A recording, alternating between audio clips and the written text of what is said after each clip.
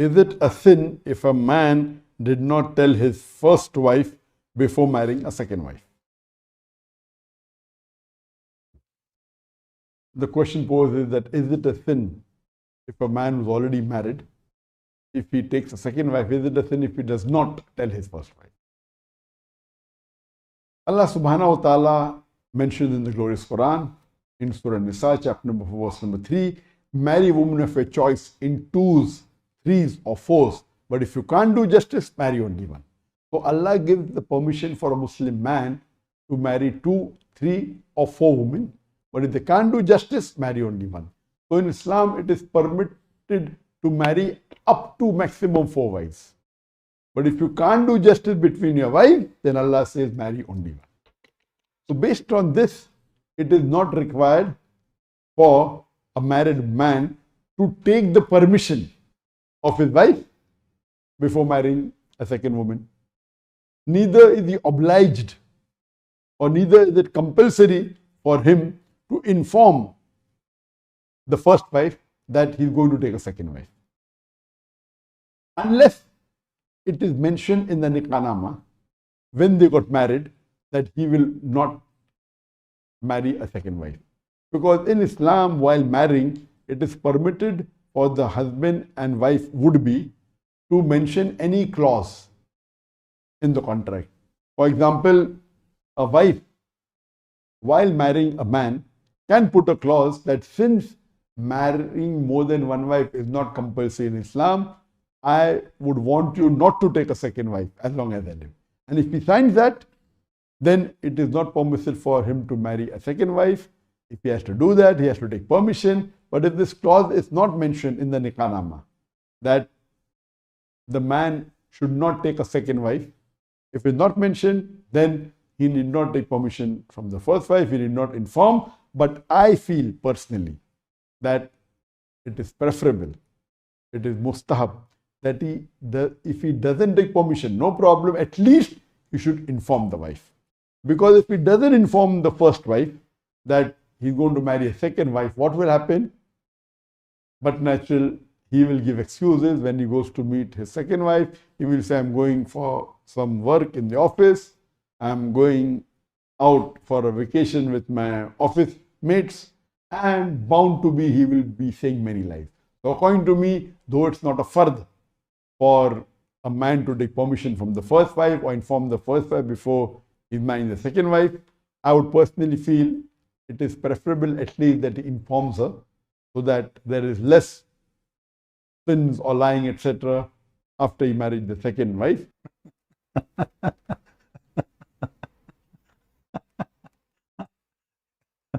All right. Hello, everyone, and peace of Christ, all of you. I hope my voice is coming good and clear. And as you see the question, a Muslim woman, she's asking a question: is it sin?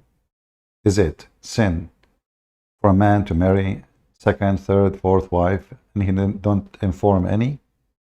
Like he don't inform the first one about the second, he don't inform the second and the first about the third, he don't inform the third and the second and the first about the fourth. The answer is simple. He don't need to do it. Why? He do not need your permission. And I like it when Zakir Naik, he say, it is thin. I don't know if you hear. I mean, when he say it, the word thin, it's what? Is it thin? Is it a sin if a man did not? So is it a sin? No, it's not.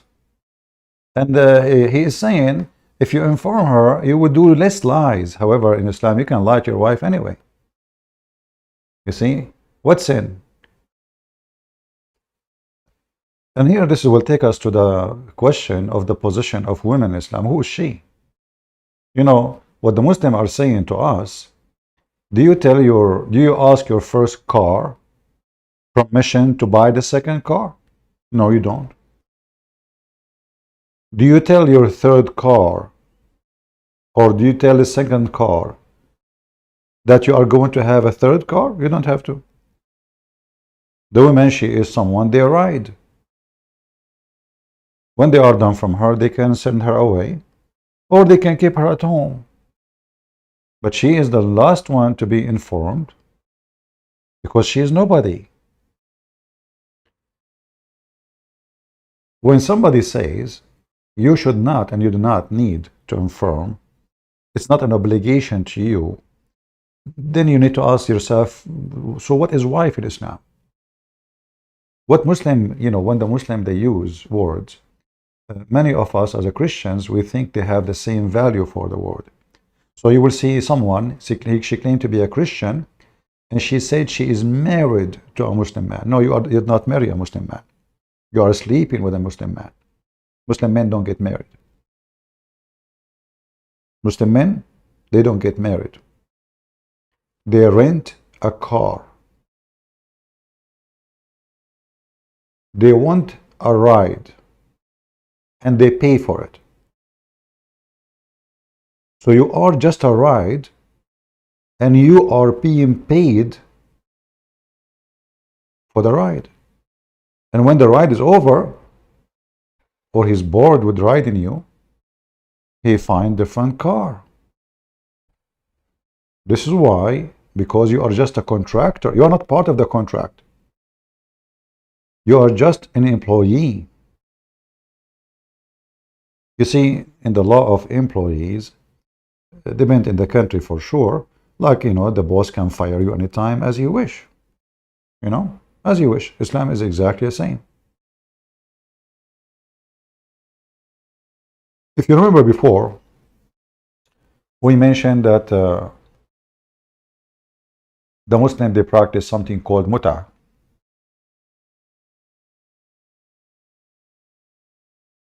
Now, Muslim Sunni today, they say we don't practice muta, but the fact, all their marriage is muta. All their marriage is muta, which means renting women. They don't have marriage.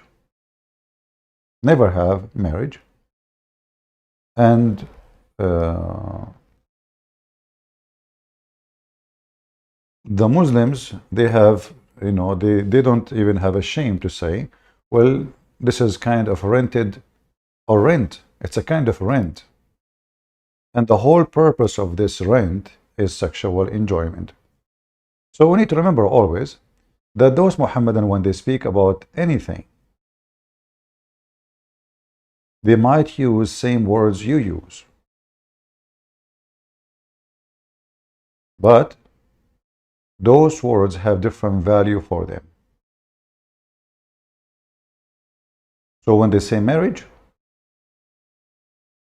well, marriage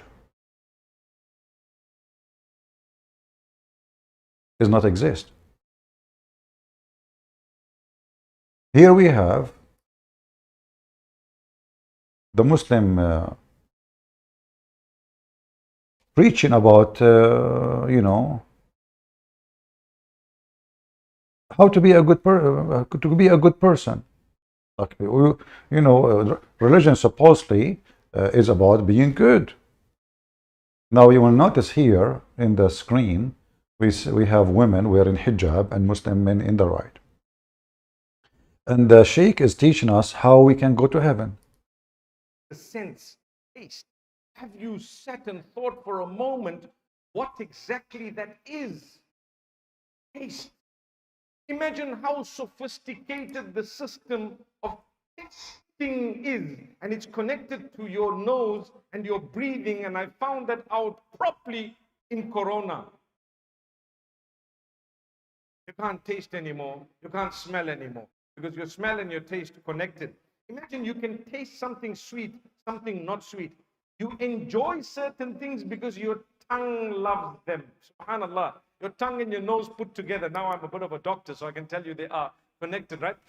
I tasted this, and I like it because Allah, the Almighty who made me, has uniquely blessed me with a gift known as the sense of taste.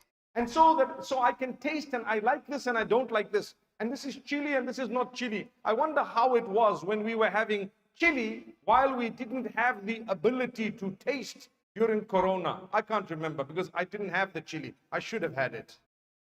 That doesn't mean I'm asking for Corona again, but perhaps the reason I give this example is to show you we've been blessed with things we haven't even thought of.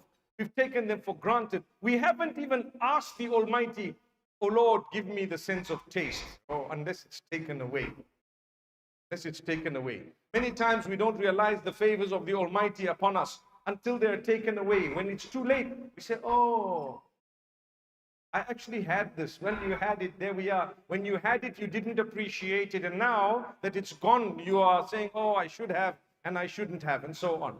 May Allah bless us. In order for us to be blessed, my brothers, my sisters, with the true blessings of the Almighty, we should develop a relationship with this Almighty, the Maker, the Creator, the Nourisher, the Cherisher, the Sustainer, the Provider, the Protector, the one who is in absolute control of every aspect of your existence. Will you not call out to Him and say, oh my Lord, oh you who made me, have mercy on me, forgive me. Grant me the goodness of this world and the next. When I return to you, make things easy for me. SubhanAllah. Speeches, connect to your Lord, forgive me, Lord. The Lord, He blessed us. Okay, He blessed you with what? That you can lie to your wife? That you can beat your wife? Is that the blessing? And now He was taking about tasting. What taste we are talking about? Tasting women? Or maybe testing the juice of women, which is their orgasm.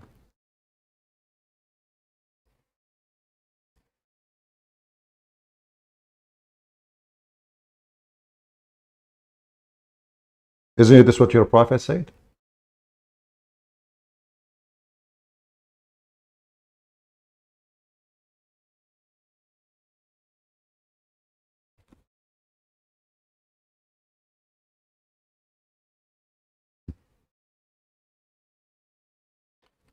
The Muhammadan in translation, they try to deceive us. And the story here is about a woman. Her husband did beat her because she don't want to sleep with him. Why she don't want to sleep with him? The mad Muhammad, he come with the religion. It says that if a man, he divorces his wife 3 times, she cannot come back to the previous husband until the new husband, if her, excuse me, and he tastes her juice and she tastes his juice. The word juice here is orgasm. Usayla mean orgasm. So bless us Allah. Have relationship with Allah. Okay, how we can have relationship with Allah? You follow Islam. And what Islam says? That a poor woman, she been divorced 3 times by a husband because Islam allow him. I mean, he is just using his rights. Now, this poor woman, mostly she want to go back because she have a children, not because of the man. Obviously, things is not good between them. Otherwise, why he divorced her 3 times? She want to go back to the previous husband, not because she is interested in the man, but obviously she care for her kids, which is very normal for women to do. But now, in order to get back, she have to sleep with the new person. And this person, not only they have to do intercourse, she have to taste his juice, and she have to taste his juice. As you see, all those hadith are authentic. All of them. In the original story, the man, he did beat his wife until he made her skin greener than her clothes.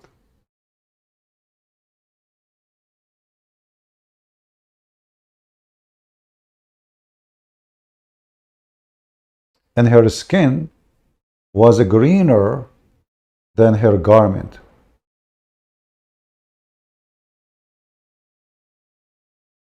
Muhammad did not ask the man, shame on you to beat your wife like this. No, in fact, he is the one who commanded them in chapter 4, verse 34 to beat them.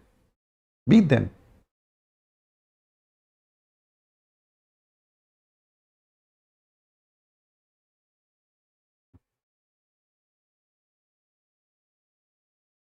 Is that a religion?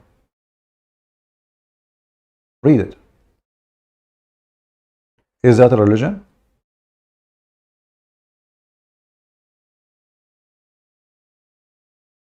You see all those references I'm showing you one after one. You can freeze the chat, the video anytime. So you can stop it where it shows the reference and you can open the reference by your own and you can read it. But the original story is when the man, he did beat his wife, and the wife, she came to Muhammad asking for help. What happened when you ask Muhammad for help and you are a woman? He go against you. This is the original story as you see in Sahih al-Bukhari. The man, Rifa, he divorced his wife, and Abdul Rahman, other person, he married that woman. Aisha, she said, the lady, which means the wife of this man, she was wearing a green clothing. She came to Aisha and she explained to her about her husband, and she showed her green spots in her skin caused by beating. And now the Muslims, they try to explain to you why Aisha, she is siding with the women, which is not right. I mean, why in the world you side with her? But you know, as you know, women, they do that all the time. It's not because the woman, she's right. No, but women side with women. So the Muslim here in the story, as you see, they are explaining to you, okay, don't care for women. You know, those women, they side with each other as the habit. You see the word habit? I like it, you know, when this is the poison in the story here. It was the habit of ladies to support each other. It's a habit. Evil, you know. Women, what do you expect? You know, it's the habit. Disgusting. So when Allah Messenger came, Aisha said, I have not seen any women suffering as much as a believing woman. Who's saying that? Aisha, she is witnessing that a Muslim woman's life is miserable. Why? As you see, husband beat their wives. Now you will read the story, you will find Muhammad never questioned the man, how in the world you beat her. He questioned the women and he told her that you should know that you cannot go back, if this is your intention, to go back to your previous husband. Read carefully. He said to her, if that is your intention, what her husband said, that she want to go back to her previous husband. So if this is your intention, then you know that it is unlawful for you to go and remarry Rifa, the previous husband, unless Abdul Rahman, he F you and he suck your juice and you suck his juice. Do you see it? Some Muhammadan, they say, it is not allowed for a Muslim man to marry a woman just to make her go back to her husband, which means sleep with her like for one night, so she can come back. In fact, this is false. Why? Because the story in front of us is clear. He said to her, if this is your intention, you want to go back, okay, F him, let him boom you, then you go back. He did not say you cannot do this marriage because it is false marriage, because your intention is go to back. No. He said to her the condition, in order to go back, all what you need is to have sex with the man and he suck your juice and you suck his juice.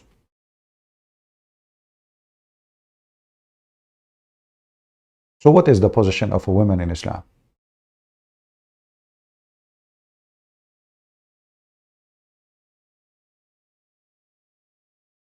Men exchanging women, men firing women, men hiring women, men beating women, and the women, she is nobody.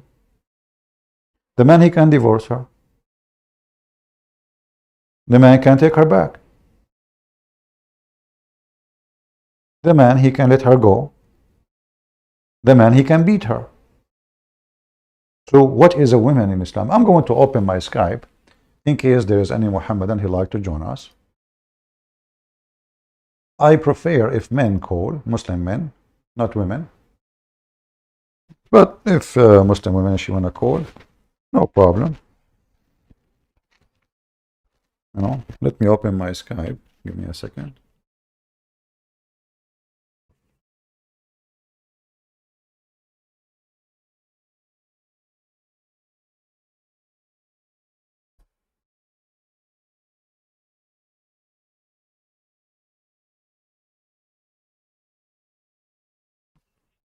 All right, our Skype is open. If you are a Muslim, you would like to join us, feel free.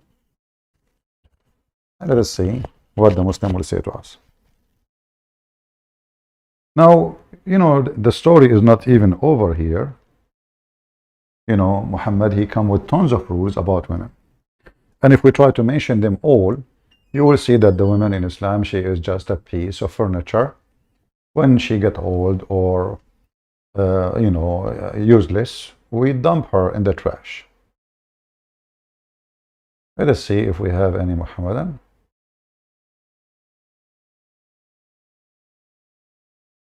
We have an ex-Muslim. That's not what we want. Okay.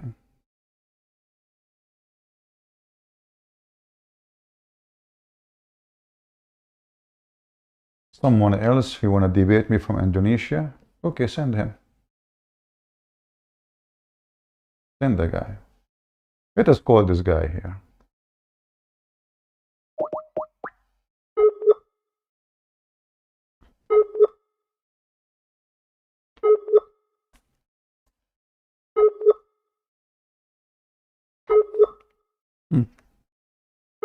Maybe he's not online.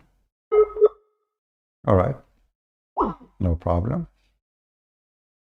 If you are a Muslim, you can tell us what is the position of women in Islam. Feel free to call us.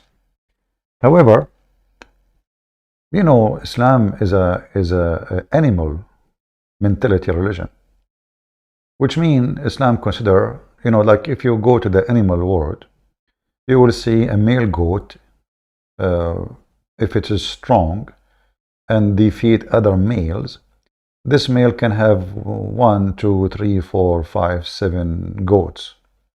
Same in the chimpanzee or gorillas, even between chicken.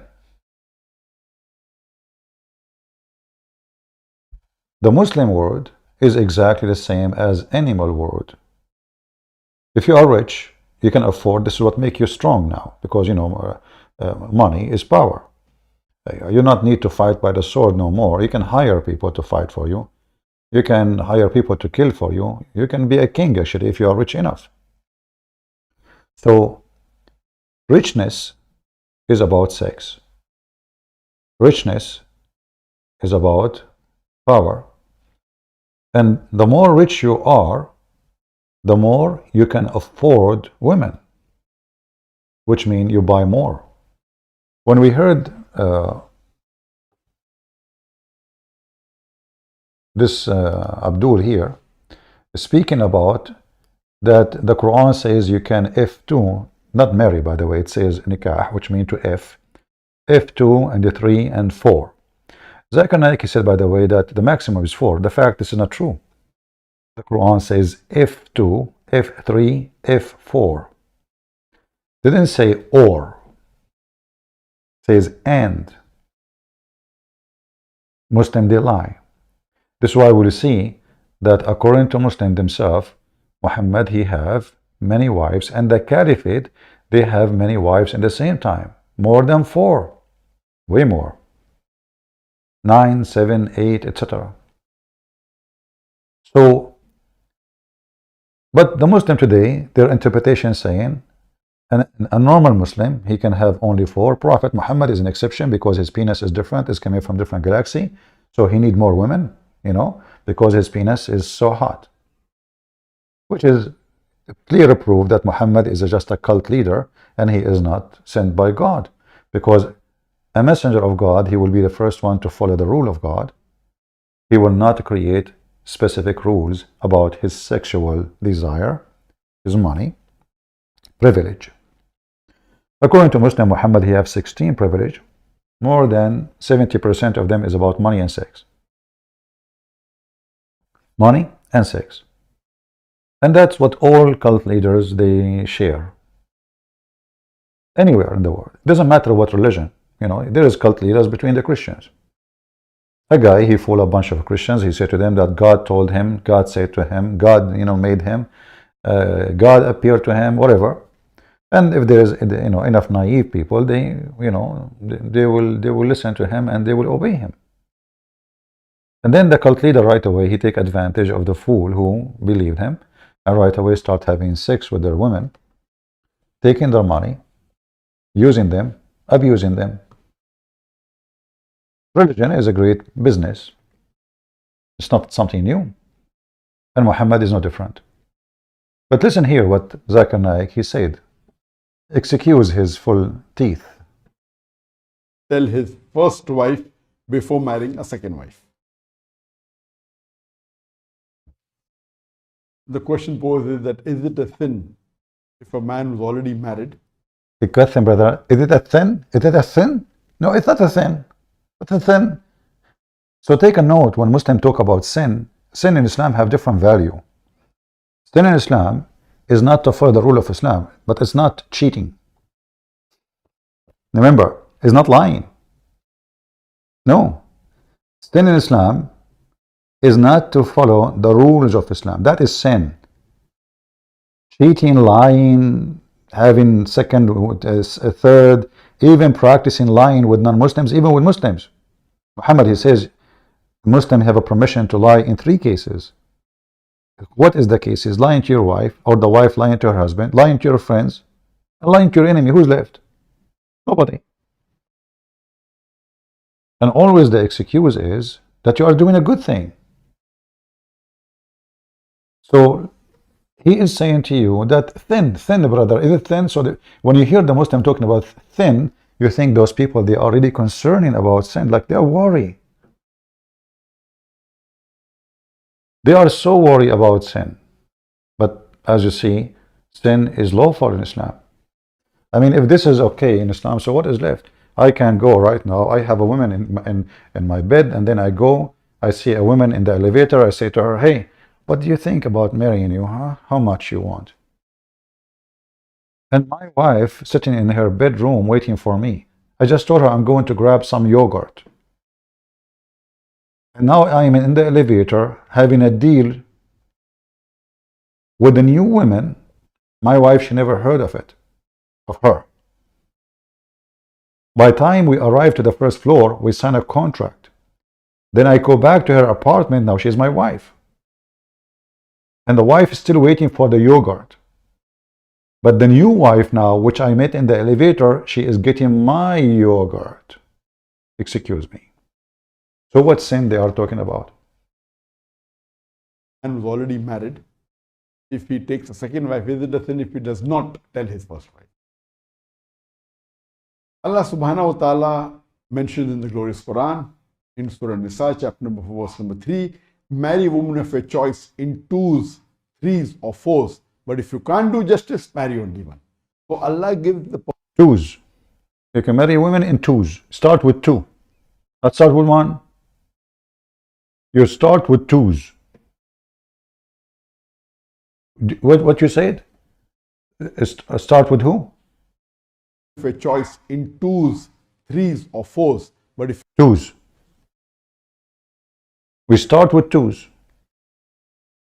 You don't start with 1. The correct way to do it, you start with 2s. 3s, 4th. And all of this for what? It's sex. It's just sex. It's just a pure sex.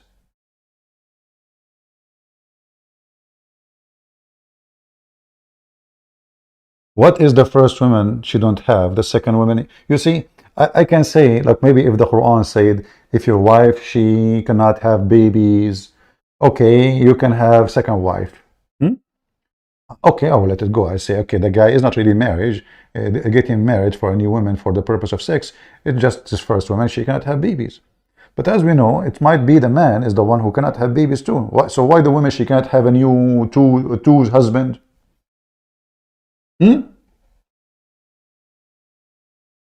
How many men in this earth, they cannot have babies? That doesn't make them bad. You know, I mean, you have a disability. It doesn't mean even he cannot have sex, by the way. But it might be not. But there's many men or women, they cannot have babies. But this is not their fault. But if we are allowing the man, if this is the excuse, then the Quran never says so. The Quran says, as you see, start with 2, not with 1. If the first one did not function right, no, You start with 2s, 3, 4. If you could not, brother, afford it, go for 1. What kind of religion this religion is? And what do you mean you can be justice? In what? Are you talking how many times you do push-up in the bed? What justice? If you can't be justice, you ask the Muslims about what justice mean, they will say to you, well, like if you buy the first one a panty, red panty, you buy the other one red panty too. But you just told us you lied to the first one. What justice? Same time, if you are allowed to lie to the first one about marriage, you will not lie about buying a panty or not. I mean, you lied to the women about you get married for a new woman, and now you are saying to me you will be justice. Is it justice not to tell your wife? You see, when we say life partner, in Islam there's no such a thing. What life partner?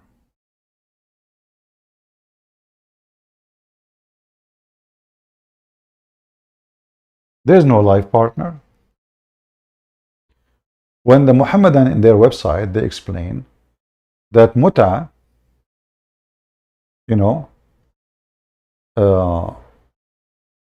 as a renting woman or rented women,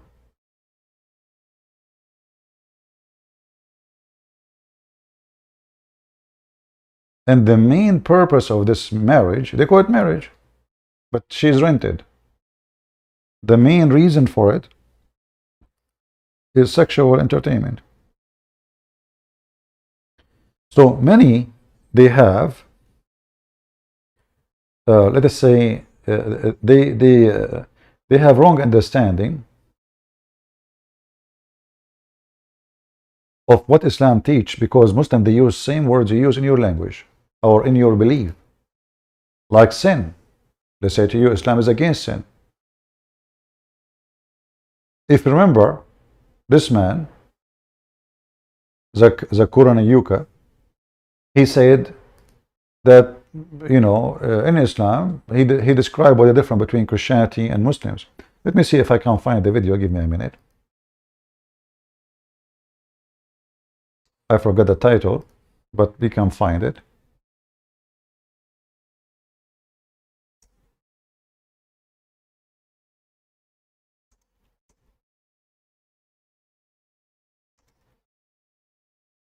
Let us see.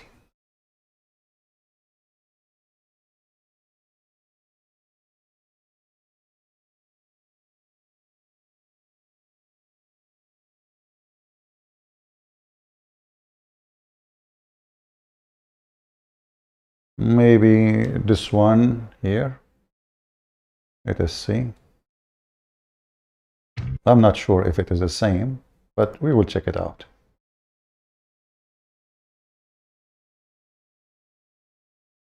Let us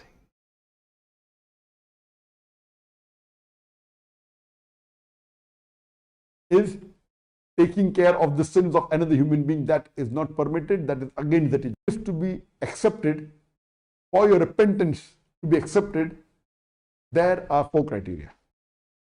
Or rather, there are 5 criteria. Let us see how that. Undo it if you can. Says Jesus Christ, peace be upon him, has died for your sin. I'm just trying to find the video. We played this video before, but I forgot what was the name. Let's see.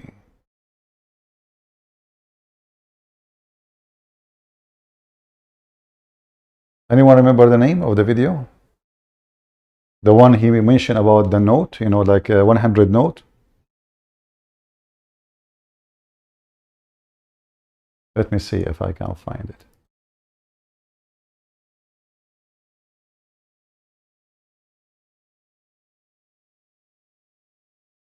$100 note. So they use the same words we use, but in reality, they don't believe in sin as we believe. Sin for them is all forgiven the second you say Shahada, This is $100 note. He said, you know, like, I'm just trying to find the video. Let me see, what was the title? Well, they want to speak about the note, you know, how many notes. Like if you have one, he said you have 65 notes, something like that, you know, and you have $199. Yeah.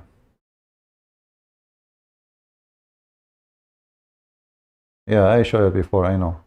All right, nobody remember the title, but I will try to find it. Let us see.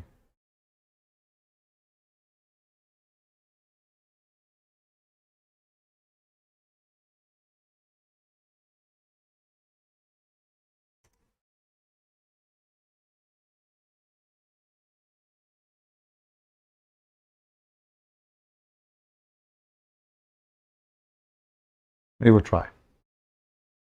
Because that can explain to us a lot of things.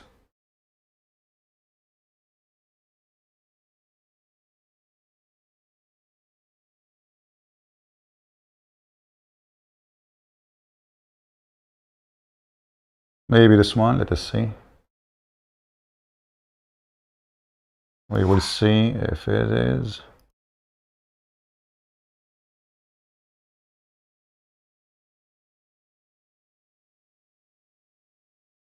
Maybe not.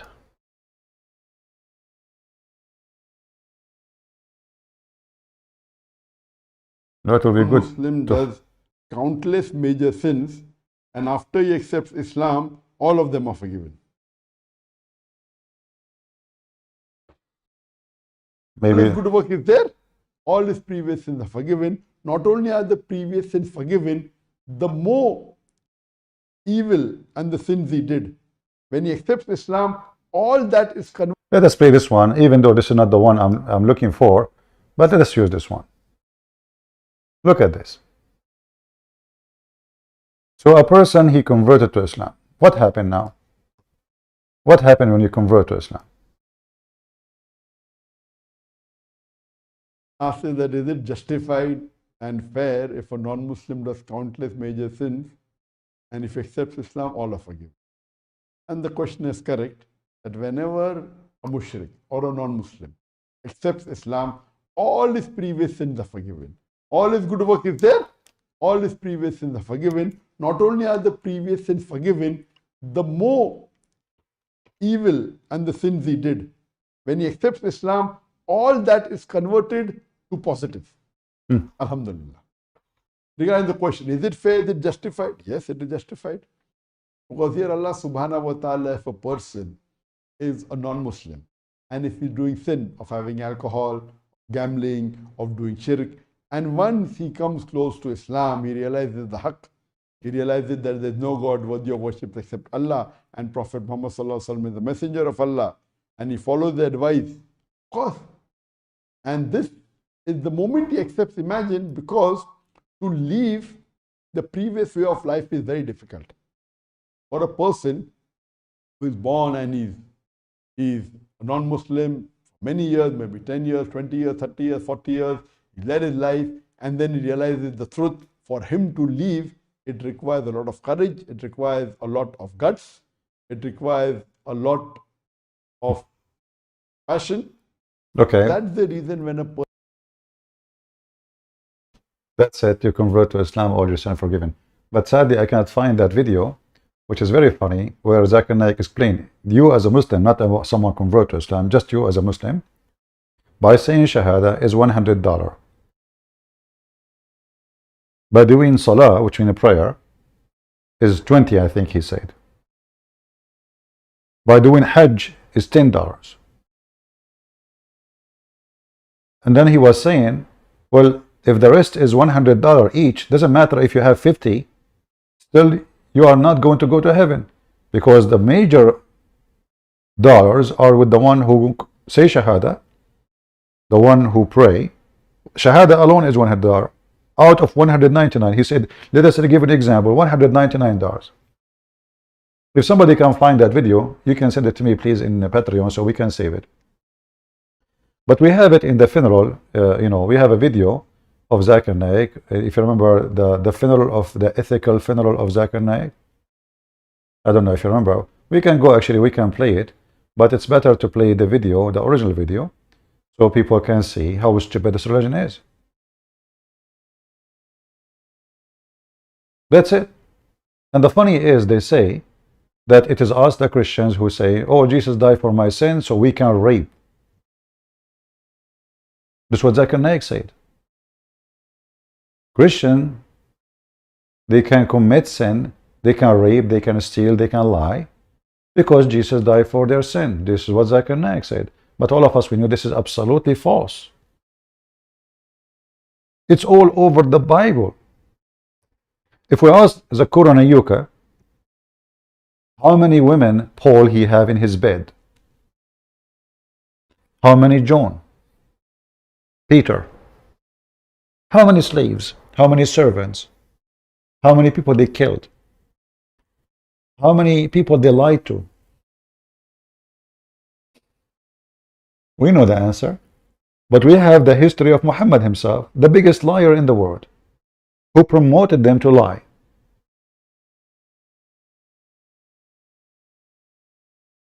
And this man himself, he said in that video, you can watch it, it's on my channel, the funeral of Zakir Naik. And the funny, by the way, how the word function. I mean, the video is very important. Just because I said in the title, the funeral of Zakir Naik, we have, I don't know, 280, 300,000. People don't click at the video to watch the quality of the video. They just go by title, you know, title. Stupid people. A human being is stupid. Human being is not a quality creature. They do not come to watch the video. They come for the title. Which means they don't care really for what the video is saying. They care, they want to see a funeral. They thought it's a funeral.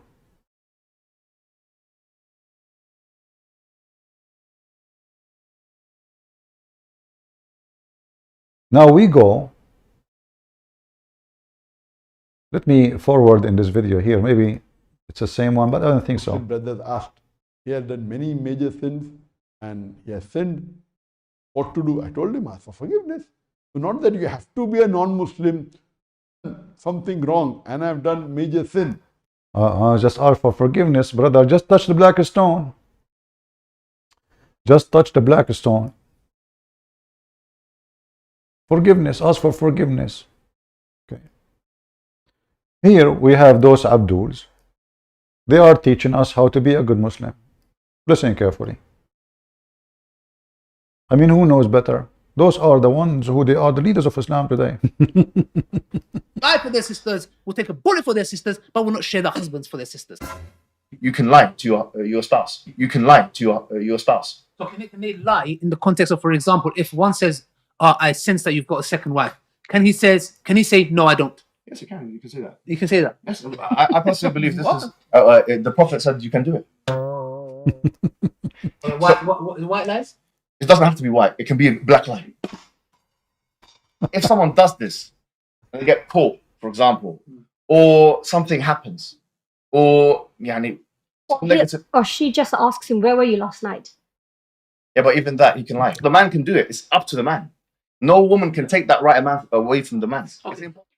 Aside from Islam, I think my integrity, my dignity, my, who I am as a person, I would think it's so disrespectful for my husband to go and marry somebody else secretly. That to me is cheating, even if it is fine. Islamically correct. This idea of aside Islam, we're Muslims. There is no aside Islam in this discussion, but I'm speaking to a Muslim. Mm-hmm. So there is no aside Islam here.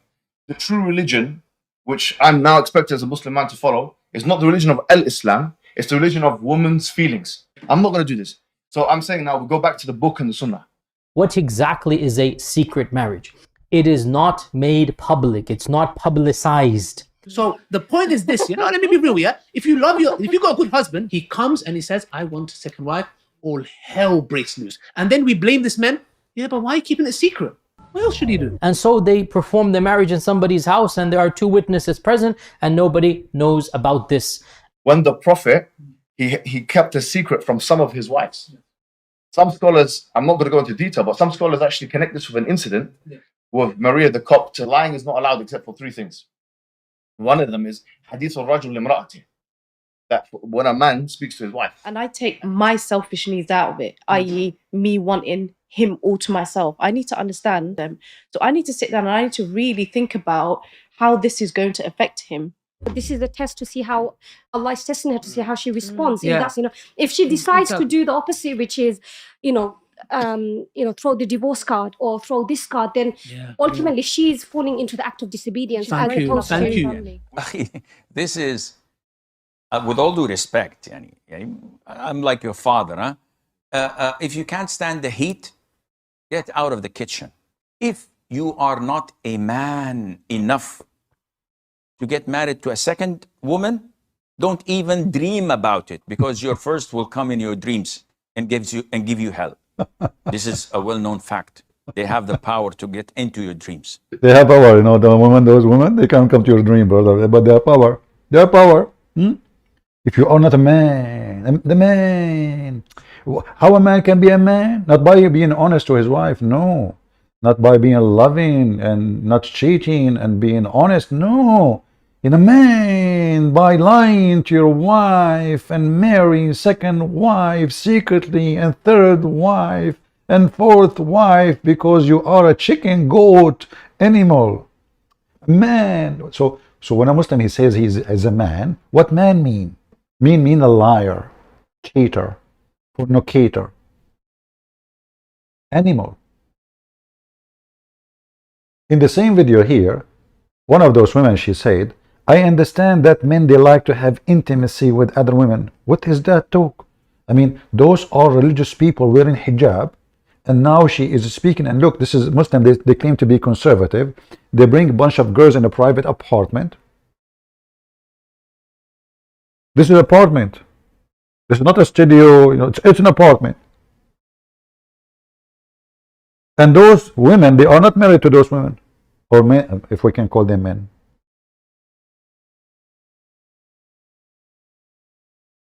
All what they care for is to get a clickbait video, and for the video, okay, and you got, okay, we are laughing at you. They expose their garbage religion, if we can call it religion, and they are teaching you. And the other woman, she said, I don't accept that. What do you mean? He said to her, this is not up to you. We don't care for your feeling. This is Islam. Islam is garbage. You take our garbage or you don't. It's not up to you, because you have to take it. You are a Muslim now.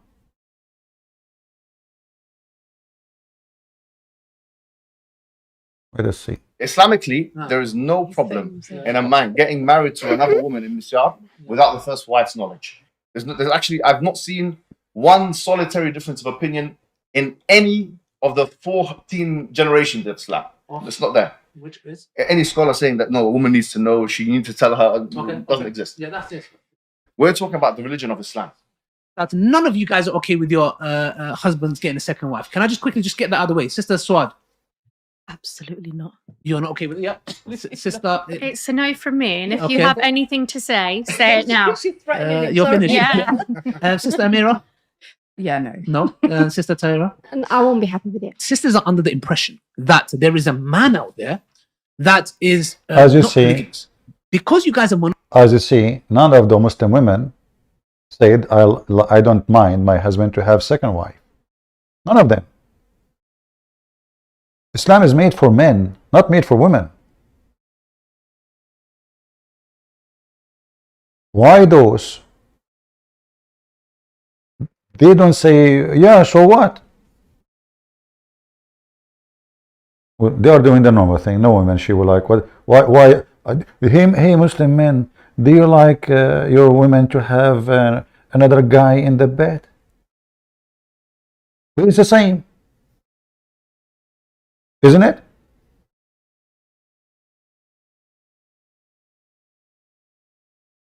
If you can have more than one, well, she should be able to have more than you. She's a human like you, and she can be horny too. Maybe you are not enough. Actually, Muslim men are #1 people buying in the world, buying Viagra.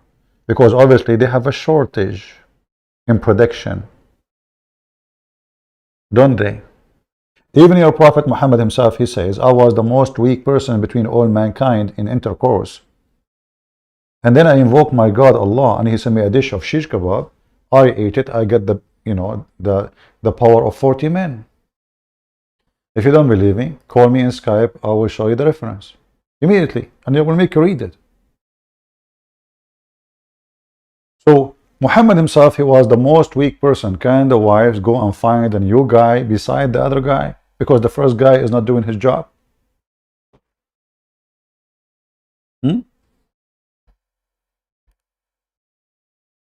Monogamous by nature, meaning you just want your husband and you're happy with your husband.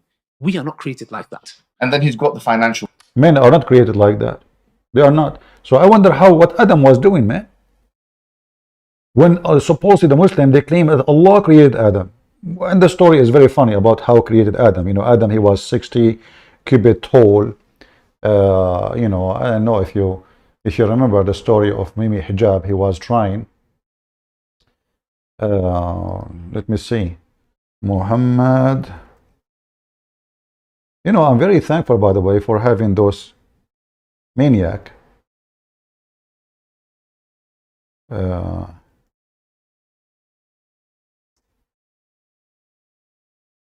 YouTube, because they can do a great job for us. So this is Mimi Hijab. Here we go. Let me see if I can play the video.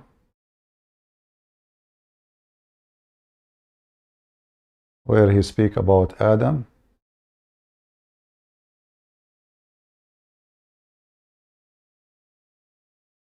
Give me a second. Adam.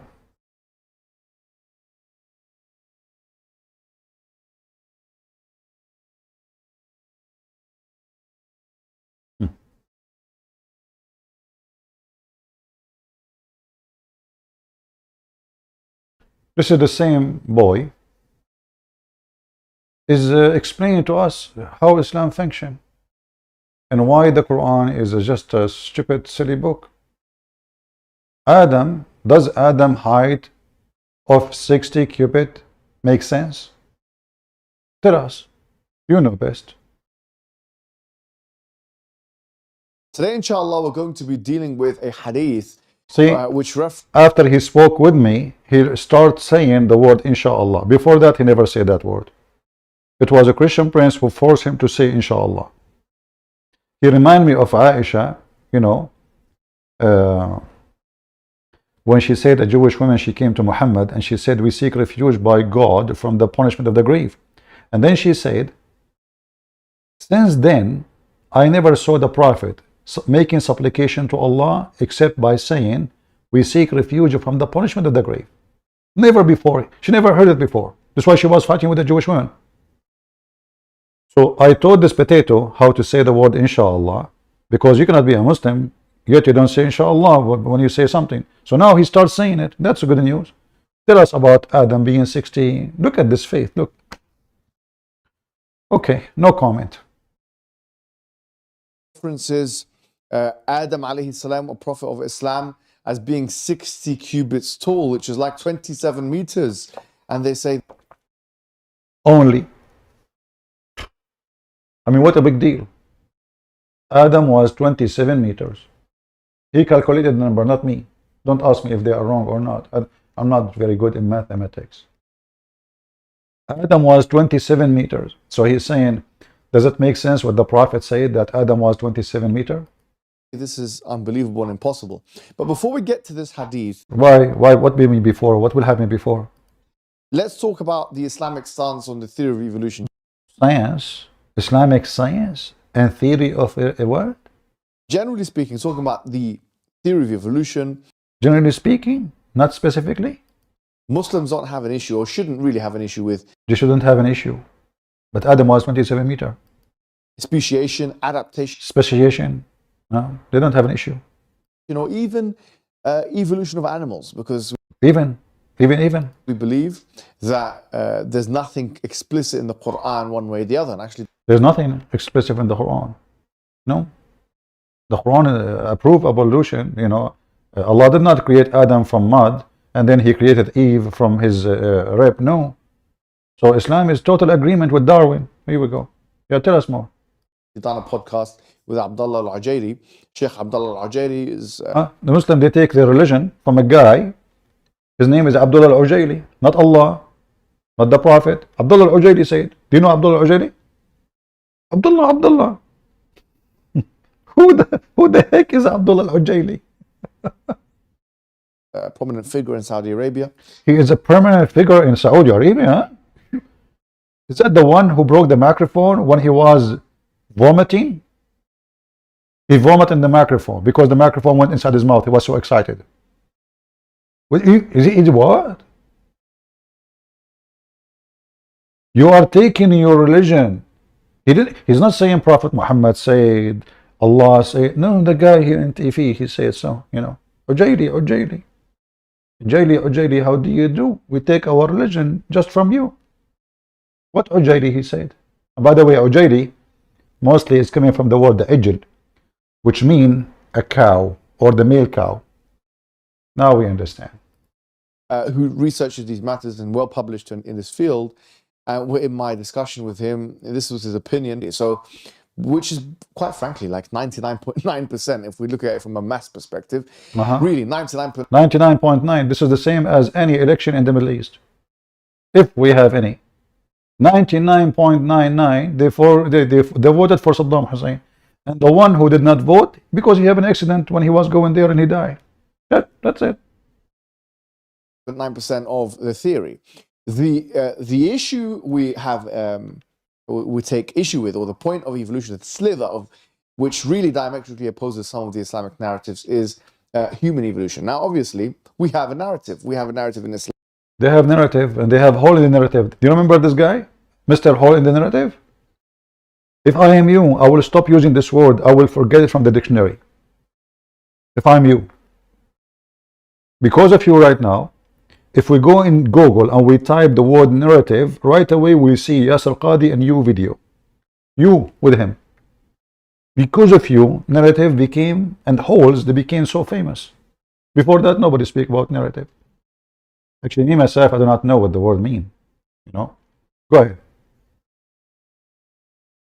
Islam, which is that the Adam alayhi salam was created directly, or this prophet Adam was created directly by Allah, by God Almighty. And there are many things which differentiate human beings from the rest of the animal kingdom. Morality, we should, we differentiate, but you just said you can have many wives. So what do you mean you have different differentiation from the animal kingdom? You are part of it. If you go to the animal kingdom, you will see one man and many goats. I mean, one goat. Actually, hold on. I just remember. Isn't it even your Quran call women goats? Am I lying?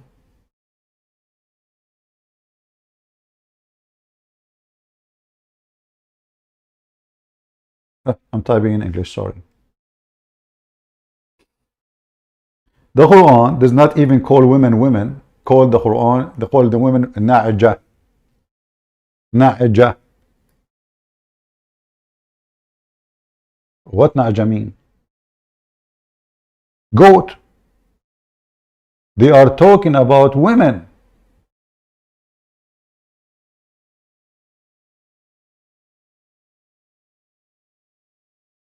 He have,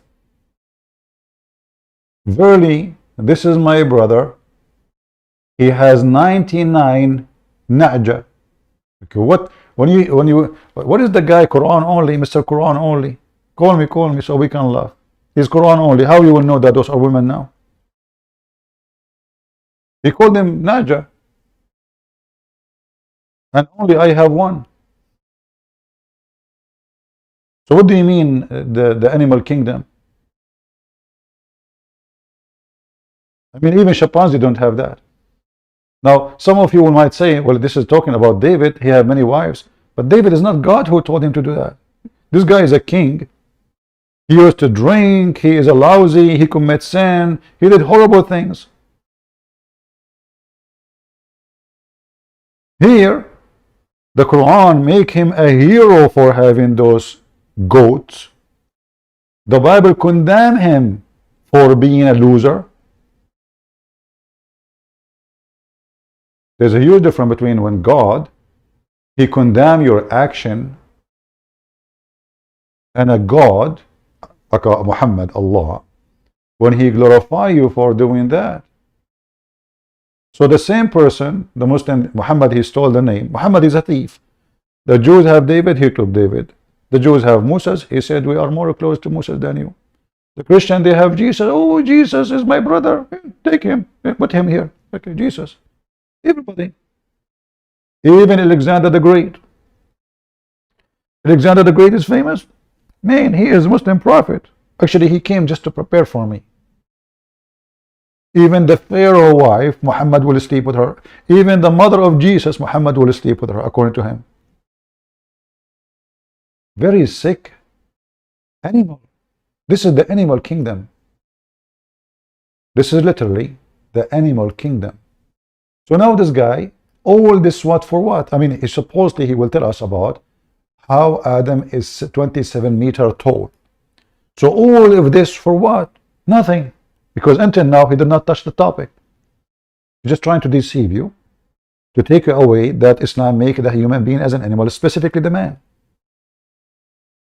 And the woman is a goat. The ability to question why, you know, this. There's somebody in the text keeps saying to me, debate someone, his name is Patrick. I don't know who is Patrick.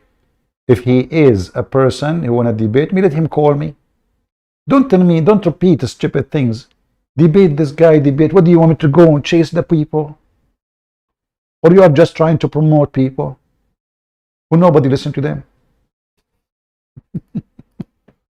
Okay, Mimi, go. Tell us about Adam 27 meter. By the way, I have a question which is not necessarily can be answered by Muhammad Hijab. As long Adam was 27 meter, how big was his penis? It's going to be very, very unpleasant to say that the penis of Adam was only few inches. I mean, the guy is 6th floor high building or more. If he is a 27 meter tall, how big his penis? I mean, is this his penis alone is going to be a bulldozer, a caterpillar?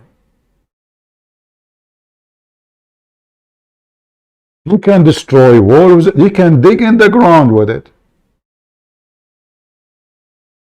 In fact, a person who is 27 meter tall, his penis can kill 10 men by one move, if not a 20.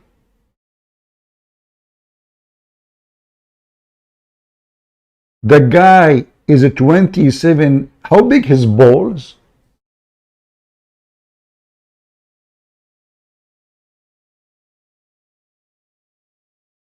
I bet you they are in the size of this new casino in Las Vegas. I saw the video of it, like a big light, you know, like a LED. They have like images, etc. How big the balls of brother Adam, peace upon him? Now I know where they got the English. They say to him, he got balls.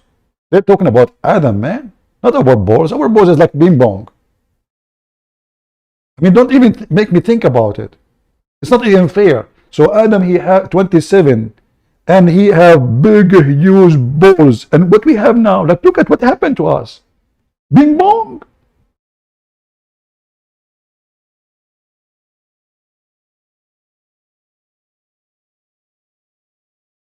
I wonder what Eve she was doing with it. Man. She was climbing the mountain of Himalaya with it. Many different in language, civilization, and so on and so forth. Yeah, and it couldn't have been the case, we would argue, that we can actually in any way be equated to the rest of the animal kingdom, and there's something special about human beings. لَقَدْ كَرَّمْنَا بَنِي آدَمَ. Allah says in the Quran that He has dignified the children of Adam. So we don't necessarily agree or disagree. We can remain agnostic as to. So what the point now? We go to the topic. Adam is 27 meters. What is the point? Darwinian evolution with other animals, but as it relates to the human being, there is something special about the human being, and that is why Allah created human being directly, and He did not create the others directly. Only human being created directly. Like what Allah He did? He sent chimpanzee, like He called China. Hey China, can you make chimpanzee for? What do you mean directly? The rest were not created directly. What does that mean? What this guy is talking about? Only human being created directly? So how Allah created the donkeys as an example? As an example, the donkey who converted to Islam, and then he is the first one who committed suicide according to your prophet, Ya'fur. When the prophet he died, I made a cartoon about it. I don't know if you guys saw it. When the prophet he died, the donkey of the prophet, he gets so sad, so sad. Why? Because the prophet is the only human being who asked that donkey if he liked females.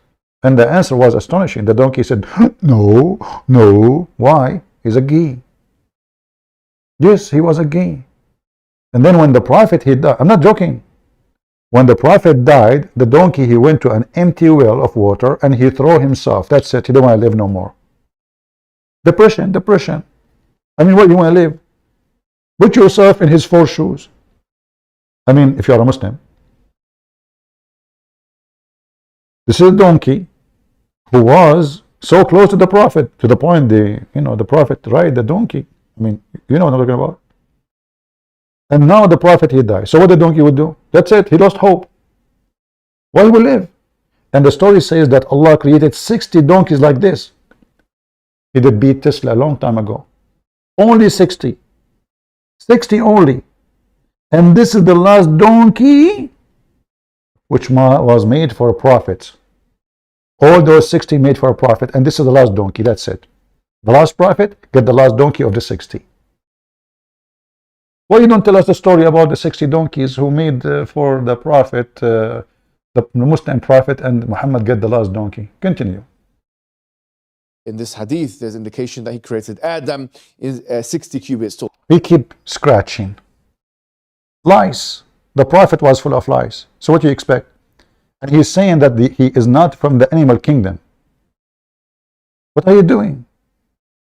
Well, now the question is, this seems unscientific on many grounds. And I'll tell you what, on 3 major grounds. Number 1. Oh, all of this to tell us how Adam is 27. What is the topic? 1 is biological. Number 2 is archaeological. Biological? Archaeological? Now we are talking. And or paleontological, we could say as well, from a fossil record perspective. And number 3. Look how he keep moving his head like, he's an actor, like he's like a Jazeera TV, a journalist. Right now, we have behind me, a car is burning. It's not burning right now, it was burning 5 minutes ago, and the heat is in my back. And what are you doing? Actor, boy, go to the topic. Looking at the kind of disparity in sizes, if we do assume that there was a human being of such great magnitude. What do you mean assume? Are you adopting what Allah said? Shame on you. In terms of size, how can we explain the fact that human beings are like, give or take, 6 foot tall, give or take, half a meter or whatever it may be, or more, right? But how can you explain this huge disparity? Explain. Go ahead.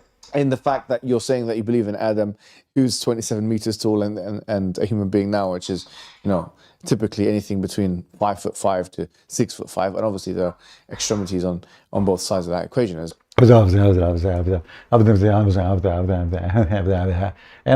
I mean, my grandfather, when he lost his teeth, he was speaking better than you. What is this? What are you talking about? We started 10 minutes ago to see why nobody can find a human being. Okay, if Adam was 27 meters, Okay, well, second generation, let us say they become, you know, half meter less. I mean, what is the answer? There's more people that are taller than 6'5" like myself, and people that are shorter than 5'5" like many people. So here, there's two parts of the hadith which we need to pay attention to, which is the first part of the hadith. It talks about that Allah created Adam 60 cubits tall, and in terms of hadith, there are some narrations which don't mention this 60 cubits. And there are some narrations that do mention the 60 cubits. But we don't say that just because there are some narrations that don't mention the 60 cubits, that the narrations that do mention the 60 cubits are erroneous. That makes no sense, actually. Okay, we make no sense. Okay, now what is the answer? This doesn't, and some people have attempted to argue that this means that this should be disbanded. No, it doesn't. No. I'm being honest with you. It doesn't mean that. It doesn't mean that. Well, your friend, the one who keeps saying doesn't say that CP, he said you're lying. Go. I mean, that's not how the hadith science works. So that's the first thing. Other people say the second part of the hadith, which talks about لم يزل الخلق ينقص حتى الآن, that the creation is becoming smaller and smaller until now. They found it problematic because Ibn Hajar himself, he mentions, how could it be the case that this is happening, right? And we can see Ad and Thamud's kind of indwellings, the archaeological remnants of their indwellings, and we can see that their houses and the doors and so on were not so tall. He's making it even more difficult. It's getting more difficult. If those people, they use 27 meters, so how come the door is so small? I can explain to you, very easy. You never watch Alice in the Wonderland. Go watch the movie. Alice in the Wonderland, she ate a cheese, she became small. She ate a cheese again, she got bigger. Very easy. The door was so small, she is so big. Why you are making it difficult? So now we could not find any door from the old days. Is so high, human beings, they are still the same. So what the solution now? And he assumed, and without, by the way, nas and evidence, that Ad and Thamud were closer to Adam than they were to us human beings. And obviously, the only real evidence we have anything between Nuh and Adam alayhi salam is, there's no evidence. I mean, there's only Israeliyat or kind of biblical narrations. So potentially he was using those to kind of raise his eyebrow, but he did not say that this hadith was mu'allal or defective, as many believe that he did. Now, because of nas reasons or content reasons. Going now forward to answering the contentions. There are variations of this hadith which refer to fis sama.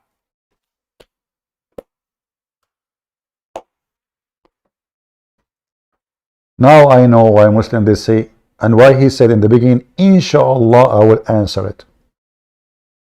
Now we understand what he meant. It means he will never answer anything.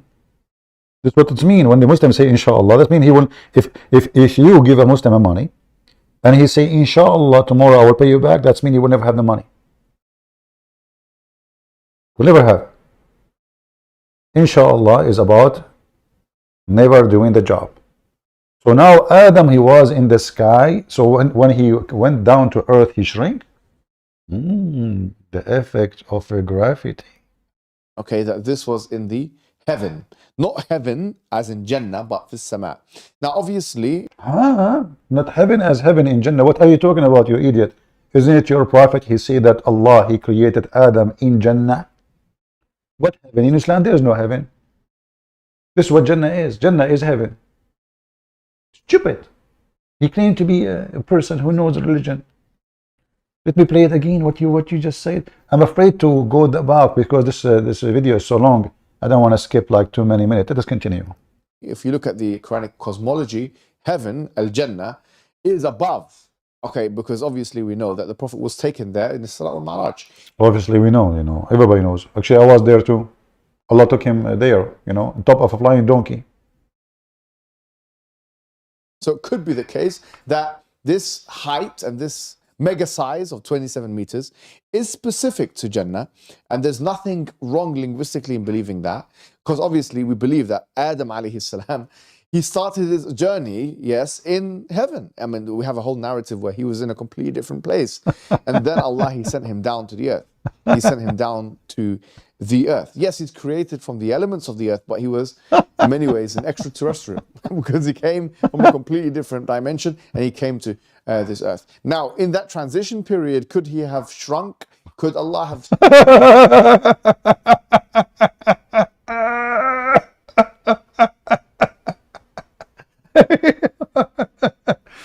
Remember, our video topic is about the position of women in Islam, right? So don't be confused. But I'm trying to show you why the position of women in Islam is so bad, because those are stupid people. They're trying to find a solution for the big exaggerated lies of Muhammad. So now Adam, when he come down from heaven, he shrink, brother. You know, when I was like, I don't know much about English, I don't know, like somebody said that to me, he will go and see a shrink. I don't know what. So I was like, shrink. I know shrink, like, shrink, like you shrink in size. What do you mean you want to see a shrink? Mimi hijab. Who's your shrink, man? Adam, when he came down from heaven, he shrink? I'm sure you don't mean that. Continue. Made him smaller? That's also a possibility. We're not... It's possible. It's possible. I mean, the guy was big. He come to the earth. He shrank. If the earth is colder, it's very well known. A human being, he shrink. You know, all of us, we knew that when the American, they went to the moon and they went to the space, they got so big. When they go to the earth, they shrink. Now we understand why the spaceship is so long, because there they expand.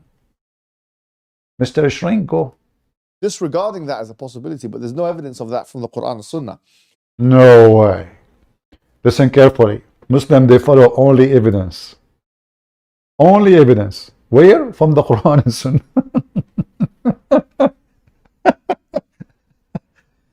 You know, isn't it funny that they say evidence, and then they say from a book, one person, witness for one person, just one, his name is Muhammad. And that is evidence. Muhammad, he went to heaven. Who saw him? Nobody. That is evidence. Muhammad went to Jerusalem flying. Who saw him? Nobody. Evidence. This is evidence, brother. Tell us more about evidence. So we can't say that that is what happened. Now what we will say is this. Let's assume that Allah, he brought Adam down. He was 60 cubits either in heaven and on earth, or in heaven or on the earth. But let's just assume that he was 60 cubits in heaven and on the earth. So when he came down, he was also 27 meters, which, by the way, now we're starting to make assumptions which we don't necessarily need to make. We can say, no, he was like that height in heaven, and when he came on the earth, he became normal height. That's something you can assume from the source. But let's not assume that. Let's say he was 27 meters on the earth. What's the problem? What's the problem? The problem are three. There's a problem. Number one, biology. If we use the human anatomy that we have today as the reference point. Wait. It becomes so complicated, I cannot continue like this. We cannot.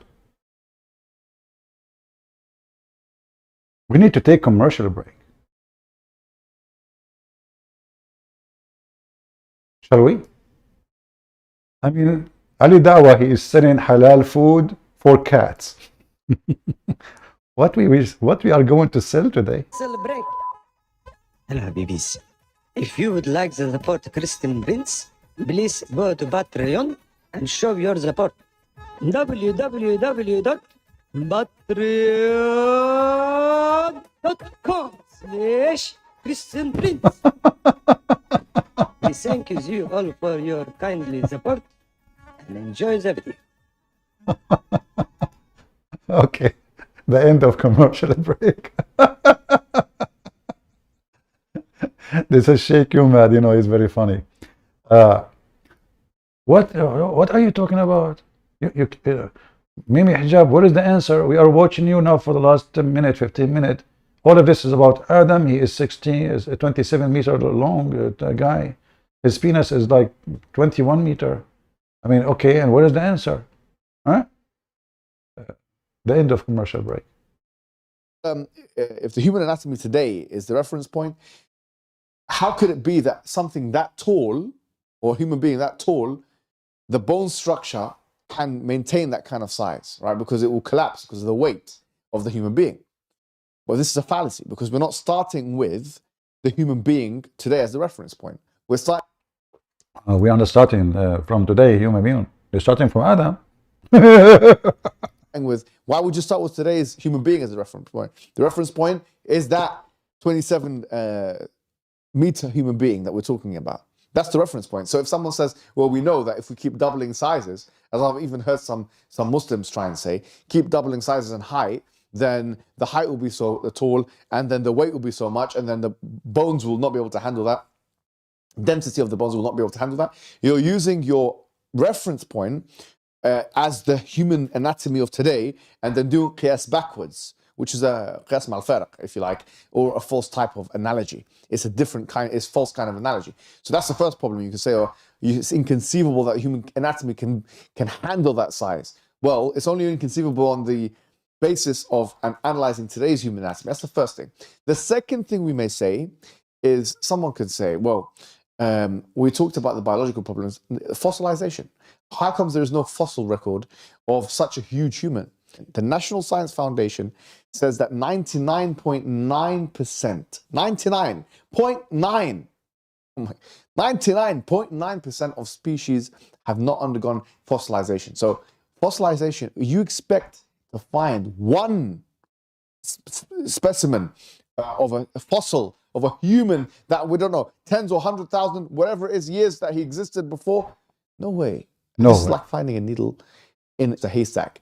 It's ridiculous to expect to find fossils like this. It's absolutely absurd. It's such a redundant. Hey, Abdul, listen, redundant, Mr. Redundant. So we could not find the bones of Adam, no problem. But how tall were the children of Adam? I mean, if Adam was 27 meter, is it normal for a human being that his son will not be the same as his size? It can be maybe 5 centimeter less. Let us say he marries short women, so his son is maybe 1 foot less. But we are talking about 27 meter potato. 27 meter.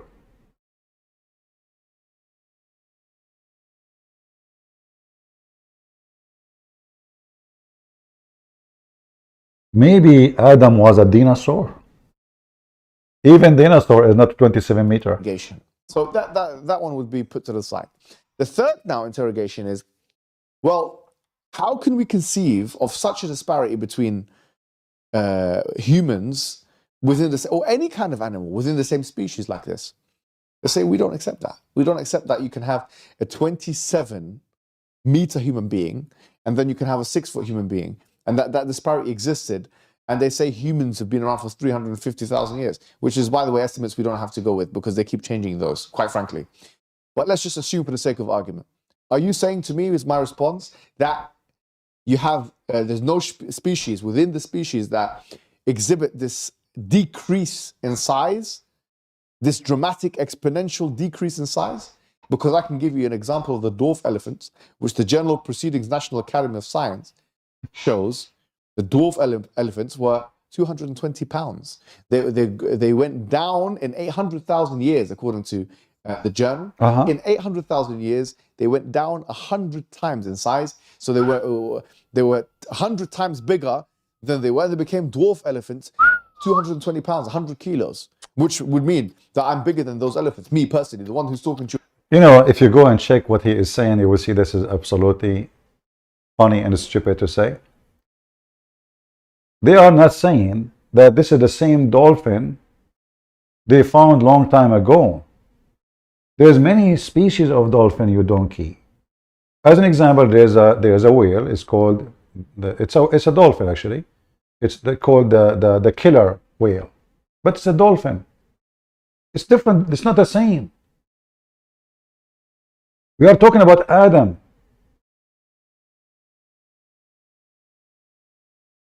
Same time, this guy, he just made a poo on the Quran. Why? If we go in the Quran, you will find this. Allah created only 8 species.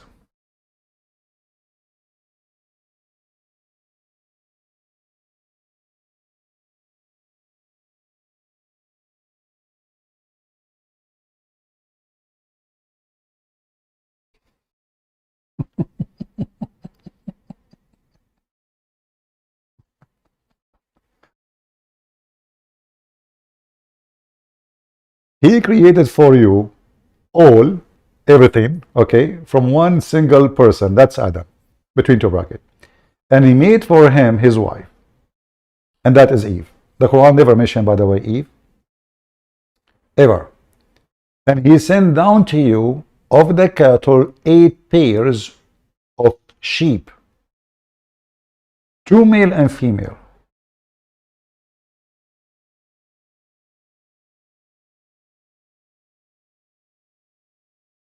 If you read here, by the way, it says like 8 pairs. He sent to you cattle 8 pairs. But if you count, you will see how funny the Quran is. Read with me. And then we will go back to what he said about the dolphin. Did Allah mention the dolphin? Did Allah create the dolphin? This is what Allah created for you. And he sent it down to you. Special order. Of the cattle, 8 pairs. 2 sheep, which mean male and female. 2 goat, male and female. 2 oxen, male and female. 2 camels, male and female. That's it. This is what is mentioned in the Quran, created by Allah. The rest is not Allah creation. In fact, there is a hadith said that Allah created himself from the sweat of horses, which means the creator or the original of Allah is a horse. Now, the Muslim, they will say to you, this hadith is da'if, we reject it, we don't accept it. Who cares? It's in your book. You reject it because it doesn't make sense. The same as many Muslims don't accept what this Mimi hijab trying to duct tape, that Adam was 27 meters.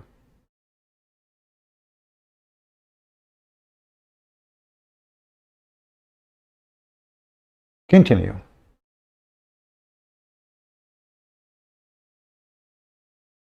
Imagine an elephant that I can pick up, or that you can pick up, and that would be heavier to pick me up than an elephant. I mean, this is just to give you some kind of visuals here.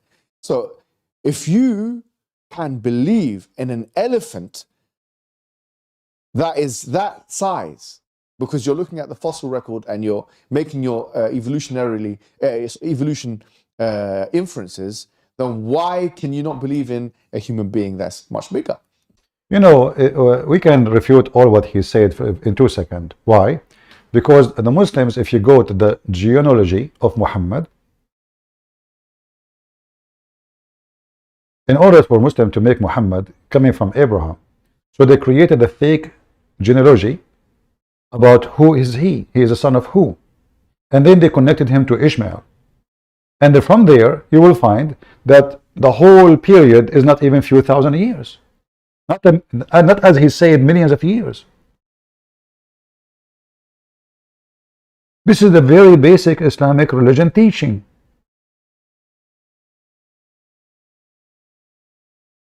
If I go right now,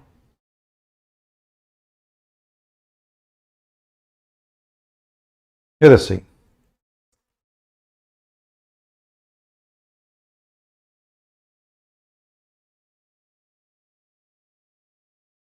We don't want to change the topic, but we did.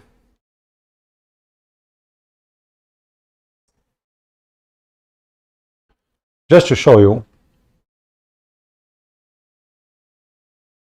how Muslims, they do their best trying to duct tape the stupidity of Muhammad.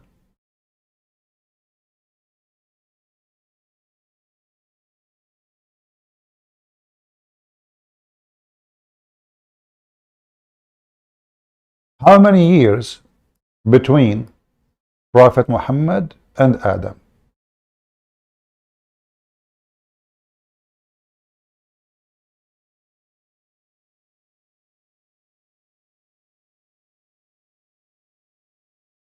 Let us see.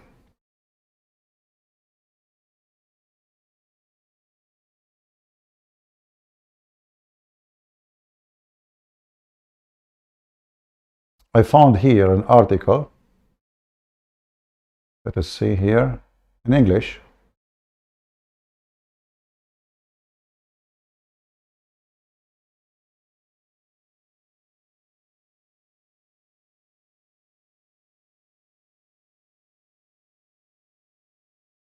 Let's see.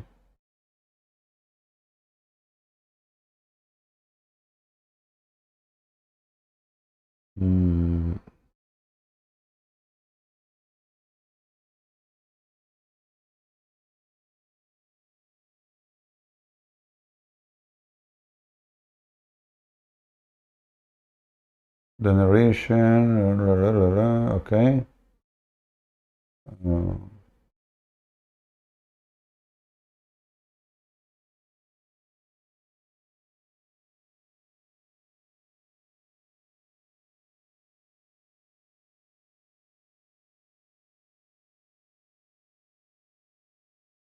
I'm just trying to find. Yeah, actually, this one will do the job. Here is the question is, if you are a person who like mathematics, you can just calculate them and you will get the answer. How many years between Adam and Muhammad? You will find that the conclusion will be a couple of thousand of years. That's it. Because the genealogy and the hadith of Muhammad confirm that.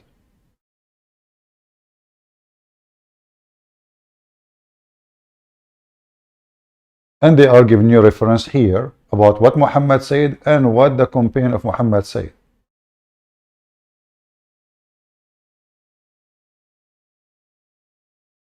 The period between Adam and Noah, it was narrated by Abu etc. The man said to Allah Messenger, he said, yes, Allah spoke to him. The man asked how much time was between him and Noah. He said, 10th century. Between who? Between Adam and Noah. Then Ibn Hibban, he said the following, confirming what they said before. The period between Noah and Abraham, in our evidence, in the hadith of etc., it says that, and how was long was there between Noah and Abraham? He said centuries. What? Centuries. Narrated by Al-Hakam etc. Al-Mustadrak. So now this is Noah. This is the son of Adam. So between Adam and Noah, 1,000 years. Between Noah and Abraham, few centuries. 10 centuries. Another 1,000 years. Now, from Abraham to Muhammad, we can find out easy. What, 3,000 years? Total is 5,000 years. Do you see how easy we can get them busted?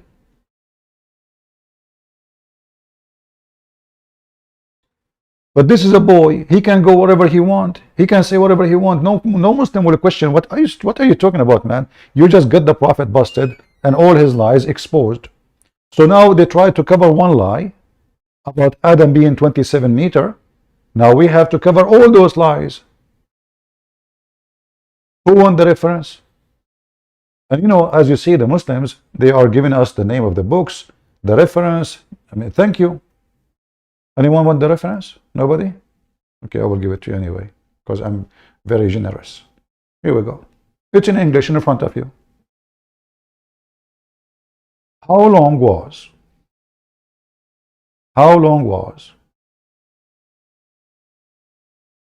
the time between Noah and Ibrahim, as Muslim they call Abraham? He said 10 centuries. How long between Adam and Noah? 10th century. Okay, this is 2000 years. Now go and calculate and find me the exact number between Abraham and Muhammad.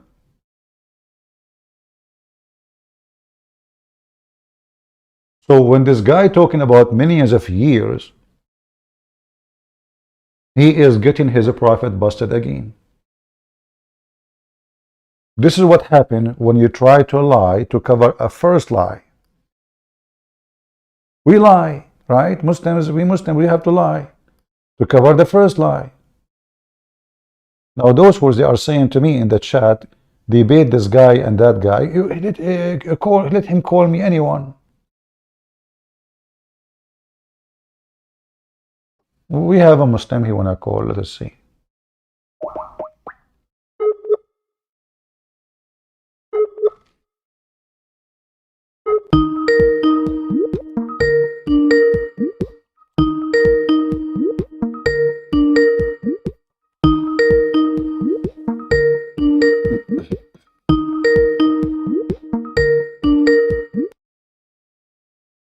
Hello?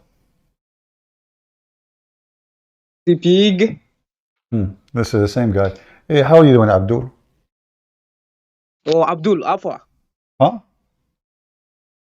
So, according to your own book, Jesus is not the Son of God. Okay, hold on. Why are you changing topic?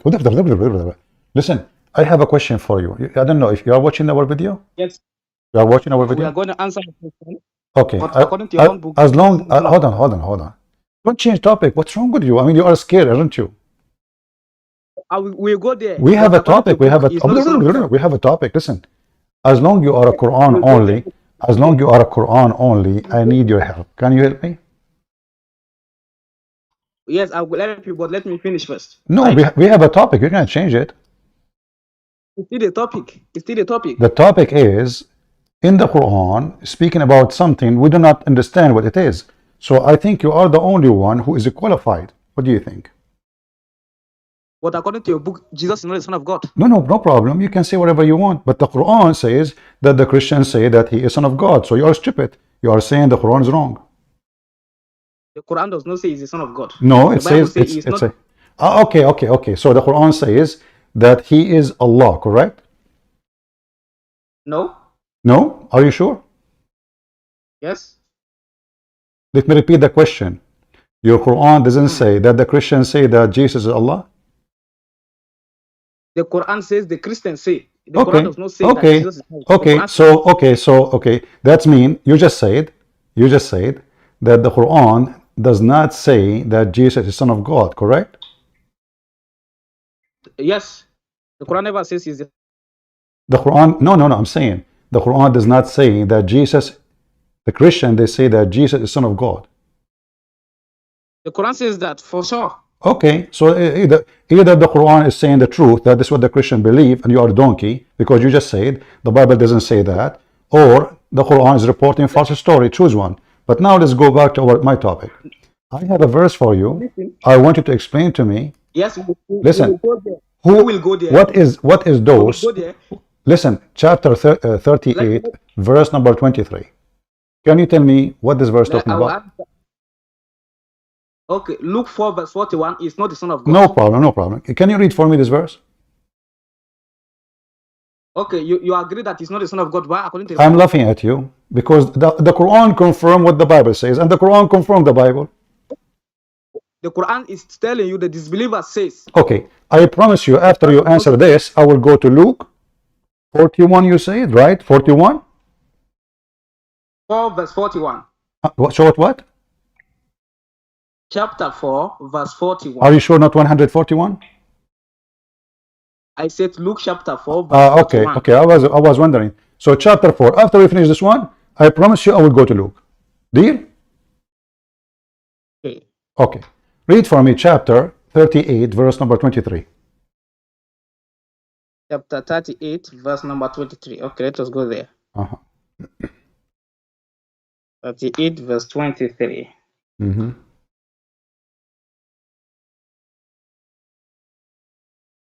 See pig. Okay. Read for me. Okay, this brother of mine owns 99 sheep, while I own 1 sheep. He wants to mix my sheep with his and continues to pressure me. Mm-hmm. Is that all? Explain to me what. Okay, it's very simple for you. Look at you are facing what explanation is tell you that his brother has 99 sheep What? he has 1 sheep. Who is talking? Who is talking? Okay, then we are going to start from the context, right? Okay. Okay. Uh-huh. Then they enter my room. Uh-huh. Okay. But what is your question about this verse before we go to Well, the I'm context? trying to understand what is those 99 goats. It tell you it's what do you mean that it tell you that it is 99 goats, 99 sheep. So do you confirm that those are goats? They are sheep for sure. Okay. How you can be sure? You are facing it. Huh? Right? You are facing it. Okay. So those are real goats. Yes. Why? Who is the one who's talking? You said. They are sheep. Sheep. No. Who is the one? Who is the one is taking? Who is the one is talking? Okay. Let us. No, you are asking 2 questions now, right? No. I'm asking you about the 99, the 90 goats. So you confirm. Everybody heard you saying those are about sheep, correct? Yes. So they are animals, correct? Yes. Those are not women. No. How you can confirm that? Okay. It's David. It's David. Is what? David. Okay. Those are not women. Those are sheep. Sheep. Yes, those are sheep. You are facing it. What if I show you that all Muslims agree that those are women? You are a garbage Christian, but let us go to the Bible now. No. See who's the garbage? You are the garbage. You are a piece of shit, actually, because you said to me you are a Quran only, but in reality, this is about women, not about sheep. Why you are lying? The Quran says sheep. See pig. Okay, so why all the Muslims? I will go with you. So why all the Muslims they say this is about women? All the Muslims, really? All the Muslims. Are you serious? Yes, I'm serious. Choose for me one. Choose for me one interpretation doesn't say so. The Quran contains the interpretations of. Shut up. You say. I just said. Listen. I just said all Muslims agree those are women, not sheep. You said to me, "Are you sure, really?" So now get me busted. Show me the Muslims who don't agree. Okay, me, an ultimate truth, and you are not a Muslim. You are a sheep because you are making up the story. This is a king. A king. He have 99 sheep. This is David. David, the one you Muslim, you say that his son have a flying carpet, have a 3,500 mile long army. He have 99 sheep. Oh, so according to you, wait, according to your own lady, according to the Bible, Abdul, I'm asking you, what is the evidence that this is about sheep? You are facing the verse. But so why the Muslim they say this is about women?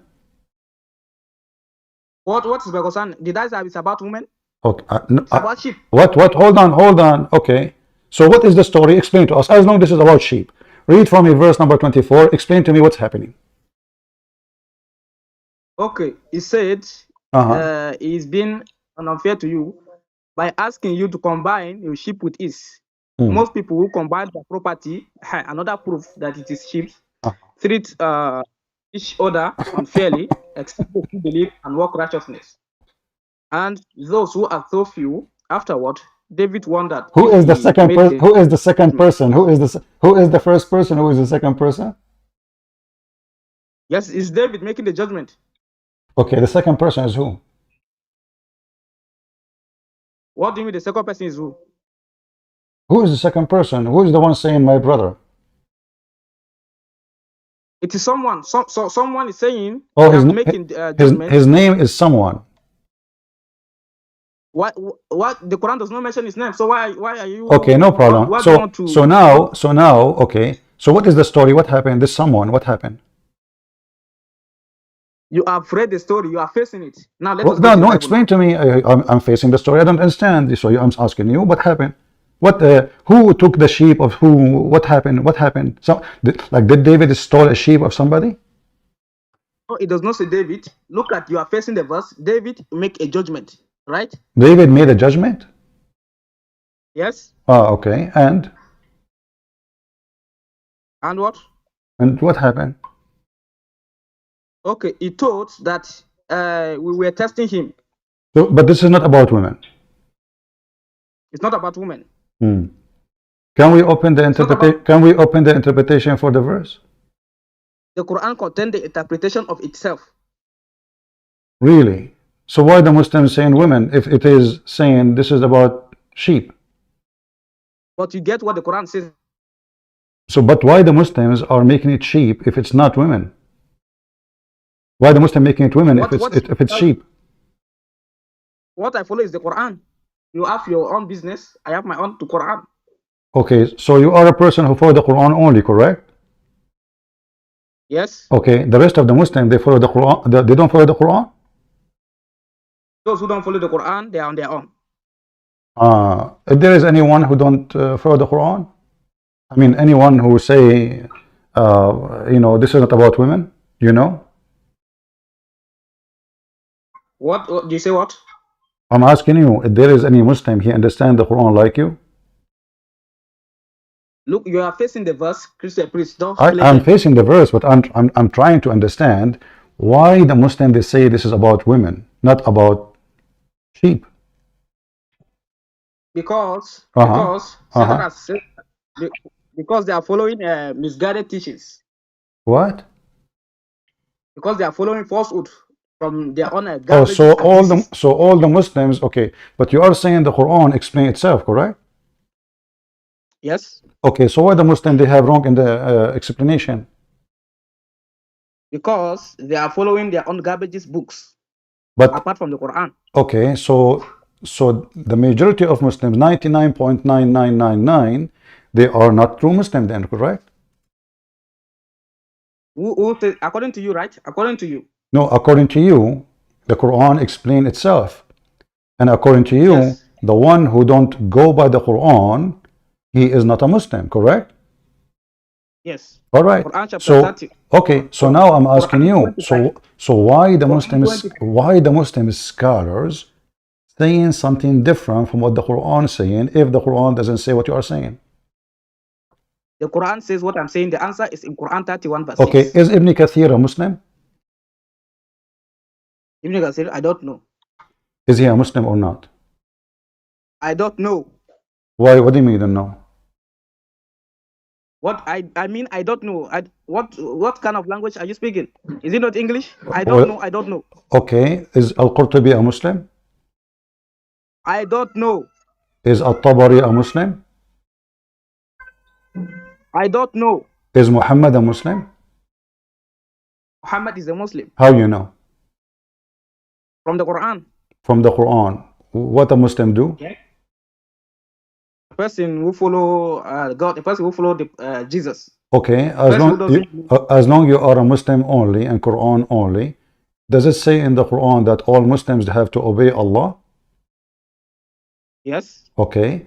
Do Muhammad obey Allah when he have more than 4 wives?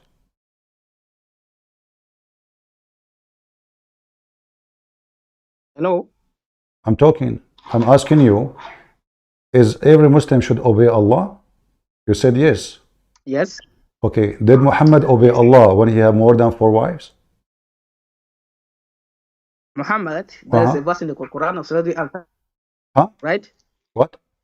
Muhammad, Allah says, Allah give Muhammad that he can marry what wife he can. He can marry what? He can marry at any number. He can marry at any number. He can marry at any number. Yes, that's what the Quran says. Let us go to the verse. Okay. No. Hold on. Before we go to the verse, we're trying to come to a conclusion who's a Muslim. So Allah, he said the Muslim is the one who obey me, but Allah, he told Muhammad he can marry any number he wants. Yes, and Allah is the one that commanded him to do that.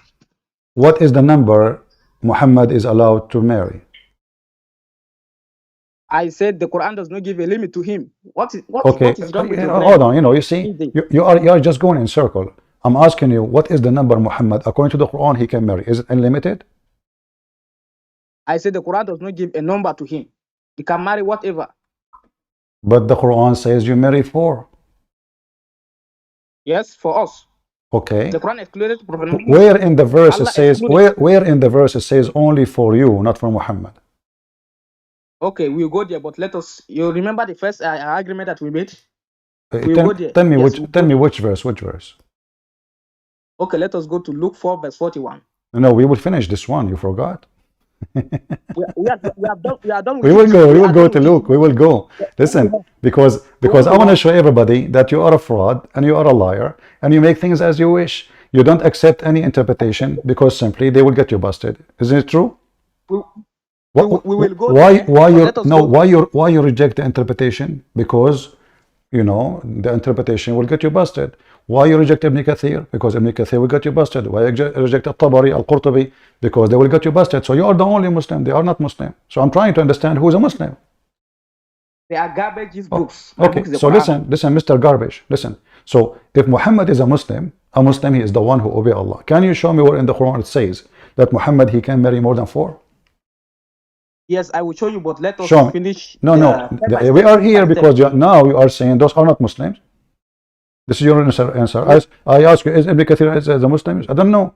Is Al-Qurtubi as a Muslim? I don't know. I said to you, why they are saying that? You said to me, because they are going by their mood as they wish. Maybe you are the same. So I want to understand, if you understand clearly who is a Muslim, so we can continue and solve this problem. Now, who is a Muslim? You said the one who obeys Allah. Where Allah, he said to Muhammad, you can marry more than 4. Show me. We go there, but you forget the agreement that we made. We have that. We are not done. We are not done. Are we? Did you answer me? You said that. You said to me. I don't know. We are not finished. I asked you, is it a goat? I said to you, is it a goat or a woman? I said to you, the Muslim, they say they are women. The Quran says did the Quran says it's woman? No, the Quran says sheep. Okay, does the Quran says Muhammad can marry more than 4? Show me. Just to show you that you are a hypocrite. Because you are the one who says, okay, hold on. You are the one who says, that Muhammad, he can marry as he wish. So I want to see how much you understand the Quran. Can you show me where it says that? You don't even know the difference between goat and sheep. Oh, well, okay, hold on. Okay, so you don't understand the difference between a goat and sheep. So when the Quran said sheep, he means literally sheep, correct? Yes, we will go there, but let us finish our okay, hold on. So now, did Muhammad have permission to have more than 1 sheep, or he have permission to marry women? We are going to finish that, but let us go back to our. We will go while you are rushing. We have the whole day. Don't worry. So listen. You made a claim that you are a Muslim and the rest are not. So let us see who was a Muslim. Did Muhammad receive a permission to marry more? Did Muhammad receive a permission? You are the one who goes by the Quran as you claim. Did Muhammad receive a permission to have more than 4 women? You are breaking your promise, right? We'll go there. I'm waiting for you. Okay, Luke 4 verse 41, then we'll go there. I promise you. We will go to Luke 41 while you are in rush. Let us go. Luke 41 is there. We will read it. Don't worry. Okay, let us read it first before you come back. Why are you breaking your promise? Okay, okay. Let us say, hold on. So, do you promise me after we finish Luke 41, you will go back here? Yes, we'll go back. Okay, tell me what Luke 41 is saying. Go ahead. No, you have to put it in the screen. I want to read it from your screen. I will put it in the screen, but tell me what it says.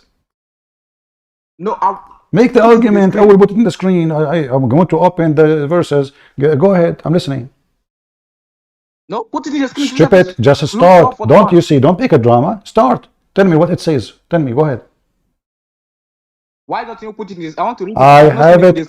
Don't worry. I'm open it. Here we go. I have it in the screen. So now, tell me where in Luke it says that Jesus is not Son of God. Go ahead. Demons come out of many. Read. Read for me. Read for me. What it says. Go ahead. Okay. Do you remember yesterday when you said to me, we were talking about Moses, and you said to me, Moses, he said in the Bible that he created from the stick a snake. You said to me the word created. I asked you where it says created. Read it for me. You refuse. Today is going to be embarrassing. So now, show me, okay, the Bible in front of us, tell us where in Luke 4 it says Jesus is not Son of God. Go ahead. That's why I'm reading it. Okay. The demons come out of many people. The demons come out of many people, and they say, don't speak fast. Go ahead. Don't speak fast. You are the Son of. Okay. And the demons come out of many people, and they said, crying, saying to Jesus, you are the Son of God. But he rebuked them that he was the Christ. Uh-oh. What? So what?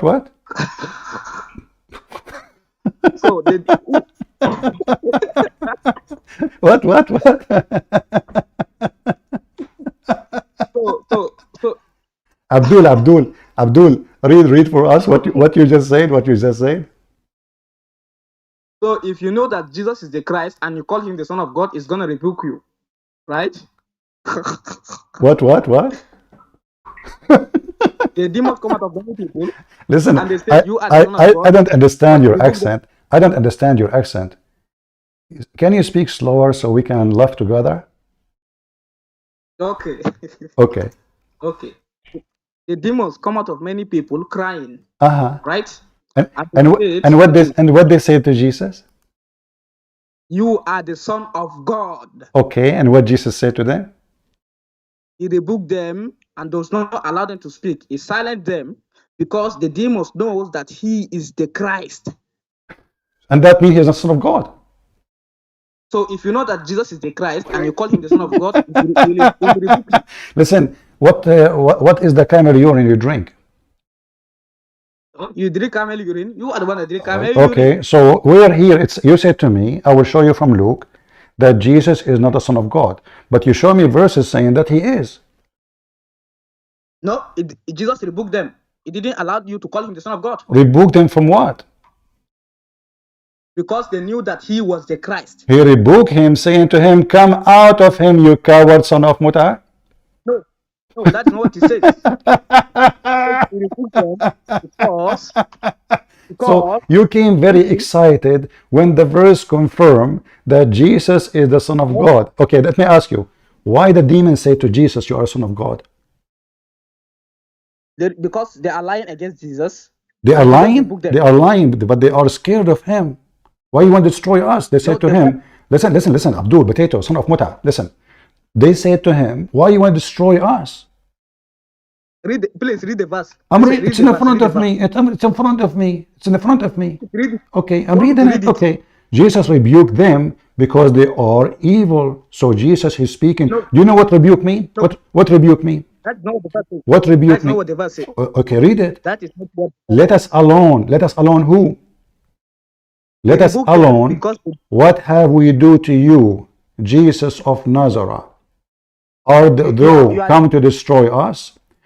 I know thee who is, shut up, son of Muta, art the Holy One of God. So even the demon confirm who is Jesus. And you stupid son of Muta saying the Bible says he's not. Jesus Jesus rebuked them because they are evil spirit in a man, donkey. Jesus, he just made a miracle. Jesus made a miracle. Even the devil, he feared Jesus that he is going to destroy him. He said to him, why you want to destroy us? What we did? So Jesus, he told them, he's speaking to them because they are in a man. The man, there's a man inside him. There's an evil spirit, a devil spirit. So inside the man, the devil spoke to Jesus, says to him, why you, Jesus the God, was coming to destroy us? And you are saying to me, this verse saying that the opposite? Listen to the verse. You know, aren't you ashamed? Like, I mean, you came so excited, and I delay you because I know after we read this, you will hang up. So potato. How many Muslims will agree with you that this is what the verse is saying? Look, okay, what? No. Listen. How many Muslims will agree with you that the verse here is saying the opposite of what it says? How many? Okay, at least you agree with me, and you will. I don't agree with you. You are a donkey. You are the devil himself. I mean, the devil. He admit. He says to him. He recognizes him. He says, Jesus of Nazareth, the Christ, the Holy One of God. What? Why you want to destroy us? Listen, can Muhammad destroy a devil? Who can destroy a devil? Okay, let me. No, shut up. I'm asking you, who is the one can destroy the devil? But you asked a previous question. Who is the one? Who is the devil? Who is the one can destroy the devil? Okay. Don't tell me. Okay, who is the one? Answer the question. Who is the one who the devil fear? I'm giving you the answer from the Bible. Okay, right? No, this is the Bible. You asked me to read the chapter, Luke chapter 4, and we have a chapter 4. So shut up, son of that. Who is the one the devil fear to be destroyed by? Is it by a man or by God? Okay, the devil carried Jesus to the high mountain according to the Bible. Stupid. Don't monkey. Don't jump like a monkey everywhere. So now, who is the one the devil is afraid to be destroyed by? A man or God? So, according to Luke, don't change the topic, potato. Who the one is the devil fear? A man or God? But you said your God is a man. Listen, who is the one the devil fear to be destroyed by? A man or God? According to the Bible, if Satan was according to the Bible, this is the chapter you chose yourself. So don't get out with it. The devil here, the devil is saying to who you will destroy us. Who? Give me his name. Okay, but Jesus is not the Don't tell me, okay, Jesus, but don't tell me that. I'm asking you, who is the one the devil fear he will be destroyed by? Is that true? This is Jesus the Christ. Okay, according to the Bible, Jesus. Shut up! Don't you see why I hang up on you? Because you are just a stupid kid, and you are a whore. I call you a whore all the time. I call you a whore for a reason. A whore is someone who have no dignity. Do you know why I call you a whore? Because you have no dignity. Who is the one who the devil is afraid to be destroyed by? I will give you 3 names: Muhammad. Okay. Muhammad, or you, or God. Okay, the devil was not afraid of Jesus according to the Bible. The devil in front of you, Luke chapter 4, the one you chosen, is afraid. But okay, contradiction with that. Shut up, right? Shut up. Just don't call me son of Muta'akawar. Don't call me. I will never talk to you again. You have no dignity. You have 0 dignity. You cannot debate a Muslim. Because he is a liar. He will keep lying about everything. So the Muslims, when they interpret the Quran, they are not the Muslims. He's the only Muslim. He's the only Muslim. The Muslims are not Muslims. He gave us interpretation for the Bible alone. Well, he is the only one who understands the Bible. We don't understand the Bible. I mean, even there it says that the devil, this is the devil saying to Jesus, let us alone what we have done with thee. Though Jesus of Nazareth, I mean, you see, when even the devil confess who is Jesus, and you stupid son of Muta, saying Jesus is not what the Bible says, he is not God. When he himself said, why you come to destroy us? No man can destroy the devil. No man. A man can kill a man, but even when you kill a man, you cannot destroy his spirit. You can kill the flesh. A man cannot destroy a man. You can destroy the flesh. The demon saying it clearly, why you came to destroy us, not just kill us, destroy, finished. I know who you are, the devil said to Jesus, the Holy One of God. Jesus rebuked him, saying to him, hold thee peace and come out of him. This is what rebuke means, you coward. The sentence itself explained what rebuke. He did not say to him, I'm not a Christ and I am not the one you claim to be. He said, come out. Same time, we compare what happened to Muhammad in the same story. According to Muhammad, a bunch of devils, they rode him all day, night long, to the point Muhammad, he could not walk no more, and they were naked.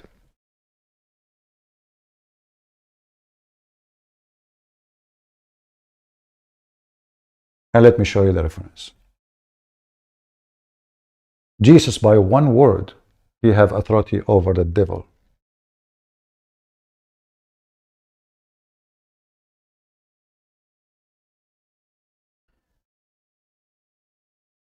Muhammadan, they are people who have no ethic.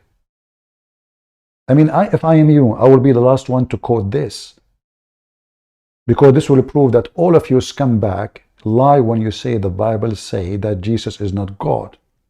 When even, you see, even the devil, he have more dignity and honesty than you Muslims. The devil himself, he says, you are. You are God. Because no man can destroy the devil. And if any Christian man have authority over the devil, that because of Jesus, in the name of Jesus, the Bible says. Not in the name of the man. In the name of Jesus. In the same time, your prophet mentioned how a bunch of devils, they rode him all night, to the point he cannot walk no more. And let me show you the reference, so you don't say I'm making things up. What a stupid person you are. Hey Muslim, download the video, post it in your channel. Okay, everybody laugh at him.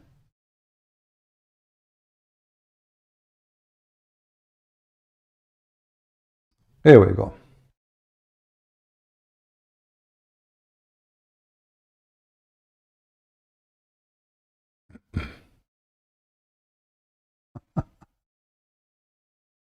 What a stupid idiot. Do you see why I don't want to talk to you about the Bible? Because I know you will say something silly, stupid. The same you say. I mean, if you say that about your Quran, what you will do in our Bible?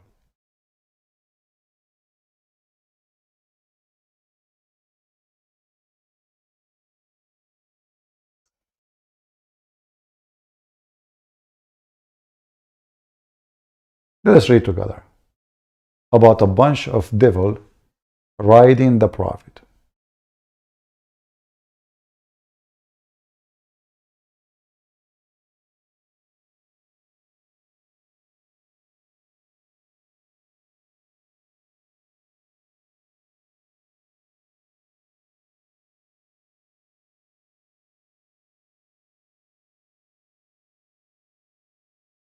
Where is the hadith?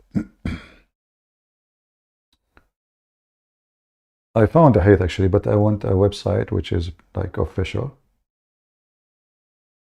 And now we know why Muhammad cannot be a prophet and why Jesus is to be worshipped. Satan, when he saw Jesus, he knew his destruction is coming.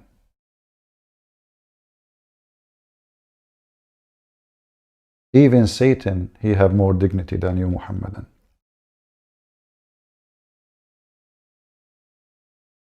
Let us see this website. It's taking forever to open, but I think we have it. And now we will use Google Translation. All right, wonderful. I will post the link for you guys. And you can use your Google Translation too, from your side. I highlighted for you already, where in Arabic it says that those genie devils, they were riding Muhammad. And they were naked. Their penises was coming down between their legs. They are wearing no clothes. It says here, كما قال عفان إن شاء الله ليس عليهم ثياب ولا أرى سوآتهم طوالا قليل لحمهم. They are told they have no clothes. They are naked. They are black. I don't see their meat. They are very thin. So, and they came فجعلوا يركبون رسول الله صلى الله عليه وسلم, and they start riding the Prophet in the top of him like a donkey. And the Prophet start reading for them the Quran. And then they start coming around me. There's a guy is witnessing supposedly now. Jumping around me, and was scared to hell from them. They keep doing that, riding Muhammad until the morning. فَلَمَّا انشَقَّ عَمُودُ الصُّبْحِ جَعَلُوا يَذْهَبُونَ. When the morning came, the light came, they left. And then the Prophet came back. This guy, he ran away. ثَقِيلًا وَجِعًا. He was so much hurt, in pain, because of how much they rode him. Let us use Google Translation, but let me first post for you the link. Who wants the link? Thanks to the Muslims, they remind us the difference between Jesus and the filthy Muhammad. While the devil was riding Muhammad, Jesus was rebuking the devil, and the devil was in tremble of fear just because he saw Jesus coming. I just post the link. Let us use Google Translation. Shall we?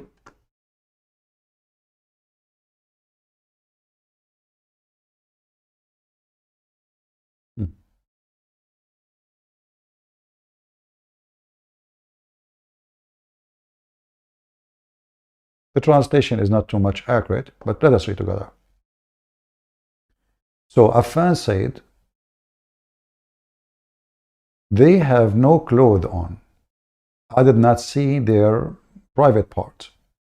They were tall, and they have little flesh. They are skinny. He said, so they came and start riding the messenger of Allah. People, do you see it? Is a Christian prince making things up? What they are doing? They are riding the messenger. They are riding. You know what riding means? They sit in the top of him like a donkey all night long. Not a second, not a minute, not 5 minutes. All night long. There's a song about all night long. Is a Christian prince lying? It's in front of you. And then continue. So riding Allah Messenger, may Allah bless him and grant him peace. And he said, he the Prophet, Allah pray on him and salute him, recited to them. He was reading Quran. They are in the top of him, riding him, and he was reading Quran. And they began to come to me, and they start like going around me and lean on me, scaring the hell of me. Translation is not too much accurate. I was terrified of them. He said, so I sat down. Or as he said, when when the sun came, this is the translation is not coming right. The pillar, it's the pillar of light. So when the sun came, they started to go. And he said, the messenger of Allah, Allah pray on him and salute him, keen, with heavy pain, a lot of pain, because of how long they ride in him. Do you see it?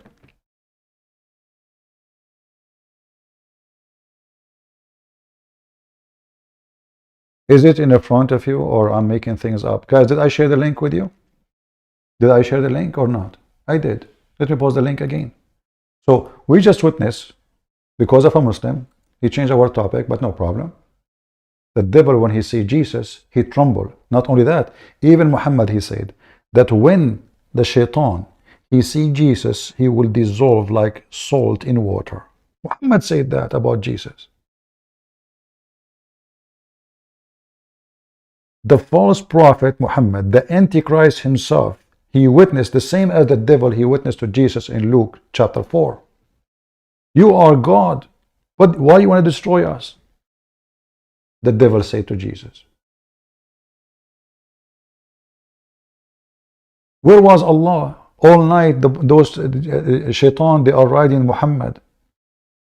Muhammad came, he cannot even walk. I'm not going to take it in a sexual way. I'm just trying to be, because I don't know, they are naked. It says they are naked. It says those are naked. They are tall. Their penises is coming between their legs, and they are riding the Prophet. And Muhammad cannot walk no more, because they were doing it all night long. So if we compare how the devil he react to see Jesus, and how the devil react when he saw Muhammad. So look like the devil when he saw Muhammad, he say, hey, it's fun, the fun time, Muhammad is here, let us ride Muhammad. When the devil he saw Jesus, the devil is crying, what do you want from us, Jesus? Why you want to destroy us, Jesus? You see what you did to yourself, you potato? You did that yourself.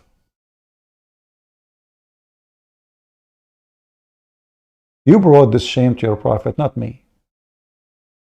Read for me, read for me. Luke. Okay, we go to Luke. And it's the opposite.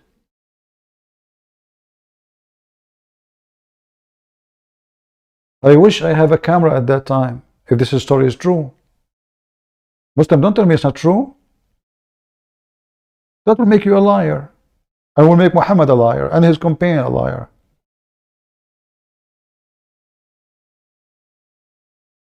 When the devil see Jesus, he say,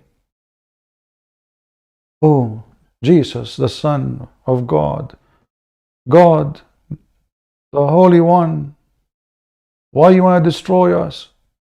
When the devil they see Muhammad, oh, la la, party time, let us ride the idiot Muhammad, monkey, monkey. And look, guys, you remember the Muslim, they say, there's tons of videos about what? Recite the Quran so you can scare the devil. This is what they say, correct?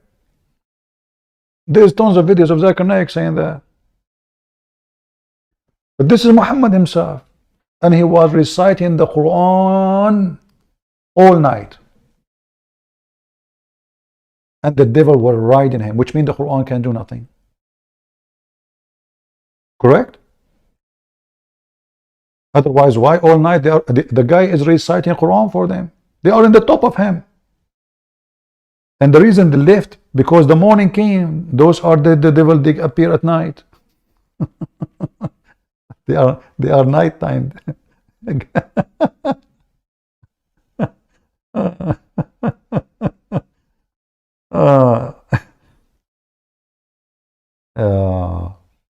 Let us see in YouTube what we search for. Recite Quran.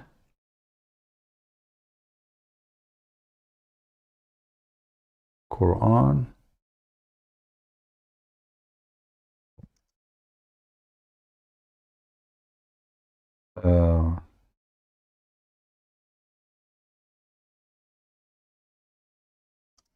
Let's see, Zakir Naik. Those people, they are so desperate, you know, to find anything. Let us see. Okay, my house is possessed with genie. What I should do? Let us see what we should do. And here, this is why you will see Islam is invalid. It's a stupid cult. They lie to the Muslim. They say to them, recite Quran, the devil will leave away. By the way, we as a Christian, we don't believe in genie. So don't mix things up. Genie, according to Muslims, are creatures who can F you. Literally. They have penises. Literally. They sleep with Muslim women. Literally. Assalamu alaikum, sir. Assalamu wa barakatuh. Sir, I have a big question. Actually, bigger question. There is a problem in the house. Okay, in India, there is a problem going on in the house. Some bad things are happening. Brother, do you notice what happened? The genie, he moved from Mecca and he went all the way to India. This is the same genies they were riding Muhammad. What they are doing to this woman, I hope they are not riding her. Like evil things in the house. They are not letting the family stay in the house, like that. So what shall we do? I don't know. I do not know the unseen. So when you talk ambiguously like this, it might be there are crooks breaking into the house. There might be mice and reptiles eating the people. There might be jinn. I don't know what you're referring to.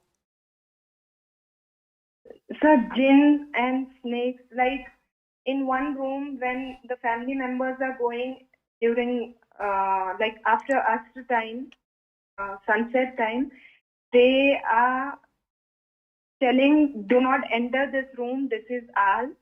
And when nobody is there in the room, everything like from the cupboard, the clothes are thrown away, and even the family members who are living over there, they are reacting in different way, and they are saying, do not enter this room and just leave the house.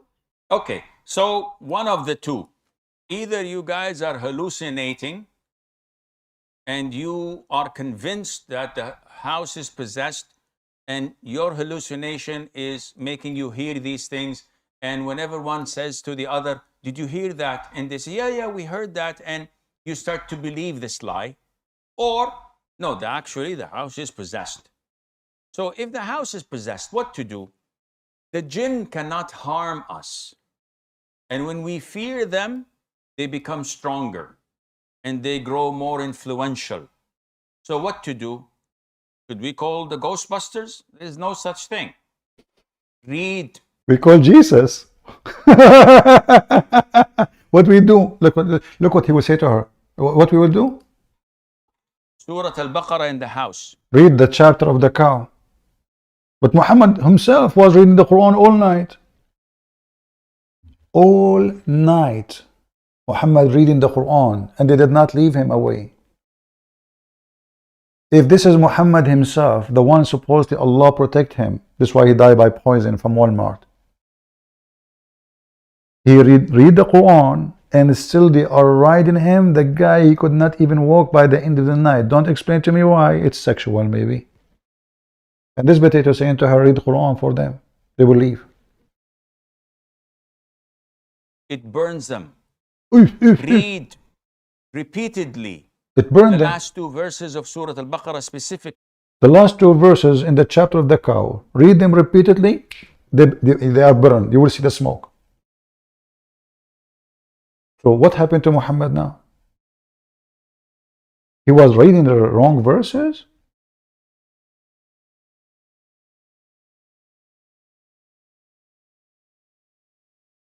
When the devil say Jesus, he trembled. He said to Jesus, why you want to destroy us? Nobody can destroy a spirit except God. Nobody. A man can kill a man, but he cannot destroy his spirit. He can destroy your spirit by like sending you to hell, let's say, like believing in Islam, if this is the meaning. But the spirit will never be destroyed except by God, the one who made the spirit. The spirit is eternal. The flesh is not. So only God who created the spirit, he have the ability to destroy the spirit. No man, no human, no animal. Muhammad himself was rude. I think we have a Muslim in the chat, don't we? If you are a Muslim, you like to join us, feel free.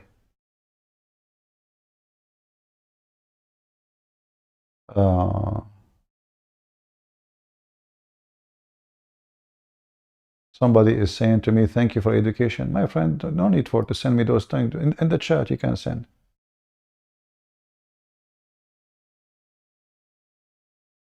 If you want $100 YouTube, well, give me the title, the one who sent it to me. The video, I don't open link in Skype. Send me the title of the video of Zakir Naik and I will search for the title. All right? Just send me the title and I will look for it.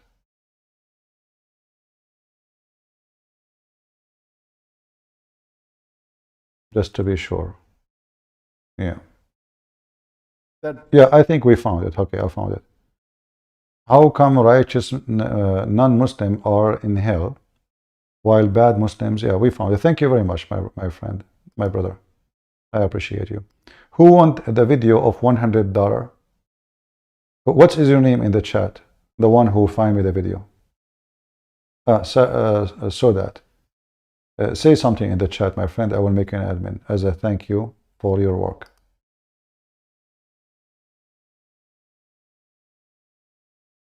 Just say something in the chat, if you don't mind.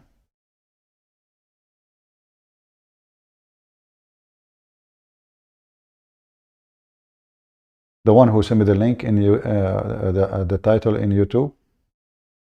Say something, please, to make you an admin. Just tell me what's your name in the chat. Guys, he sent me the link for, I checked the title. And it is true, I found it. Who won it? The $100 bill, which can save you from hell.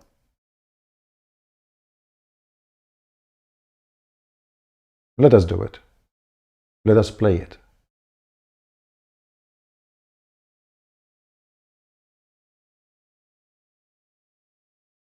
Actually, I'm going to $100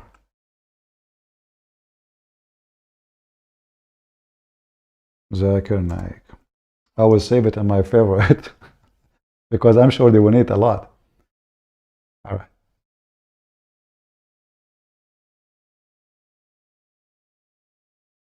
I'm a Muslim. Yeah, this is the same guy. Maybe let us call him.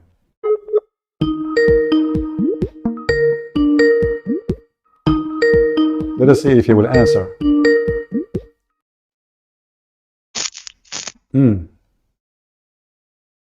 Hello.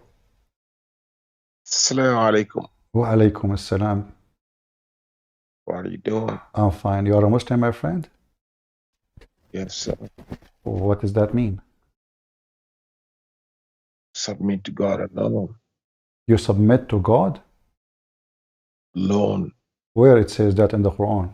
You submit to God? Yes. Where it says that in the Quran? Islam.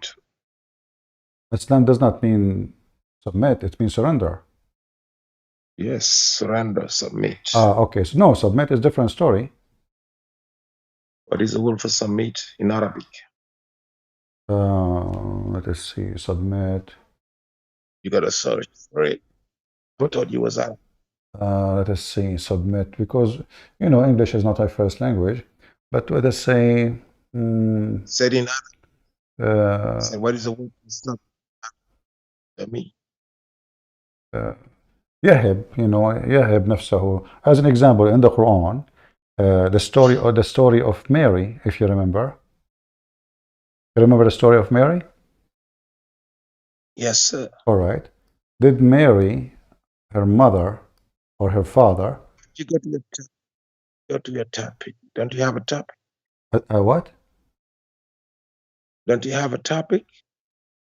Oh, I have a topic. Yeah, you want to talk about the topic? That's what I called for. Okay, go ahead. What do you want to what do you want to tell us? The topic is about women in Islam. Yes. Okay, go ahead. So if you're talking about a woman in Islam, I guess you're comparing it to the other women in the other religions, right? Well, Islam is a system, is not a religion, is it?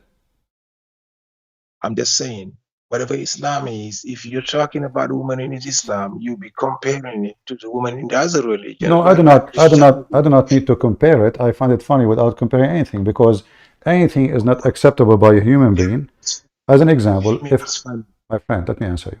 If I'm a person as a human, you know, when God created Adam, He created Adam and Eve. Is that correct? Yes. Okay. So Adam and Eve, when God He created him, did He give him a book? You're talking about the women. I'm talking about Adam and Eve. So we start from the beginning. You're talking about women. Okay, women. Tell me what's funny about Yeah. women in Islam. Well, as an example, if a woman she got divorced 3 times, she can't go back to her husband until a new man he tastes her orgasm. Why? It's simple as that. If you got married with somebody and you divorce first time, yeah, you can go for a second time. You can't, Christianity, you cannot even go for a second time. You got to go do another man forever. No, I'll give you a second chance. Let me okay, answer. hold on. Just one by one. Answer. You said, why would it be another man in between for the first time? Just right? one by one. I ask you why she have. Listen. You see, you just jump to the Christian. We can go to Christianity. Let's finish. So why the women? We can go to Christianity. A man can divorce his wife. Listen, a man he can destroy his. He can destroy his marriage only if the woman she is a cheater or the husband is a cheater. Said, I am not going to Christianity. I'm standing. Okay, I'm asking you now. So now, why the women she have?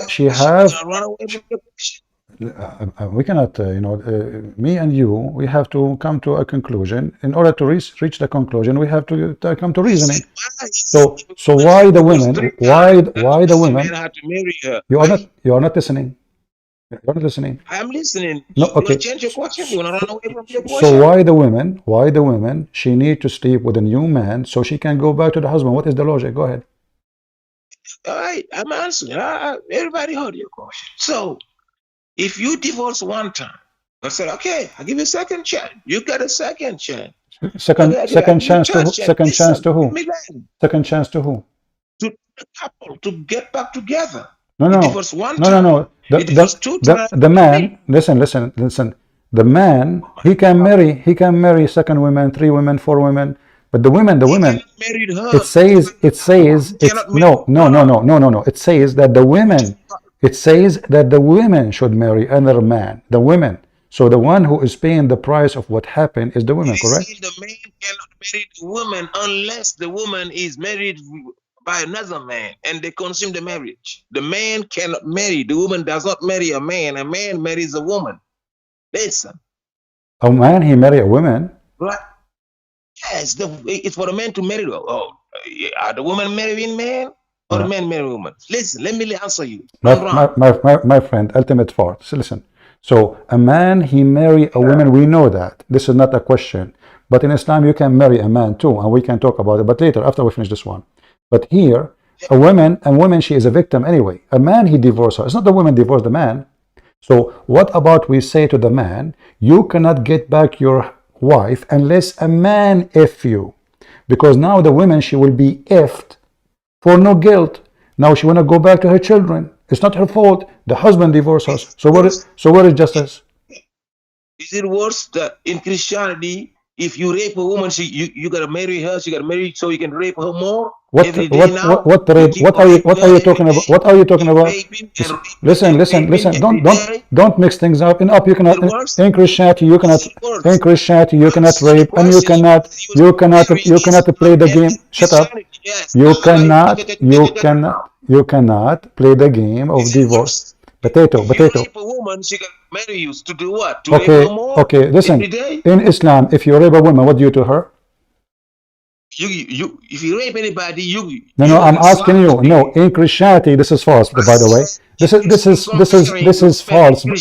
This is false. By the way, I can show you from your hadith. I can show you your prophet commanding a man to marry a woman after he raped her. And rape. Okay, listen. Are you going to answer why the man? Are you going to listen? Ultimate fault. Listen. Can you answer why the women? What is the wisdom? What is the wisdom? What? Listen. Don't make things up. You are just making things up. You know, people are laughing at you. Making things up. Okay. Okay. Now I'm asking you, if a Muslim man, hold on. Okay. You want to change it? You are trying to change the topic. Okay. Let us talk about rape. Where the Quran mentioned the word rape? The woman gotta shut their damn mouth in Christianity. They gotta suffer by making kids. Open your legs. That's all you do. So a man can go through so he can make kids. Well, isn't it the Bible says that the man he was ultimate fault. You are a son of muta. You are a son of muta. You are a son of muta. You never have dignity. So listen, who is in his book it says, listen, which book it says a Christian woman she should open her legs, or this is the Quran, or this is the Quran. We cannot talk in this. We cannot talk. Listen. I made a promise before not to let you talk because you are a filthy person. But now I'm asking you. As long you, I will let you talk. I will let you talk. Where in the Bible it says a Christian woman she should open her legs to a strange man to f her? In the same time, now I will show you. Now I will show you from the Quran. Shut up. Shut up. I have. Abdul. Is it the Quran says is it the Quran says any believing woman she opened her legs to the Prophet to f her? I said, are we talking about you? We comparing. I am. No. We are comparing. No problem. We are comparing. We are comparing. A Christian man is not allowed to divorce a Christian. Shut up, coward. Don't you see? We cannot talk in the same time. I will give you time. I'm giving you time. So, can you show me where Jesus said you can sleep with women without marriage? I can show you in the Quran. Can you show me where Jesus? Can you show me where Jesus said you can divorce? Shut up. Can you show me where Jesus said we are comparing? We are comparing. So now. Okay, look what you did. By opening your legs. That's it. Mr. Open your legs. So your wife, if you divorce her 3 times, she have to open her legs to a new man. He F her so you can have her back, correct? Married to another man, not just sleep with another man. What marriage?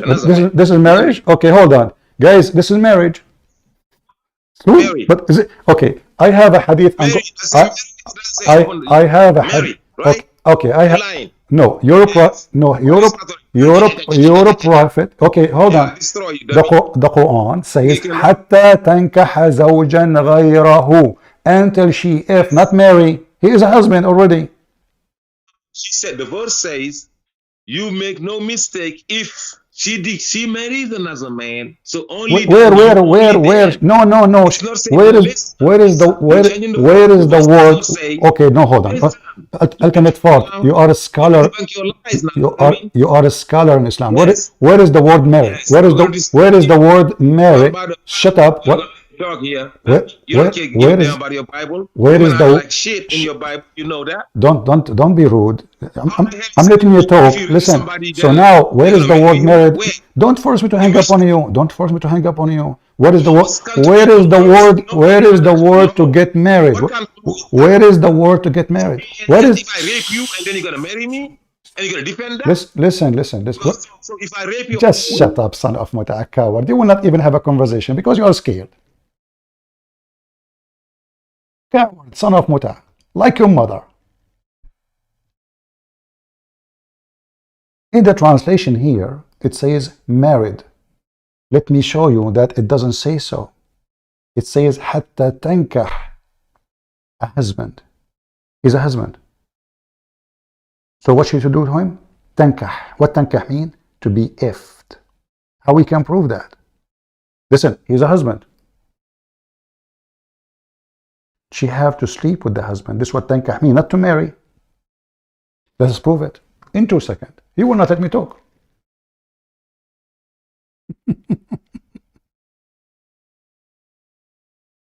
Coward, potato.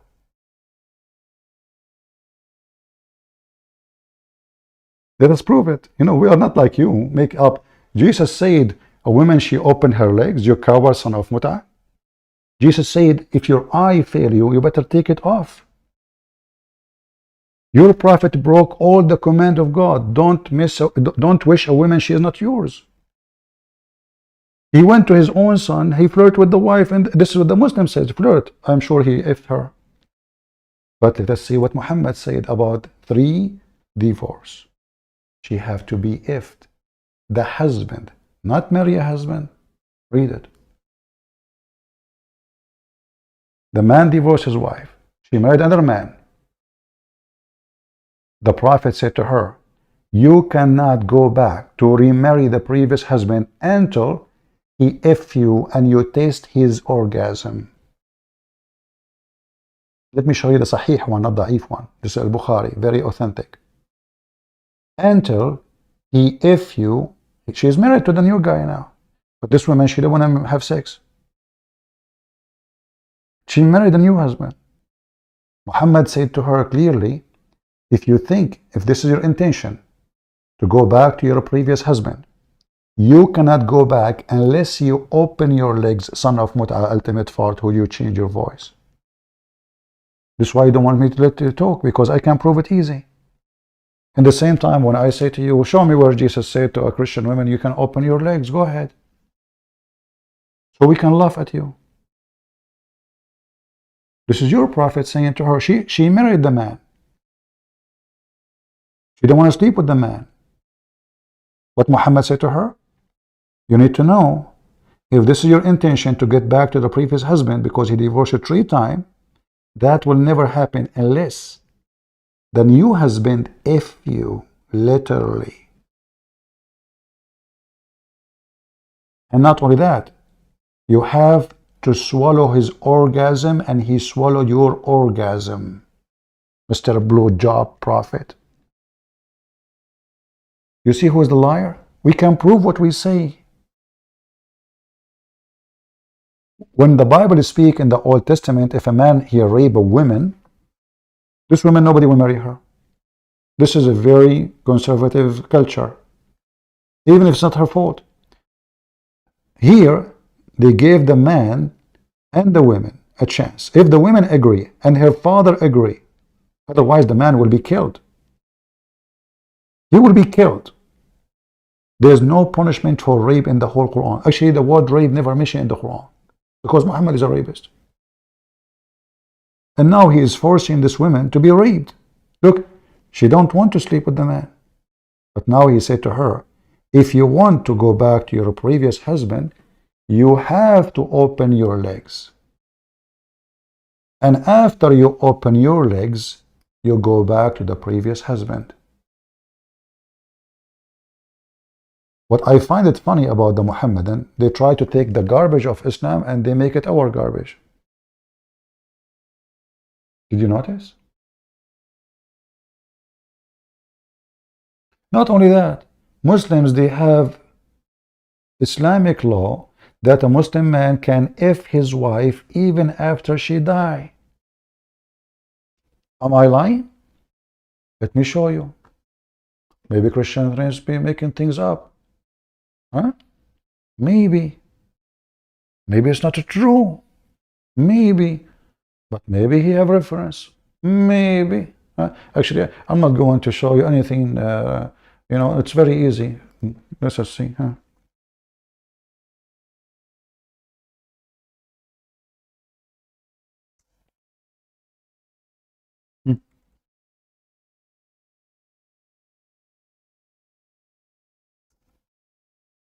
I'm just searching Prophet Google in English.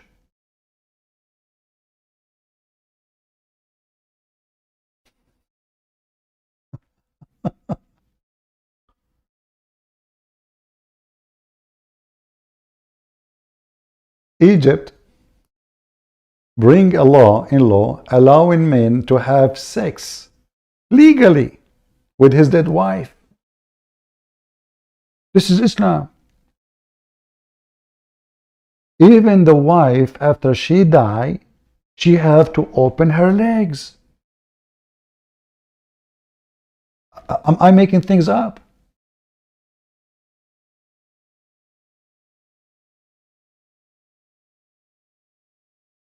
It's in front of you. And it's accepted. All Islamic words. A Muslim man, he have the right to F his wife even after she die.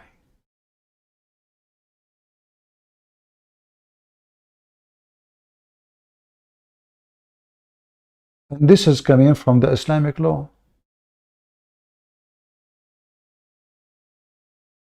This is why they could not oppose it. So the woman in Islam, she will be effed when she is alive. She will be effed when she is dead. Isn't it your prophet, he slept with Fatima bint Asad in her grave? And what is the excuse? Because you want to make the grave less pressure on her. اضطجعت معها في قبرها. So the cowards, they lie, they say we are the one who does things. But as you see, the women, her husband divorced her 3 times. Poor woman, she want to go back to her kids. Obviously, the husband is an idiot. He's a filthy scumbag, like all of them. Why Islam made divorce so easy? Because there's no marriage. There's no marriage, it's a sex contract.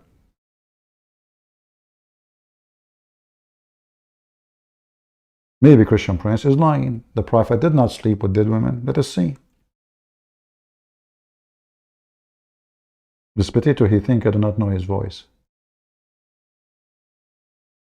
This is your Prophet. Let us see. The woman, she was totally naked. Totally naked. Muslims, and even the Arab, when they bury a woman or bury a man, they strip them from their clothes.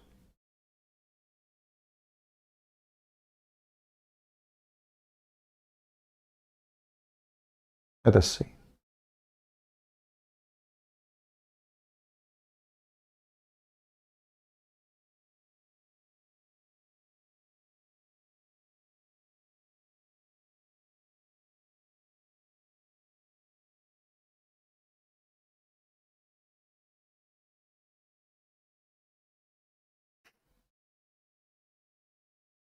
But you know, we are always grateful that Muslims, when they call us, they think they can make something. They think they can come with something, but always they get nothing but humility. And you will notice they will not let you talk. The Bible says women, she can open her legs. Where? I'm showing you from your book. Show me from my book. Liars, cowards. Let us see. Where is the hadith? This page is so long, we need something.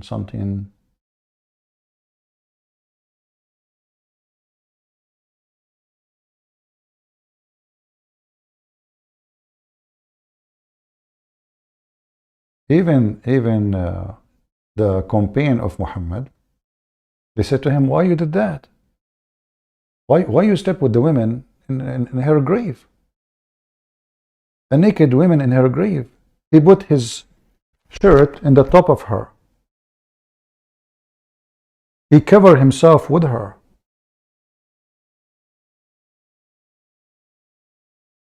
المستدرك على الصحيحين, written by An-Naysaburi, volume number 4, page number 70, hadith number 1797. This is the mother of Ali. Who? The mother of Ali, and she was very beautiful, according to Muslims.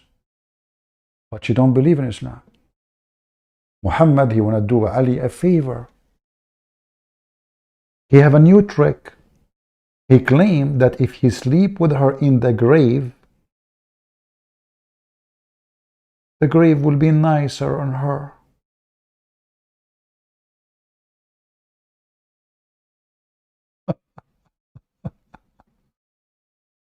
Oh boy. So we read here. Let us see if it says here.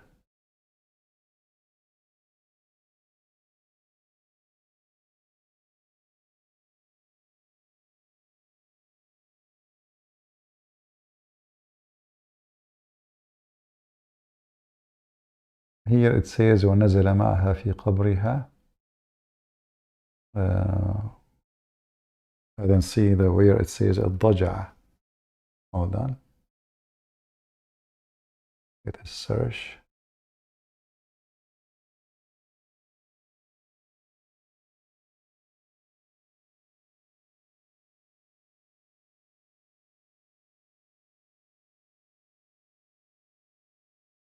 Here it says وَنَزَلَ فِي قَبْرِهَا. Let us see.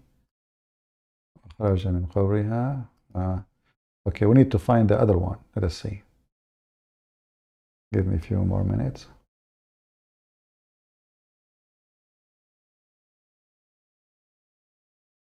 Muhammad have always the tricks, you know. He have the tricks. And what the trick? To sleep with the women in her grave.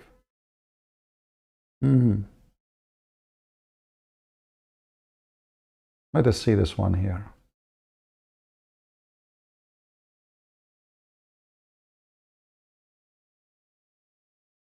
Okay, this is the book of At-Tabarani, even better. I will give you the link. The book of At-Tabarani, Al-Mu'jam Al-Awsat, volume number 7, page number 473. Translate.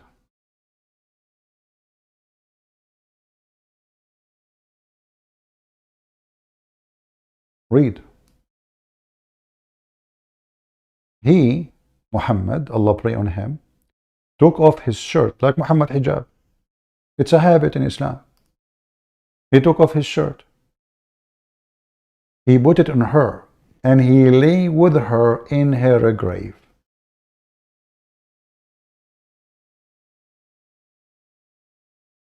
Why? Maybe he's trying to resurrect her from death, but nothing happened. They asked him, Prophet, why you did that? He said, I dressed her with my shirt so that she could wear the clothes of paradise. And I lay with her in the grave to relieve her of the pressure of the grave. That's a new trick. See the solution? Dead women.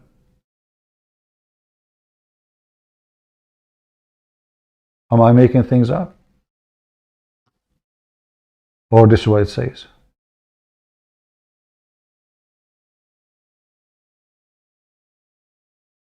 Huh?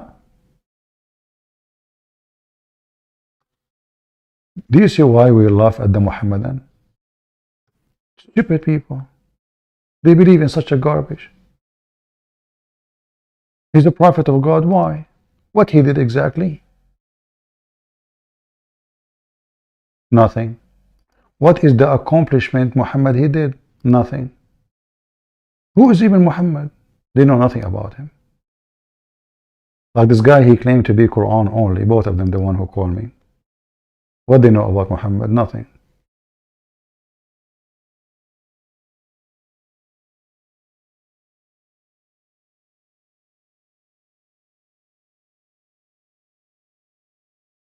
And I find it really funny when the Muslim, they come to us trying to use the gospel saying that Jesus is not the Son of God, when the whole Bible, including Luke, saying that. Even the devil witnessed to Jesus.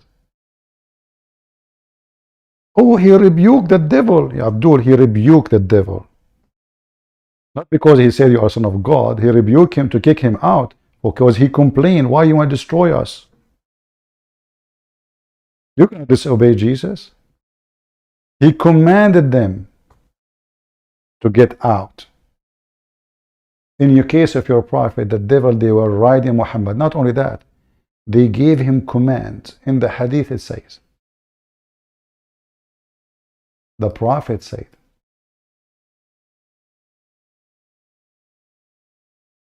that his shaitan came to him and Allah helped Muhammad against him. And he commanded me not but to do good.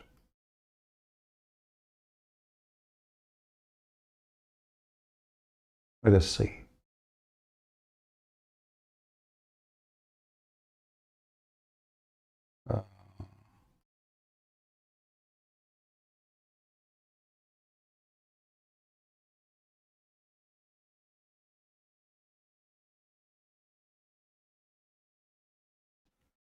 Read with me. All of those are authentic hadith. Who is the one who commanded Muhammad? The devil. Who is the one who commanded the devil? Jesus. What is the reference? Luke. And many other verses in the Bible. Luke chapter 4. Read from verse number 30, 31, 32, 33, 40, 41, 42. He commanded me to do good. Who is commanding Muhammad? The devil. Who is the one who commanded the devil? Jesus. Who is the one the devil is afraid of? Jesus.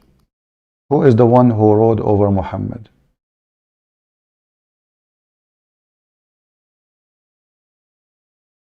Who? We show the reference. The devil riding Muhammad, commanding him to do good.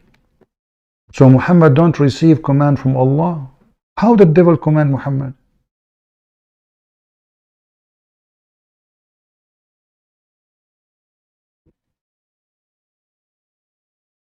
Is a Muslim going to say to us, this is weak?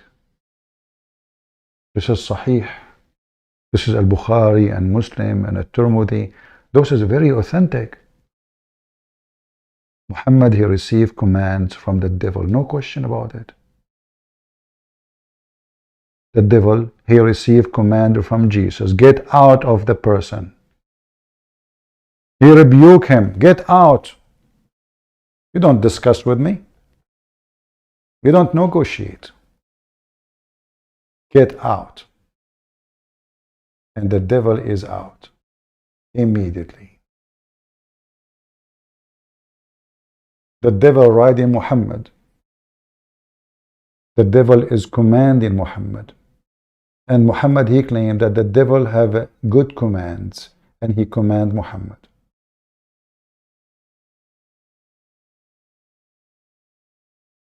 What is the page number for the grave? I will give you the link. Hold on.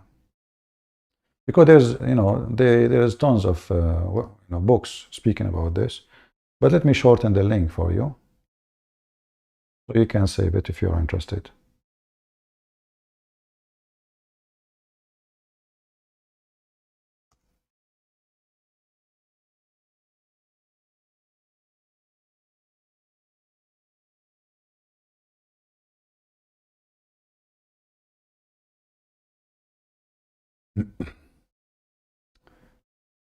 Give me a second.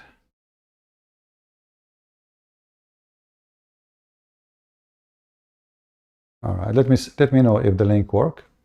This is the link for the page we showed you. Again, this is At-Tabarani, very number 7, page number 473. and I posted the link.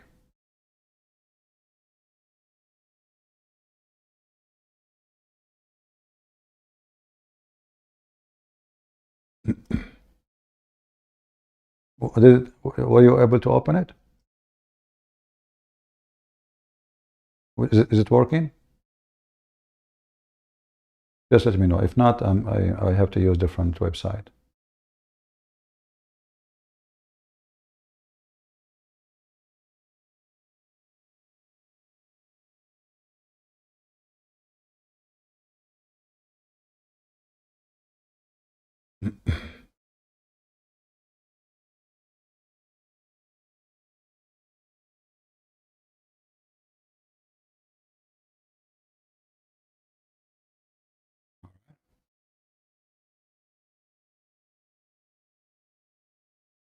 Do we have any Muhammadan who would like to join us? Are you CP? I think so.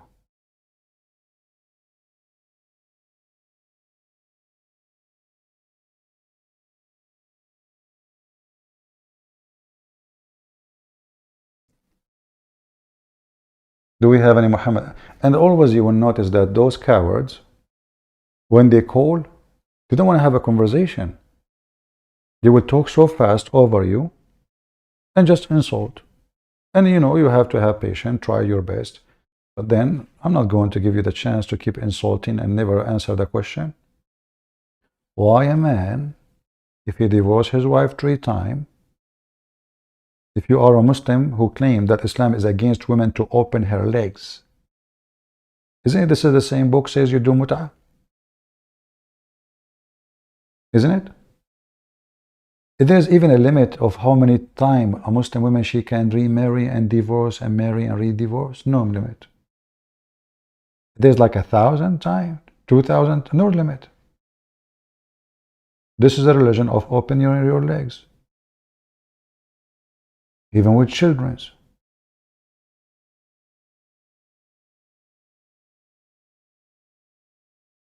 Always, Muhammadan, they try to throw their garbage at you. Like, you know, when this gentleman, he gave us the link of the Quranic Yuka. About what? What was the topic?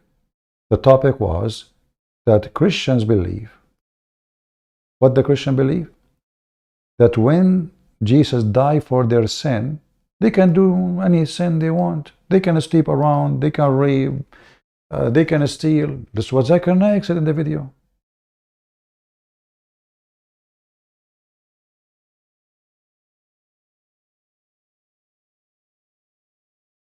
And now Zakir Naik, he decided to solve the problem.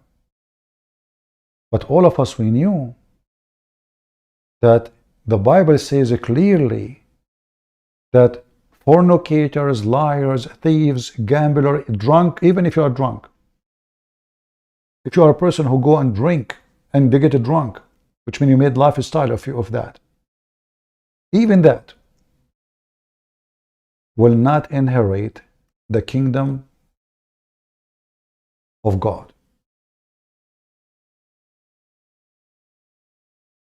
This is the Bible. And you can read any translation you want, especially the one you favor, Muslims. Don't be deceived. Neither fornicator, nor idolater, nor adulterers, nor effeminate, nor abuser of themselves with men, which women, you know, actually this is a translation is not really accurate, but we will go with it. Homosexual. That's what it says. Neither thief, neither. All of those, they will not inherit the kingdom of the Father.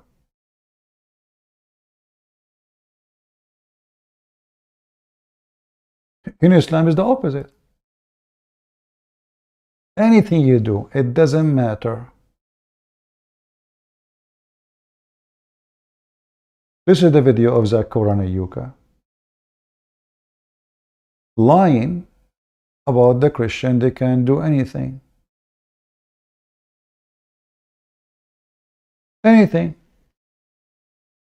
when in fact, in the same video, he is lying about Christianity.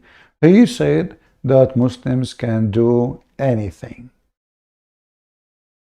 All what you need to do, you say Shahada. That why non-Muslims who righteous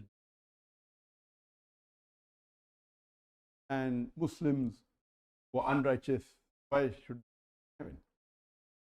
We have to understand that what is the meaning of the word righteousness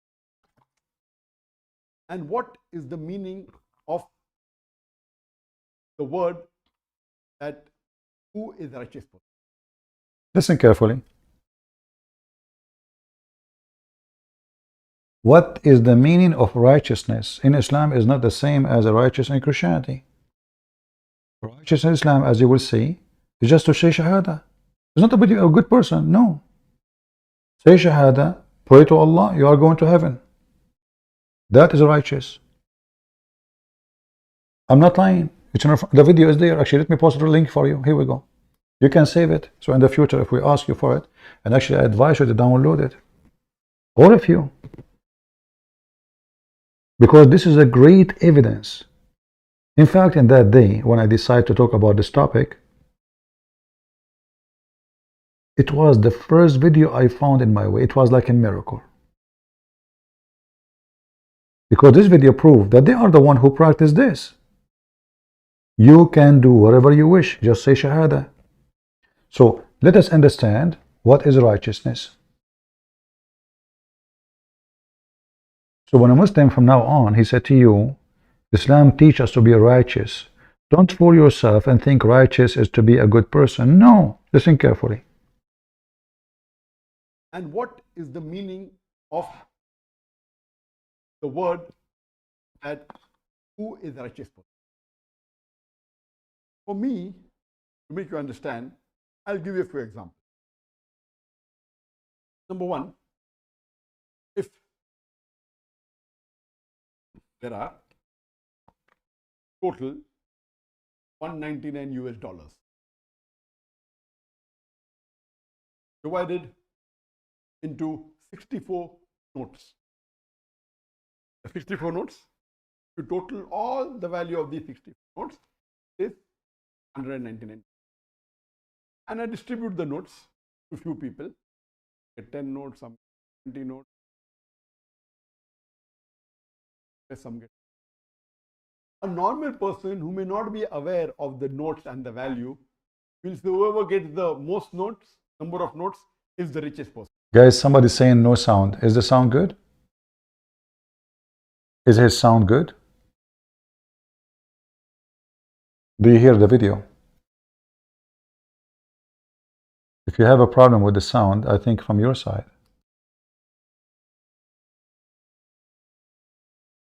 No sound from the video? Okay, hold on, let me check. For me, I hear it fine, actually. No, it's not like that. We have to see what is the value of each note. Okay, let me play then from the beginning. Let us see. The word that who is the righteous person. What about now? For me, to make you understand, I'll give you a few examples. Number one, if there are total $199 Okay. divided into 64 notes.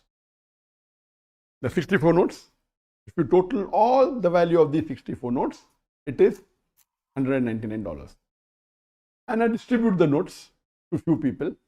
Some get 10 notes, some get 20 notes, some get 30 notes, some get less, some get more. A normal person who may not be aware of the notes and the value will say whoever gets the most notes, number of notes, is the richest person. No, it's not like that. We have to see what is the value of each note. In these 64 notes, one note is of $100. One note is of $20.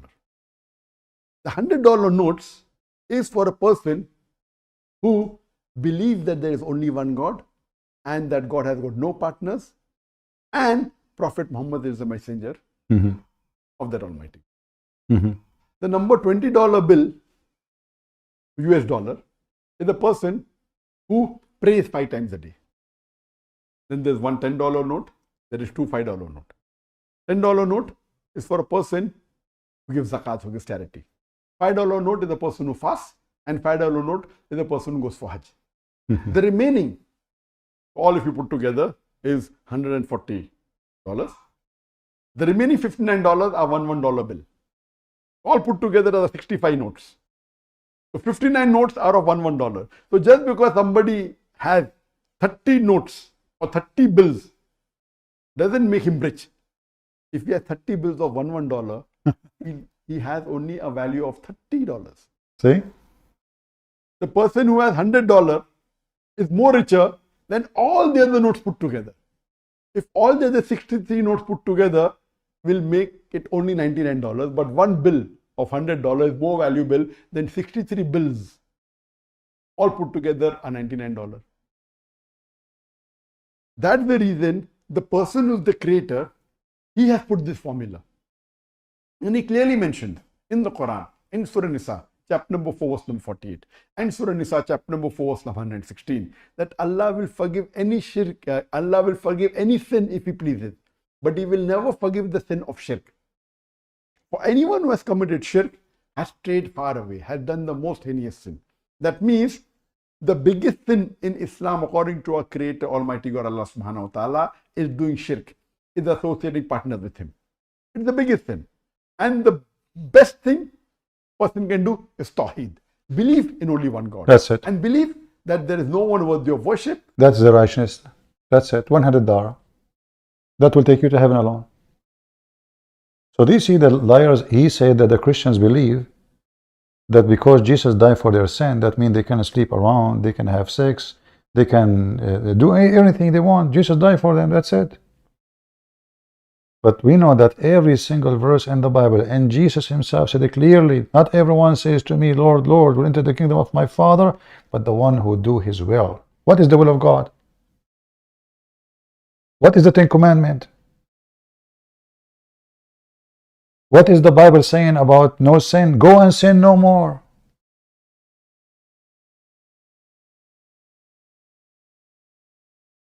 In fact,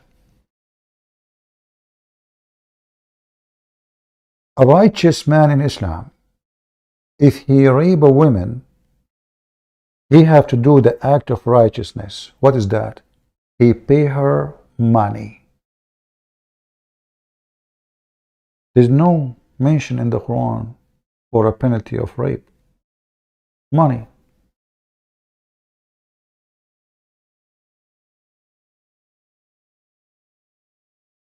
And that is his punishment.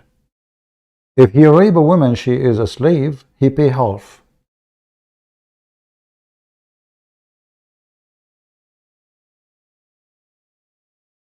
I can even show you the reference. So I find it very funny that the Muslims saying what they are saying. They don't know their religion.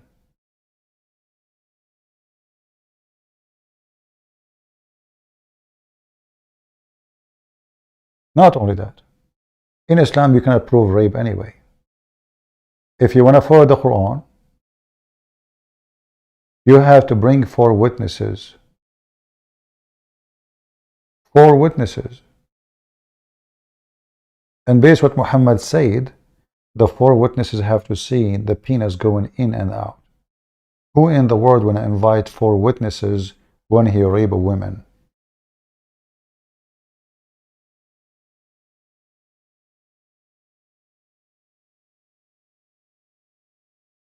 Who?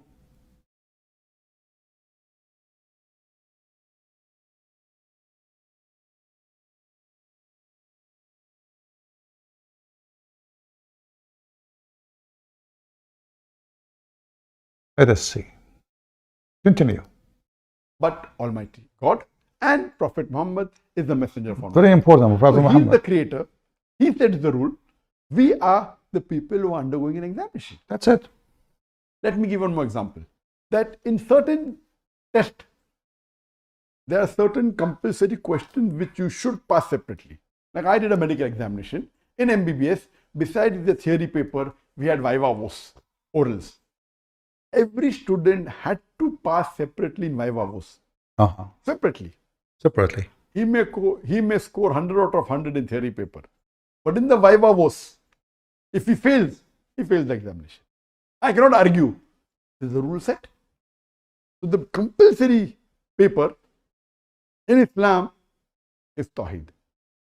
You should believe in one God and worship Him alone and no one else. And the first pillar that I bear witness that there is no God but Allah and Prophet Muhammad. Do you see? But the coward, too bad, like the Christian here who downloaded the video, he cut the part where he said the Christians, they are allowed to rape, they are allowed to steal, they can cheat because Jesus died for their sin. When I say those people are sons of, I don't mean their mother. They are the whore. A whore is not only a person who do sex business. See, in the Old Testament it says, the earth committed fornication. But we know that earth don't sleep around. Does it? Adultery. The earth committed adultery. But is that talking about the earth? Adultery is when somebody commits sin against God, a great sin. And every Muslim who follows Muhammad, literally, not a Muslim by name, he is a whore because he's a fornicator. They fornicate when they explain their Quran, they lie. The sun set in murky water, they say it appeared. The sperm coming from the backbone and the ribs, oh, it doesn't say that, CP. Hail is coming from mountain, no, it's a cloud like mountain. Anything in the Quran, they duct tape. And we were playing, actually, before this Muslim called us, we were playing the video of Mimi Hijab, if you remember. We did not even finish it. How Adam is 27 meters. Duct tape. A whore conversation. The whore trying to duct tape her private part, which is Muhammad himself. Muhammad is the vagina of every Muslim. And every Muslim have a duty to duct tape the vagina. Awra.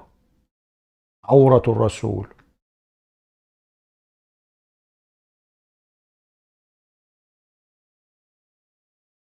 Zakir Naik explained to us that righteousness in Islam is just to say Shahada. You fornicate, you do anything. In fact, if you say Alhamdulillah 100 times a day, your sin is gone. All your sin. Go, Mimi Hijab. What happened to Adam at 27 meters? This is just one of many examples, but within a very short time span in evolutionary terms. So why could not that happen to the human? I mean, if you really want to believe it on your paradigm, why could not that happen to the Did you notice what happened to him? Suddenly he started laughing. What is that? human being? So it's okay when you say these things, but it's not okay when we say these things. You make a mockery out of the hadith, but the hadith makes the mockery out of you because this is actually what you believe in as well. And hopefully that answers the question. Wassalamu alaikum wa rahmatullahi wa barakatuh. Guys, the hadith make a mockery of you because you believe in the hadith. So what is the answer? We played his video for 25 minutes and there is no answer. How Adam is a 27 meter? What is the answer? No answer.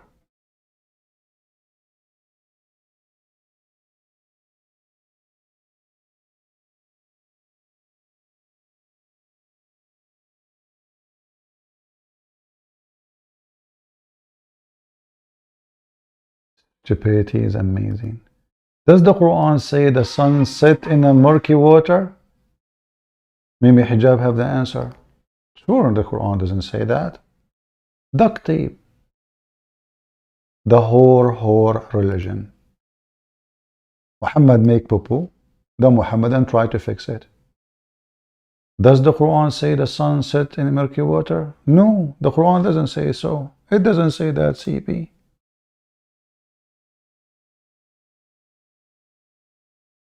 What happened to the sound? Islamic apologists have tried to put forth.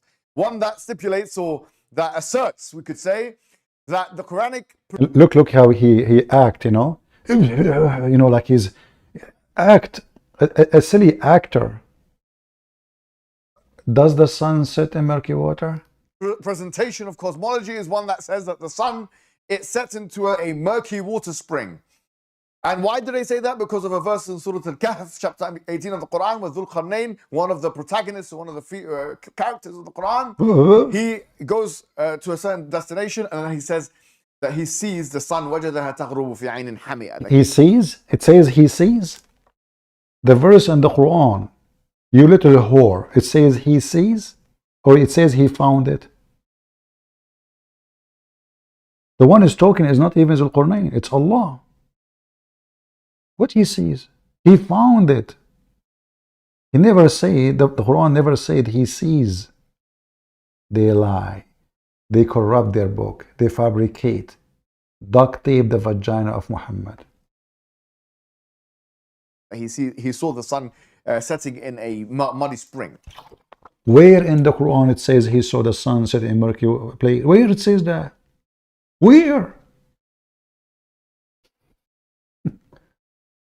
Just to show you how they lie. Nowhere in the whole Quran it says he saw the sun. Allah is talking, saying, they ask you about Dhul Qarnayn. It's not Dhul Qarnayn talking. He said, he found the sun. So Allah reporting an event. فَوَجَدَهَا تَغْرُبُ. Oh, what I'm typing.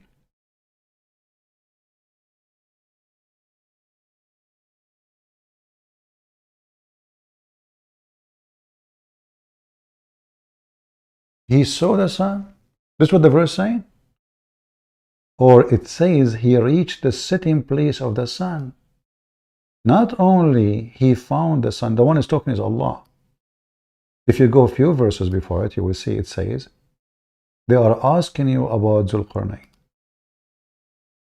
Allah supposedly talking to Muhammad.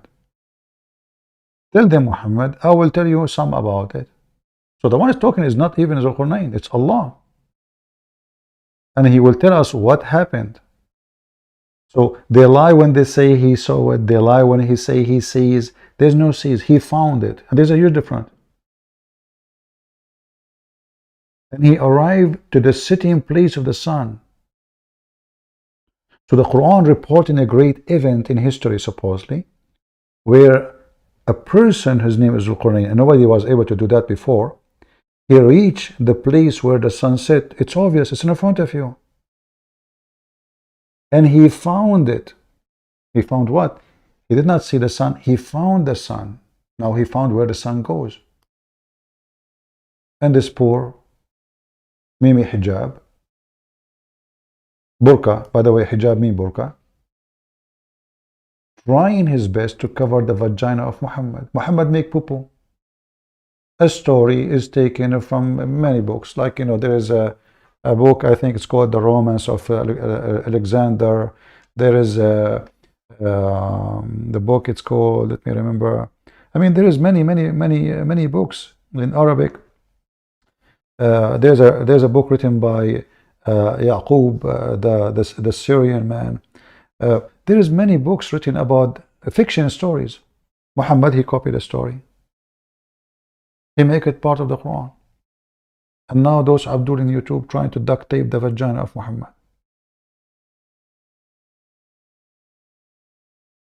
So what happened?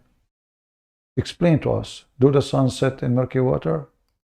And they say this shows, because it's very clear in the Quran, they would argue that this shows that the sun, according to the Quranic cosmology, yes, is setting in a spring of murky water. Now let's look at what the Mufassirun, the Mufassirun, that's it. Let us look at the Mufassirun. The one who called me before him, he don't accept the Mufassirun, which means the tafsir, the interpretation. This guy, let us look at the Mufassirun. He don't say, look, let's look what Muhammad said. You notice, he didn't say, do you think really Muhammad do not, Mimi hijab, he do not know what his prophet said about this? Do you really think? Do you think he studied the case? He's ignorant, yes. He's a potato, yes. But there's no way he did not search it very well in the internet. This is what Muhammad explained. This is Muhammad himself. What Mufassirun? I was riding behind the Messenger of Allah. While the sun set, he asked, do you know where the sun set? I replied, Allah and His Apostle knows best, because Muslims are mushrikeen. They associate the knowledge of God with the knowledge of a man. They made him equal. Best, both of them, they knows best. He said, it set in a spring of boiling, blazing hot water, not warm. And the proof of that, you can search for the word Hamiyah in the Quran, and you will find that the word Hamiyah means blazing hot. This is actually a description of hellfire, Hamiyah. Not warm. That's why I say many times, those who don't speak Arabic, Muslim, they can fool them by the false translation. Because how you know? I mean, you go with the translation. Translation says warm. You believe it. But the word, I just copy the word as it is, post it to the search engine. Look, this is a description of hellfire, Hamiyah. Is hellfire warm? That would be nice. No. The translation here, they will enter in a hot, blazing fire. This is what Hamiyah is. In the Hadith translation, suddenly Hamiyah became warm. Liars. And then in Zakir Naik interpretation, the Quran says, you go to the sea, you see the sun going in the so you think the sun is going. So that the Bible, that Quran, sorry, is saying this is from the perspective of the Quran. What perspective? What perspective? What perspective? Perspective. The verse says he found it. It's not even Zulqarnain is talking.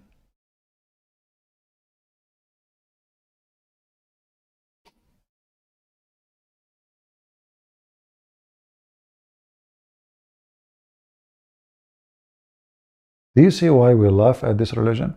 So they accuse us that we are people who go and fornicate because Jesus allowed us, which is absolutely false. People, they fornicate anywhere in the world. People, they can be thieves, they can be criminals, they can be drug dealers. It is you who is proud about a big fornicator. His name is Andrew Tate, and until now his business is running. Until now.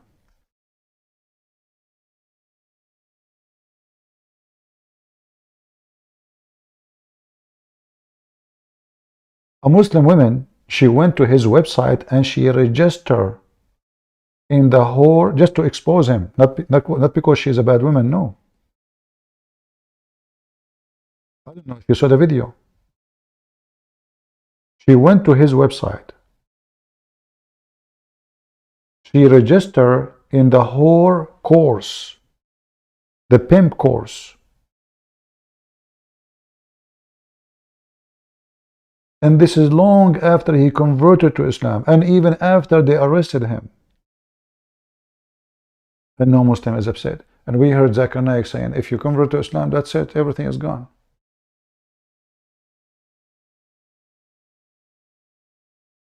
Do we have any Muhammadan?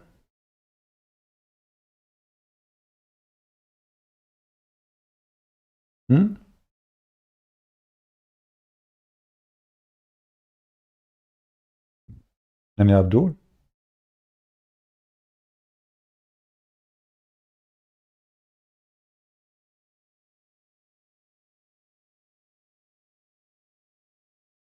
Any Abdul? Okay, any half Abdul. Those the only two Abdul they call us? Akira and her boyfriend? Her girlfriend? And you will notice all those scams, they say, we don't accept hadith. Because hadith is embarrassment. Like, what, okay, how you can refute this? Muhammad, and this is not a da'if hadith. Oh, they will make it da'if, don't worry. They take the vitamin from it and it's going to be da'if.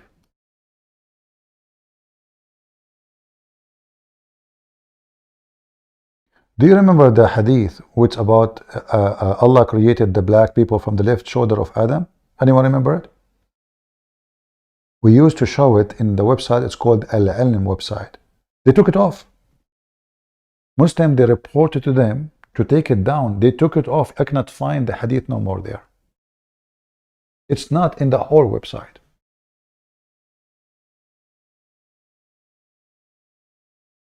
I made tons of videos, and you will see me showing the link, showing the address, showing the web page. It's gone. They took it off. Duct tape. They went and they reported them. This guy, Christian Prince, he is showing the African people what Muhammad said about them. Take it down. It's horrible. They took it down. Otherwise, you tell me why they take it down. I challenge anyone to tell me a reason to take it down. Does your prophet say it? But because it is a shameful words of a very filthy racist man. They go to the, look, when they go to a black person, they say to him, do you know what the white man did to you? But they will not tell you that the one who kidnapped the black African from Africa, it was the Muslims in North Africa. All the slavery in Africa done by Muslims. If you don't trust what I say, go search it right now. Morocco is the biggest slavery market in the world. Algeria, Libya, Egypt. They invade the heart of Africa. They hunt African as if they are hunting animals. They put them in cages and chain and they sell them to the European man. That is the truth. And then when they blame the European man, the filthy man who bought a human being. Not the one who kidnapped him from his house. Don't listen to me. Don't believe me. Go check it out. Right now on your computer you can do it. In fact, the only countries in the world until now they have slaves is Muslim countries. All Muslim countries refuse to sign the international law against slavery because it's against Islam. You cannot do that. But when a Muslim he speaks to a person in the street, he said to him, do you know that the Bible says about slave your property? Do you remember the video I made for Uthman, the ketchup boy? Get him busted about what he said? He reported my video not even, I don't know, 1 hour after. I have it posted in my page until now. Copyright from the Sheikh Uthman, the potato coward. So when he speaks to Christian women, he says, your Bible says slave are property. Do you accept such a thing? Do you accept? But this is what his Quran is saying. And in the Bible, slavery is limited, which means a human being, there's two ways of slavery. Either a person, he lost war, and he was arrested, or let us say, taken by war. Because the other nation, they are doing the same to the Jews. The Jews themselves, the whole nation were taken as slaves. The whole nation. The Jews, they practice eye for an eye. Eye for an eye.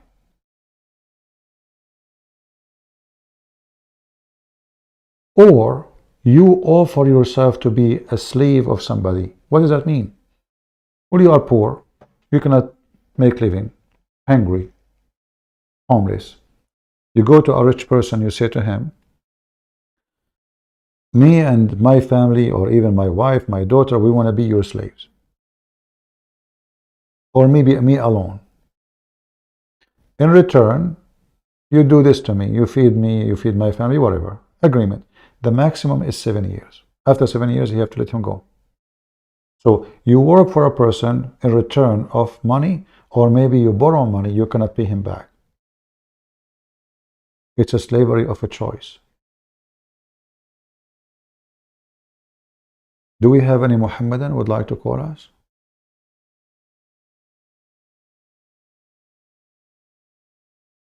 Any Abdul?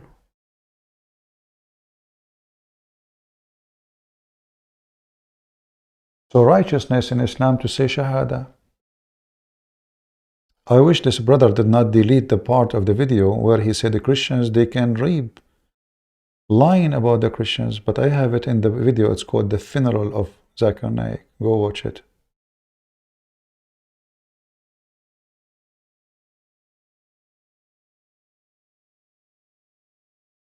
Any Muhammadan?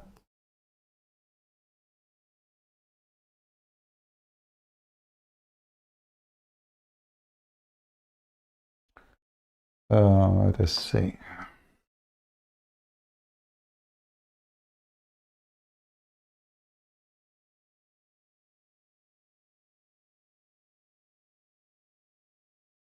If you see in the banner, we have list. This is not my website, by the way. This is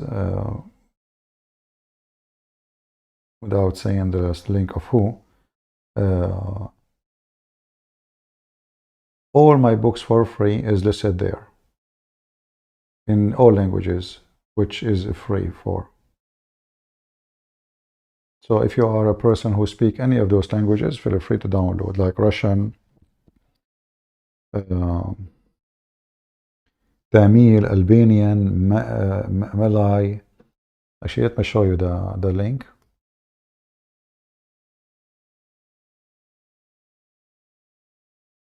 So if you are a person who speaks any of those languages, actually there's other website, there's other books too listed, not only my book. I see there. All right.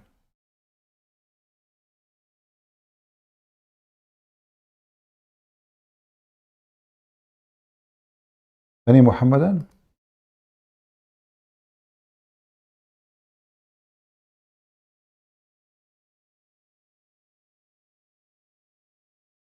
Who is a Muhammadan would like to call us? I want to be a Muslim.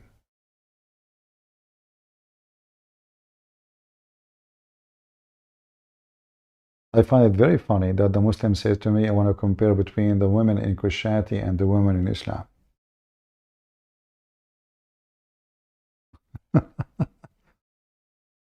You Muslims don't even know what is a woman. What is a woman in Islam? Who is a woman? Any Muslim can tell me what is a woman? Who is a woman in Islam?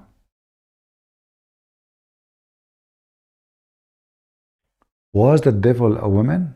Did Allah create a devil? He's a woman? Did Allah create an angel as a woman? The guy who called me before, we asked him, is Shaitan a man or a woman? In the beginning, he refused to answer. Then I showed him the verse in the Quran says, Rijalun min ash-shayatin. Men from Shaitan is a man?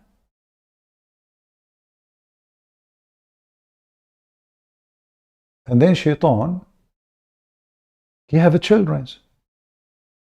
How Shaitan is a man and he have a children's? The Abdul he answered, he said, well, as long as Shaitan, it says he's a man, that means there's a woman. Well, angels are male in Islam, not female. Allah himself is a male. The whole Quran says Allah is a male. Okay, let us make this topic. Who is a Muslim can call me and tell me what is the gender of Allah. And you will see how they are in trouble. They don't know, they call him he. Not only that, we have a clear proof that Allah is a male. Why? He said, how can he have a son if he don't have a girlfriend? As long as there is a male, that means there is a female. According to their logic, not my logic. Okay. If Allah is male and he is the God, that means he have a female God. But the God of Muslim is still single. This is why he cannot have a son. Read it. When a Muslim, he decide to be smart, he say, well, Allah, he say he, not because he is a male. So what, because of what? It's a fake he? Are you saying you do not know what is male and female?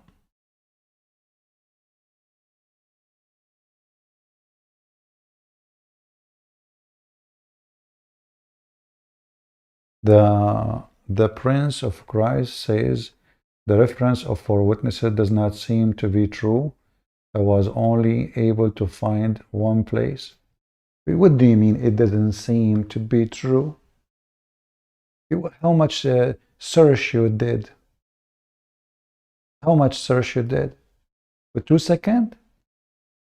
This is a Christian brother. He could not find the reference to be true about four witnesses. How hard you tried, my friend. You searched 2 seconds, 3 seconds, 5 seconds. What you did? You know, sometimes I find the comment of people. I'm not insulting you, by the way. But if you do little search in Google, you will find that this is even in the Quran. Quran. So how you found it not to be true, and you found it only in one location? Lord have mercy.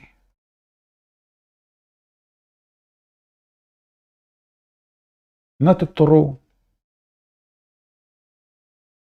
It's not true. It's Quran. And there is hundreds of reference about it in every interpretation, actually. If you open the interpretation of this verse, you will see every single interpretation giving you the story. And your majesty, you come to me and you say, you found it not to be true. It's only in one location. Are you sure? And the Christian prince have to suffer with those comments. It's not true. Maybe Christian prince making it up. It's Quran.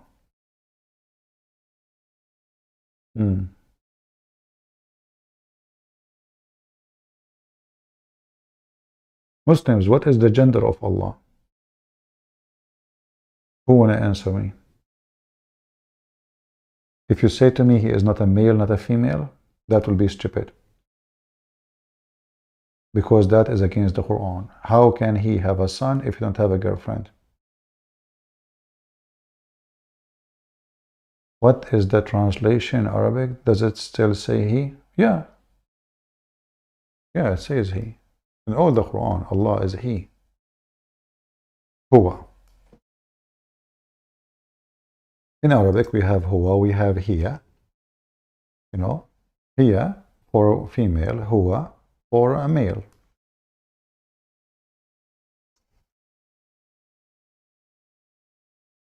As simple as that. And even in the Muslim translation, it keeps saying that to you, you know.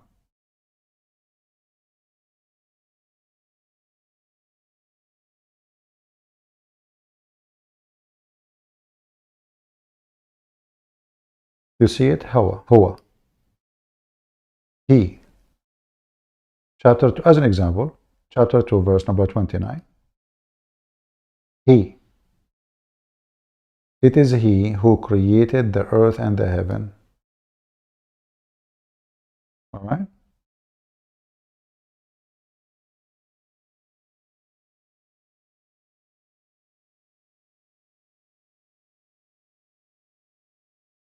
Any Muhammadan?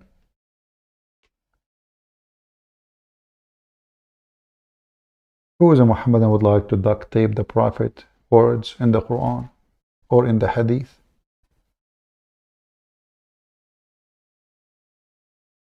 What do you think?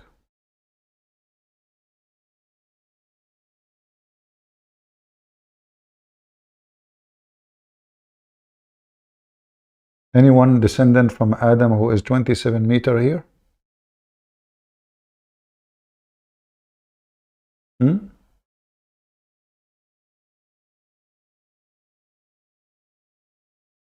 Nobody?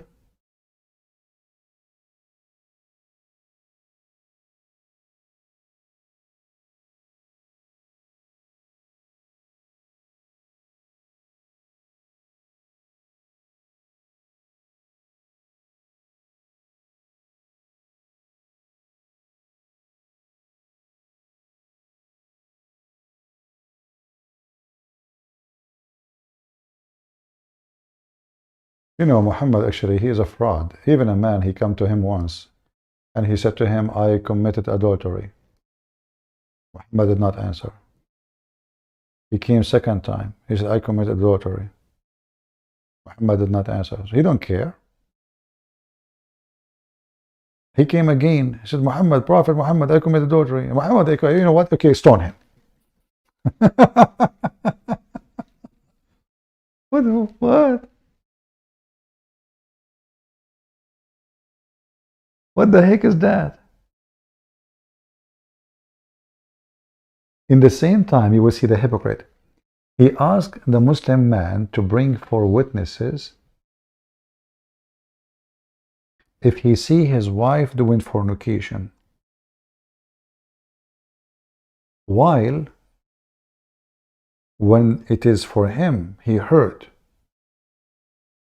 that his slave, not his wife, married a Copt.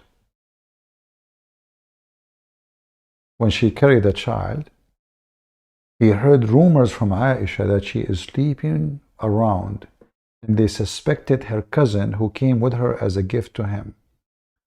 Muhammad, he sent one of his men, some story says Ali or Omar, to go and kill the guy without investigating, without witnesses.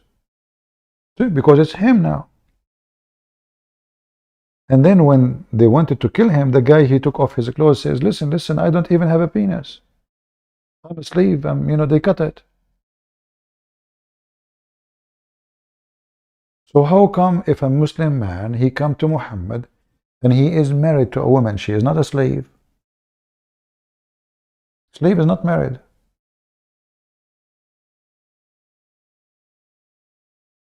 She's not his wife.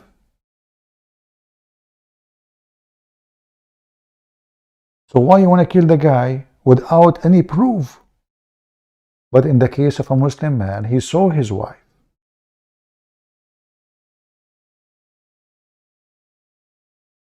Many times. And the man, he keep coming to Muhammad saying to him, Prophet, what are you saying? Yes, brother, you have to find 4 witnesses. Who can find 4 witnesses when his wife is cheating? Nobody.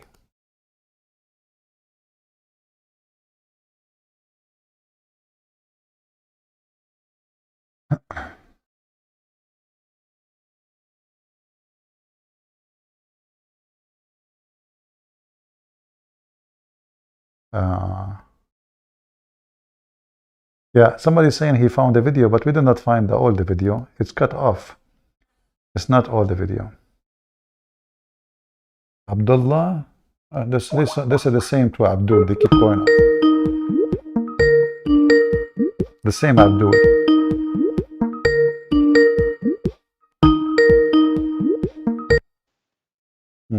Hello? Assalamu alaikum. You're changing your voice again? How you doing? Shut up. Why you are so kid, don't you have respect yourself? You gotta respect yourself. Okay. You don't let me talk. Do you have 4 witnesses when your wife, she was cheating? If you got 4 witnesses, my wife never cheats on me. What? I said, yes, if somebody cheats, you need 4 witnesses. How we can find 4 witnesses? Your wife now in the bed, and they have to see the penis of the man going in and out. No, the Quran does not say that. What the Quran says? And the Quran does not say 4 witnesses at a time. You Oh, gotta understand. the If she Quran did doesn't it say 4 that? times, listen, you see? Shall son of Mutah. Guys, not 4 witnesses in the same time, separatedly. That will not make them 4 witnesses. It is in the same time. Word liar. Same time. An incident of fornication. So the first guy, he opened the door, he found the man with the women. He did not move. Then the second guy, he opened the door, he found the man with the women, according to this potato. He did not move. He's moving for sure, but he did not leave the room. Then the third man, he comes. It's in front of you, you coward son of Mutah. He said, Ubadah, he said to Messenger of Allah, what do you think if I find my wife with a man? Should I give him some time until I bring 4 witnesses? When you are so stupid.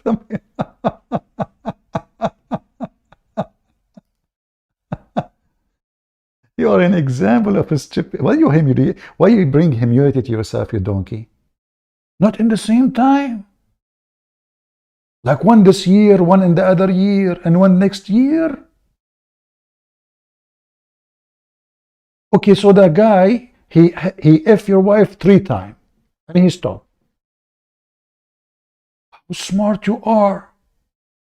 Guys, you cannot prove witnesses. He just said that. This donkey, ultimate part, he just said, 4 witnesses not in the same. Oh my God.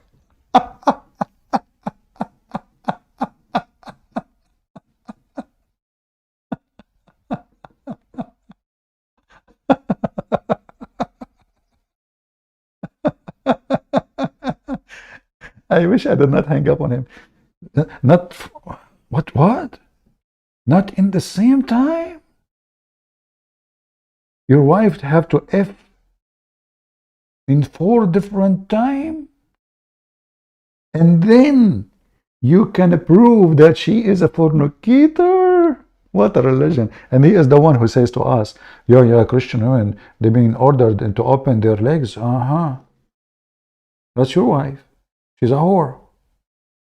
Fornication in front of you, and you can do nothing about it. In front of you. And now he tried to fix it. He make it a blind. Muslim, he try, he put his hand in his eye to fix his eye. There's dirt, but he make it a blind. He poke it. You remember, Muslims, I want you guys to copy this video, this part here. You need to find your wife being effed in 4 different times. Not in the same time. And then you can prove that she is cheating. By the time she have 4 different times, you've been screwed, brother. And not only that, how many babies she will make from those guys? What if your wife, she F a guy each time, only 1? We don't have 4. Because it's 4 different times, you have to see the same guy. Each day, let us say your wife, she work in a hotel. Every time a guest he come, she F him. You saw it. But as you said, you need to bring 4 witnesses in 4 different times. Because fornication have to be proved against the fornicator too. Both of them, not only the women. So how we can prove that this man fornicate? We have to see him if in your wife 4 times. 4 witnesses. You said that, not me. However, the Quran never say that, you coward liar. You have to bring 4 witnesses at the moment of fornication, and they have to see the penis going in and out. They think if they change their voice, I allow you to talk for some time because we are bored. Let us say, take you for a snack. Ultimate part, don't, if you don't like to give your address, I'm sure there's many men, they would love to go to your house now. Because what you can do about it? Nothing. You just said it have to be done 4 different. It's recorded. Your wife, to get her busted, she have to be effed 4 different time. Everybody heard you. And each time you bring a witness. Everybody heard you. Guys, did he say that? He did, not me. That would be a good like title. You know, a Muslim man, he said that his wife, she have to sleep 4 different time and bring 4 different witnesses to prove fornication. Look what stupid this woman is. You know what Muhammad said? Before a man he go to his house, if he was in a trouble, he have to send a messenger to her before he arrive. He don't come, especially at night. Don't come suddenly. No, a Muslim is not allowed to come to his house if he was traveling suddenly. You have to send a messenger to tell her, I arrive, I will be there tomorrow in the morning. Why? The Sheikh in the TV explained. He said, it's from the mercy of Islam that you don't come home and find your wife with a new man. So the Prophet told you, you tell her so she can shave her pubic area, and you don't see her with anybody. I can even find the video. I'm sure those who speak Arabic, they knew what I'm talking about. It's from the mercy of Allah and His Prophet. He is telling you. So he said, and what you would do now if you find your wife with somebody, you cannot prove it. You cannot. And if you accuse her, we will beat you, because you cannot accuse a woman of fornication or a man without 4 witnesses seeing the penis on and out. You came home, you find her with a guy, you are alone. Or she heard the door and they get up, they stop doing it. There's no proof. That is Islam. Those Abdul are quoting again. Okay, let's see. Ultimate Fart became doctor now.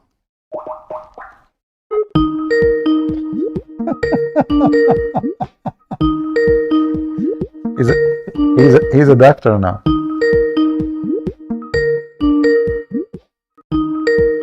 The sound is so loud.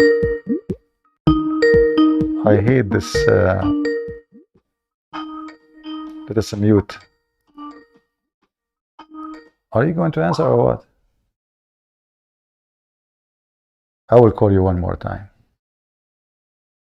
Doctor, huh?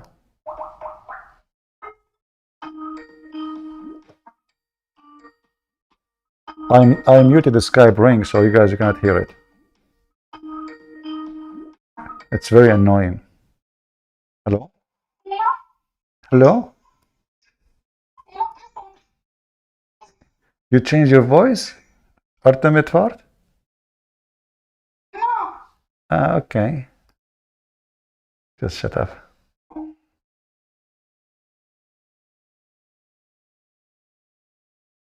Trashy. Nobody heard you, by the way. I muted them as Skype. Let us see.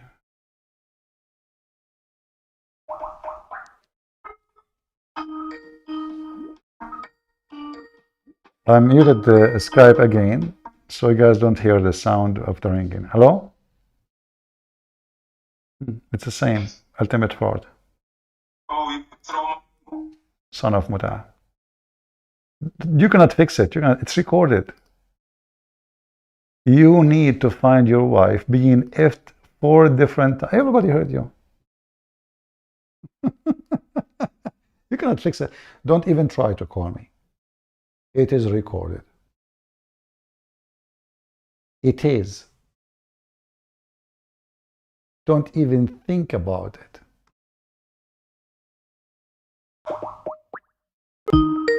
Let us see. A new Abdul, maybe.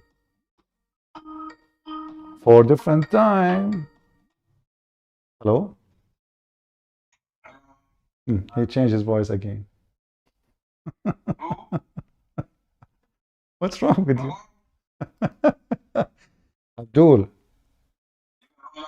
4 different times. Don't call me again, son of Muta. Your wife, she have to be effed 4 different times to prove that she is a cheat. Everybody heard you. Don't try to call me. I'm not going to talk to a scumbag like you. Trashy piece of shit. Unbelievable. 4 different times. So no, supposedly now he's fixed it. 4 different times. We have the hadith about 4 witnesses. They saw the woman being effed by a man. 3 of them, they said, we saw his penis going in and out, which means the requirement is fulfilled. That's what Muhammad required. But number 4 of the witnesses, he did not see that. He said, I saw her feet around his neck, shaking like an ears of donkey when he is running. The caliphate, he did beat them all because there's no proof. 4 witnesses in the same time. Yet, because one of them, he did not see the penis in and out. He saw her feet around his neck, shaking like the ears of a donkey when he's running. There's still no proof. So if you are thinking to marry a Muslim woman, I think this is the only positive thing for Muslim women in Islam. You can beat them, you can do anything, but you cannot prove that they are cheating. She can sleep around as she wish. And now this guy, he just confirmed that if his wife, she is cheating on him, he need to find her 4 different times in 4 witnesses. Not one time, not at the time, same time. Christian Prince, I get you busted. It is not in the same time. No, no, no, no. 4.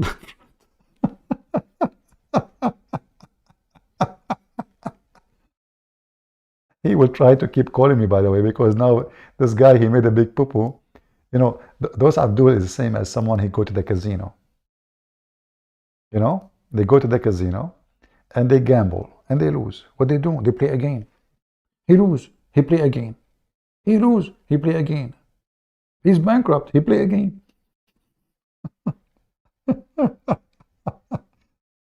And this poor ultimate fart, he kept changing names, trying to contact me to fix what he just did. And Christian Prince will not give him a chance. I don't accept to talk to a man.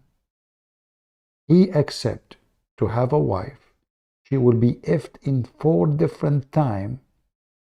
And until then, he is okay with it. And until he brings 4 witnesses, not only 4 times only, 4 times 4 witnesses, which is mission impossible. How many times the women she would sleep with the man before you can get them busted? Many times. This is if you are lucky. Because this woman, she knew when the husband, you know, he is there, when he is traveling, when he is at work, even maybe he's in jail.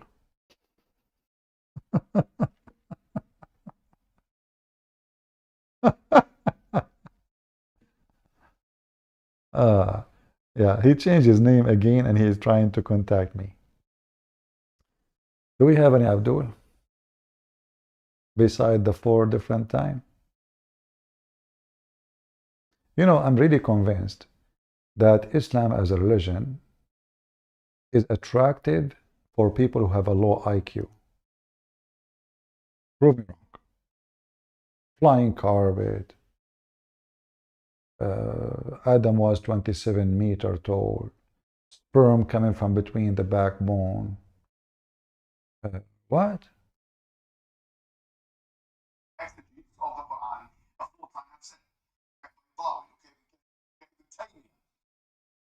Do like a, you know, of the Quran, but he mentioned by mentioning that all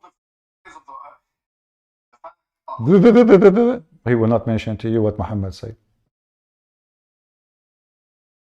He will not, because Muhammad is a dummy. Those he mentioned, they are new. after all the scientific discovery is appearing. Those are not from the time of Muhammad. They don't want Muhammad to explain the Quran.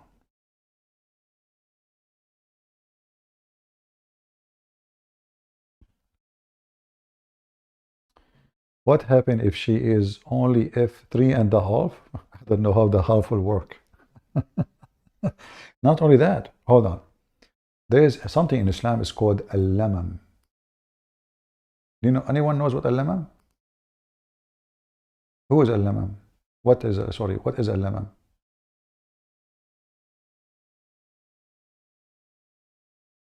Anyone knows?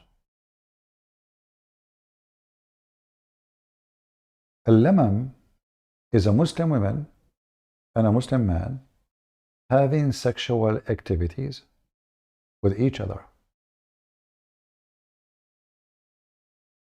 But they don't have intercourse.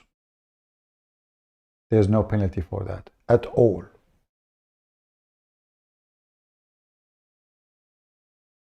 At all. It is lamam. It's not even considered fornication or anything.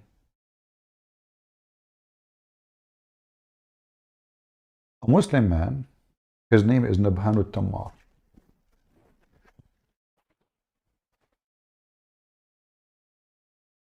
Nabhan al-Tammar.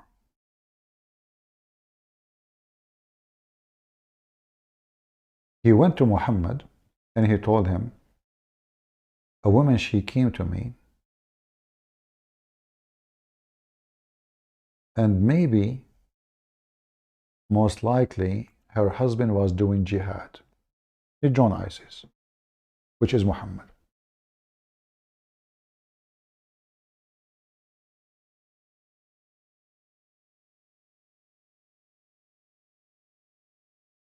So I said to her, get inside my store. We sell a palm date fruit. I have better quality inside. And when she went inside, I did with her everything the man do with a woman, except intercourse. Everything. What?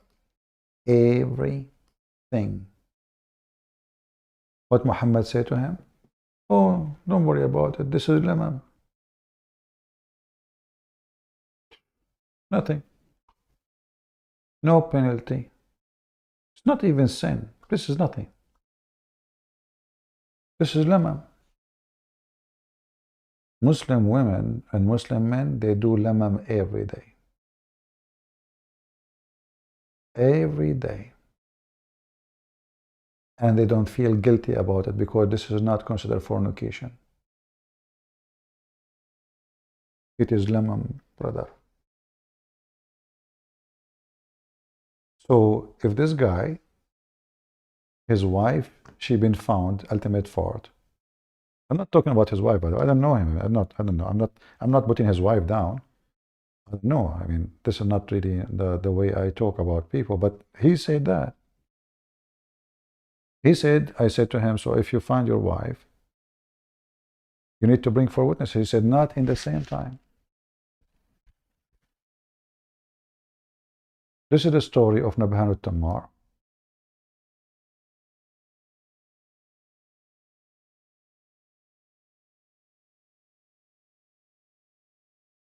I will use Google Translation and give you the link. And this is why the verse came down about al-lamam. Don't worry about it.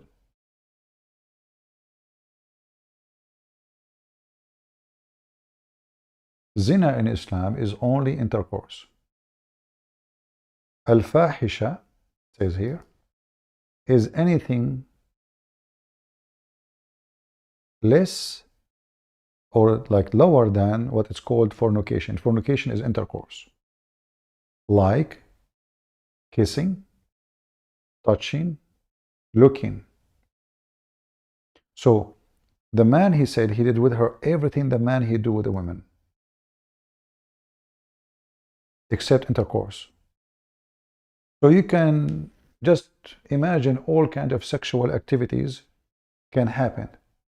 All of those are nothing. They are not zina, which means fornication. It's just lemon.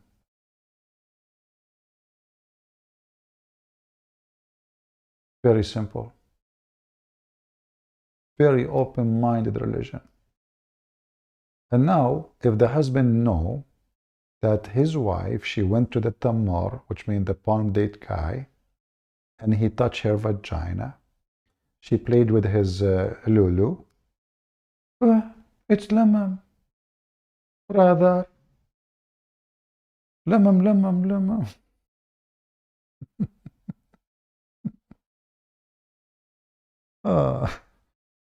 The funny is, Muhammad was responding to the Jews. You see, the Muslims, they say that in the Bible it says that you can commit sin. But look in their book what it says. Muhammad responding to the Jews, they say, if you do any fahisha, which means even if it's less than fornication, like kissing, touching, etc., even if you do that, what the Jews they do, it says, Ijda anfaka wa udunuk, cut your nose and your ear as a penalty. This is in their stupid book. This is what the Jews says.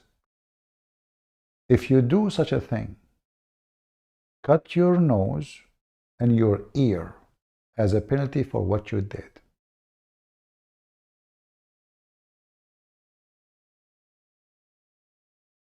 Do you see it? Even your books, you coward sons of Mut'a, expose you.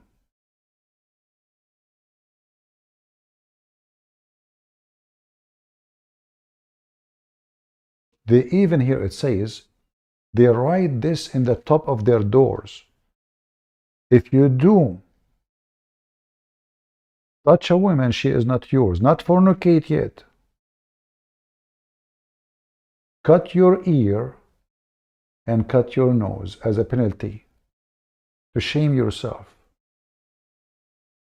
That's what they say, not me, in their book. Who want the reference?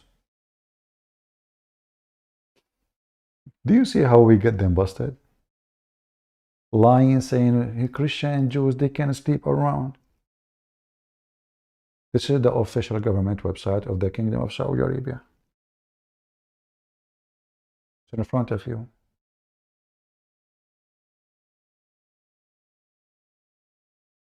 And the man, he came to Muhammad, says, oh, she came to me. He told her, we have better things, at home. Let us go together to my house. I have some stuff better than this stuff. And he said, I did with her everything the man does.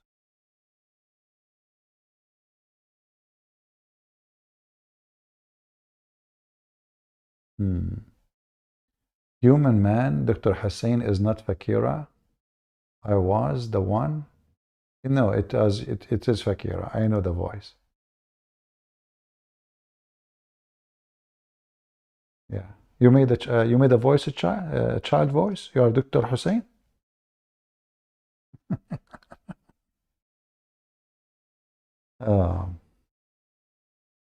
No shame.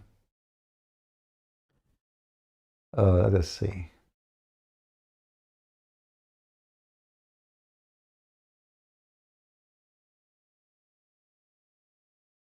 Let me show you this one.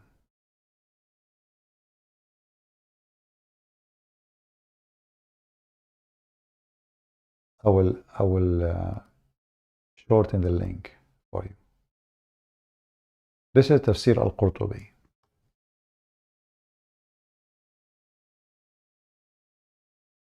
Let us move this one. Tafsir al-Qurtubi. Okay.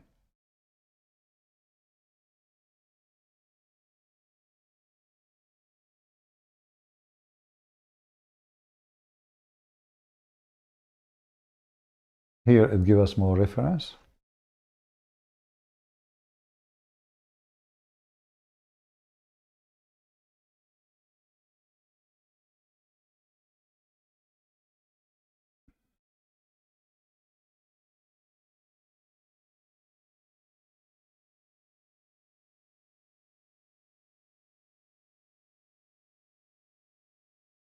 Let me shorten the link and translate. And Muhammad says to him, don't worry about it. This is just lemon, man. Lemon. This is not even adultery. Is that what the Bible teach? Is that what Jesus said?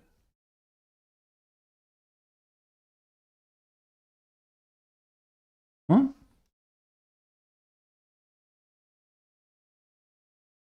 Muslims, be honest with yourself.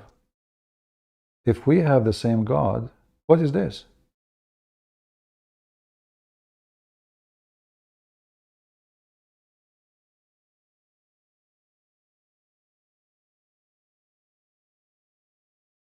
Any Muhammadan?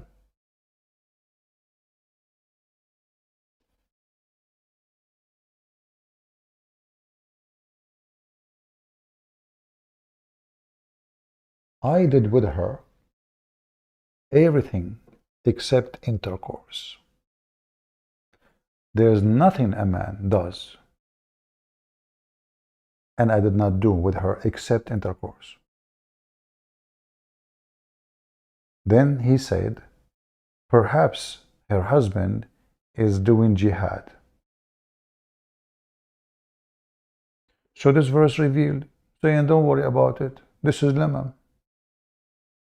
What is a lemam? Is anything less than intercourse, like kissing, touching, look. What is the word here?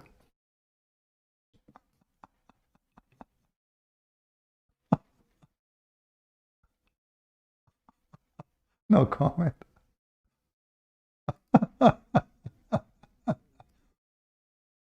Unless you do the effing thing, this is not a great deal. It's not even a problem. Muslim women, they can do all those things when they are married. Ahem, ahem. Now what Jesus said in Matthew chapter 5 as an example, not necessarily or limited, you have heard that it was said. Let me open the verse, hold on.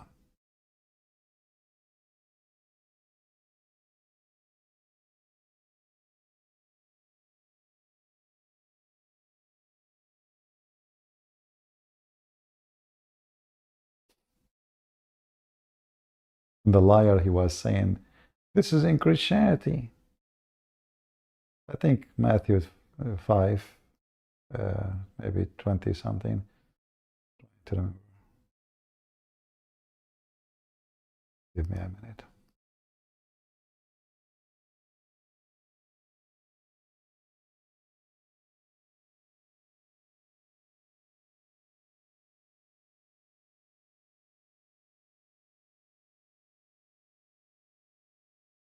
All right.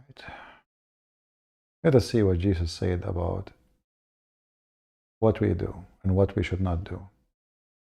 Now, I'm not saying that people who they are like Christians, they don't commit sin, and every one of us, he have, you know, he have his, let us say, guilt. But there's a huge difference between somebody saying to you, you go to heaven, doesn't matter what you do. This is not a problem. Talking to a married man and a married woman. Because fornication in Islam, even if you fornicate, by the way, in Islam, even if you fornicate, as long as you're a Muslim, you're going to heaven. Doesn't matter. Even if you fornicate every day, even if they stone you to death.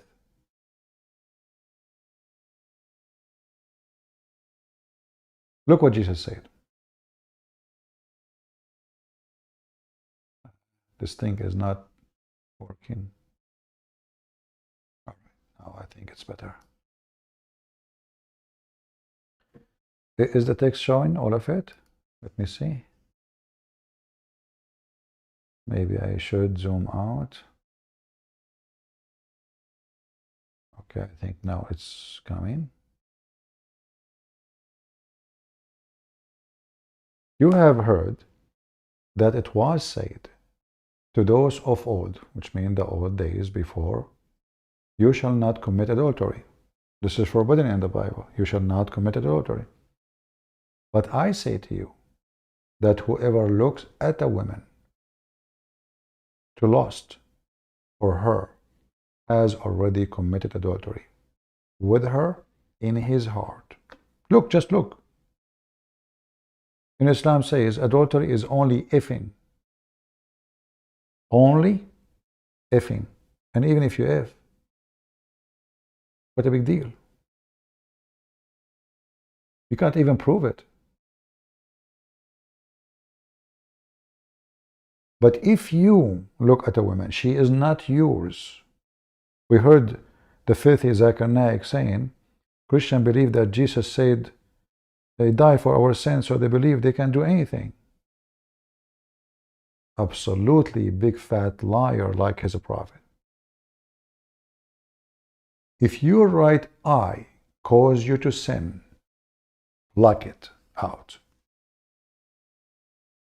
That is Jesus' words. And cast it away from you. Why? Well, if this eye will take you to hell, then we aren't talking about kissing and touching. No, no, no. We are talking about looking at a woman. She is not your woman. This is not about kissing. Just looking. That's why he's mentioning the eye, the eye. You do not use your hand. You do not use your private part. You just look. So do you see how difficult Christianity is? Do you see how difficult for us as a Christians to follow Jesus? And do you see how much they lie? When somebody, he fornicate, he is not following Jesus. When somebody he steal, he is not following Jesus. And Jesus confirmed that doing such an act is not only forbidden, it's an act of going to hell. Now, you might say, well, all of us, I mean, who in the world don't see sometime, okay, you are a man or a woman, you know, and, you know, like, do you want to lie to ourselves? Like, don't we see, don't we desire, not only just, you know, women. I mean, you desire to have money of somebody else. You wish to have what he have. You wish to have a car like his car. You might say this is not sin. No, in Christianity, even this one is sin. It's not yours.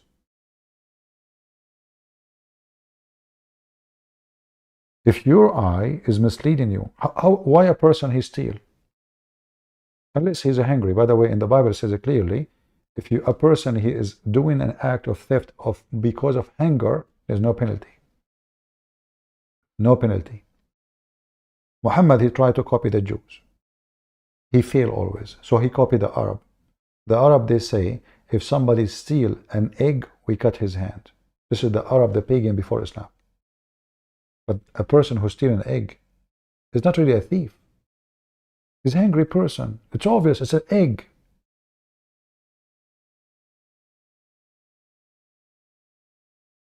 Where is the mercy?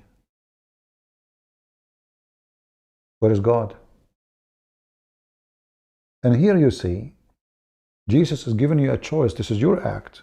He's not forcing you. Which means, you want to go to hell, you go to hell.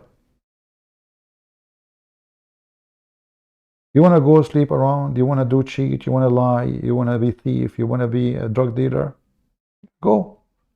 But you will not go to heaven. For which one is better? To perish the whole body, and the whole body will be cast into hell, People, do you see how those filthy people lie about the Bible, saying that we can sleep around? Just looking, you are not sleeping. You are not touching.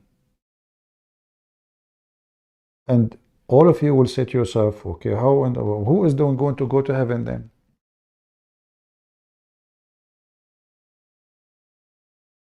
In this case, nobody.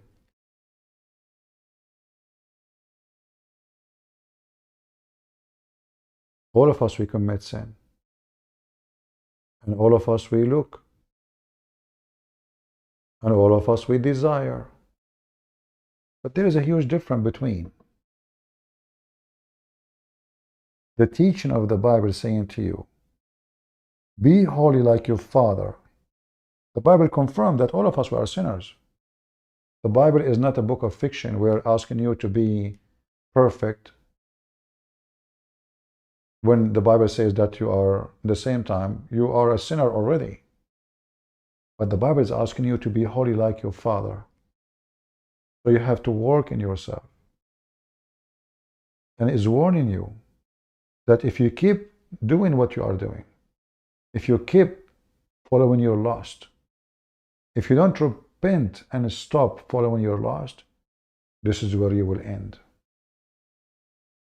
And this is not about blocking your eye, even though we can take it literally, but it's about you can lead yourself to hell just by having an eye like this.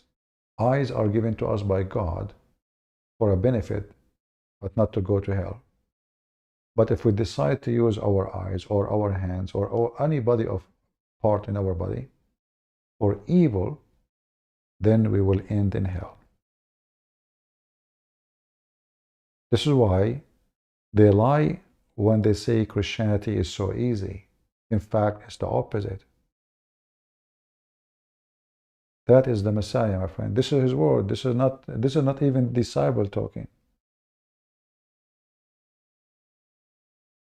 And if your right hand caused you to sin, cut it and cast it off from you. For it is better for you that your hand or your member perish, but not all of you go to hell. How clear we can make it? Marriage. Furthermore, it has been said, whoever divorces his wife, let him give her certificate, which means divorce. But I say to you, look how difficult it is. Even divorce now is limited. Men, they used to abuse women. The Jewish men, they marry a woman, she is young. She gets older. She is not the same as before. The man, he have money. Why he want to stay with this woman? She is old. He go and get a new girl. Someone, she is 17, 18, 19, 20. Not a woman in her 50 or 60. That is the Messiah.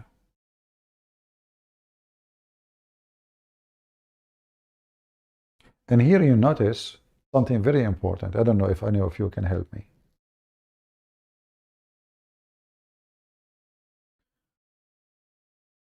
Who is the one who's talking? The Messiah, correct? But who is the Messiah to make a command of law? Is he doing it because he's a prophet? Or he is doing it because he is a son of God? You will notice here he's saying, but I say. Did you notice? But I say. How the Messiah, he says such a thing? He didn't say, God told me to tell you, but I say.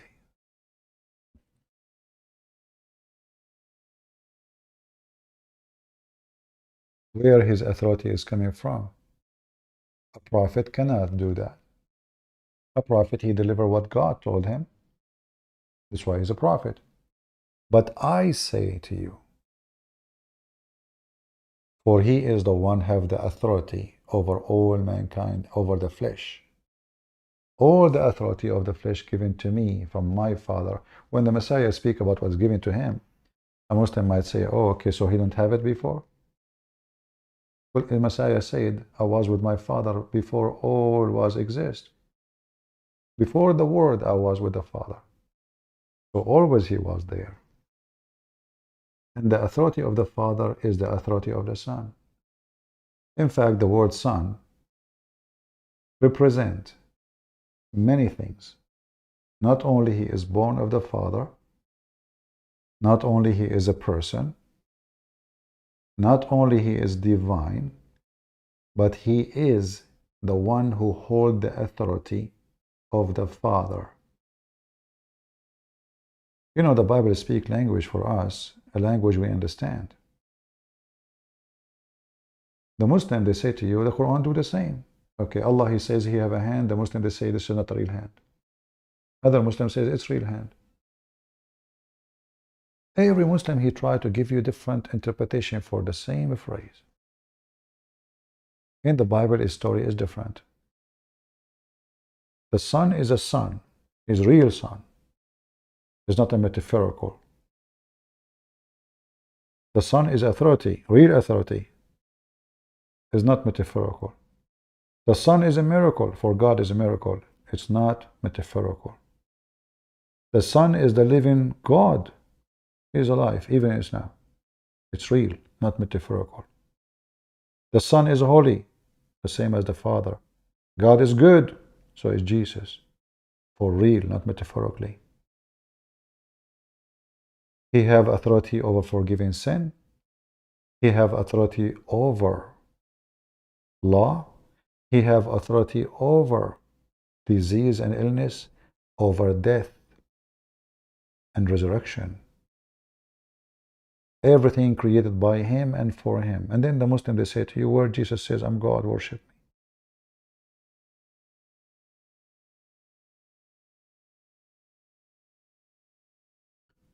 We go to Muhammad, we find that Muhammad saying, well, you know what? If you don't do if the women, that is not even to be considered. It's nothing. Kissing, touching, playing with your private part with her, fondling her, spanking her, spanking you, using your mouth here and there. It's okay. It's okay. Only effing is fornication in Islam. And then, if you do effing, you have to bring 4 witnesses to prove that he did effing.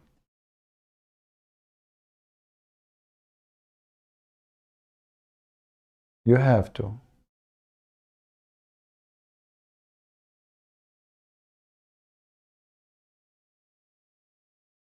What kind of religion this religion is? Do we have any brave Muslim? The one who keeps saying to me, you blocked me. You made the voice of a child and you are saying to me your name is Doctor. Aren't you even ashamed of yourself?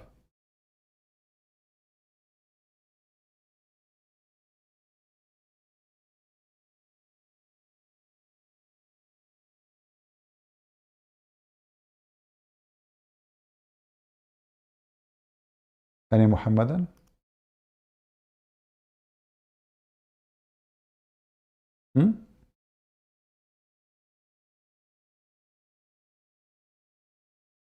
And what makes this story ugly more, that this woman, she is married, and yet Muhammad is not even upset. She is married. It's not like, you know, the guy, he is a single guy, she is a single girl. She went to her, you know, to his store. He touched her, she liked it, they play together. No, no. Her husband, it says there, you see what it says number 3? زوجها غازٍ. Her husband is doing jihad. And this verse came for that purpose.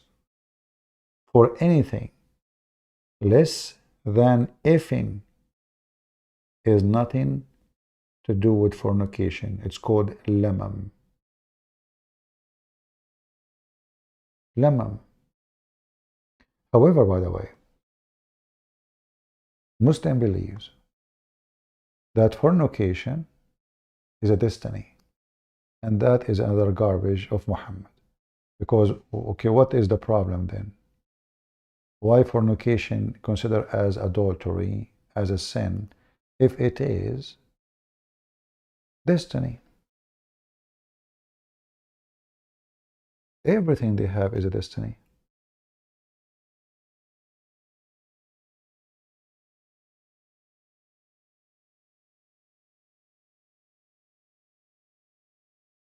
And I believe strongly, Muhammad, he said that to make you feel better.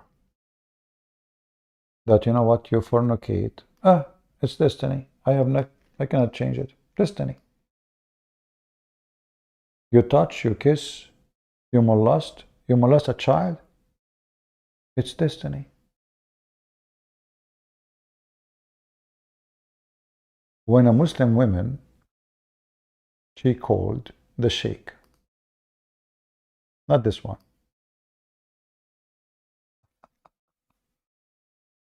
And she said to him, I'm getting older. She is like in her 30 now. And you know, in the Middle East, if a girl, she is 20, that's it. I mean, 25, you're a grandmother. No, who's going to marry you? 30? Bye-bye. They will marry 17, they will marry 16. Who's going to marry 30 women, 30 years old? If you are 40, mission impossible. Unless you are rich. If you are rich, every Muslim will marry you. Or if you have a green card, you know, they will say to you, you will see a guy, he is 21 years old, speaking to a woman, she is 70, 80. You are the love of my life. Oh my God, when I see you, so crazy about you. When I get a green card. And, you know, this woman, she knew he was fooling her. He knew that, I mean, there's no way a kid who's 19 years old or, you know, 21 years old or in his, even 30. But this is what Muhammad did with Khadija. Anyone remember what Muhammad did with Khadija? The father of Khadija refused to marry Muhammad to his daughter, who is already have many husbands before, and we don't know how they die.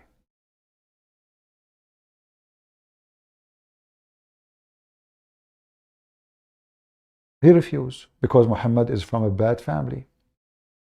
The Muslim, they say to you that Muhammad is from the most noble family in Quraysh, brother.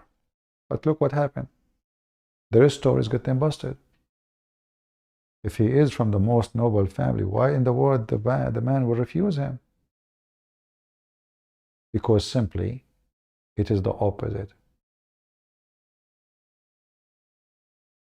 So when Muhammad wanted to marry this woman, and this woman, she wanted to marry him, she's old, she have many husbands, tons of kids, who's going to marry her? Muhammad, he have no money. She's way older in the age of his mother.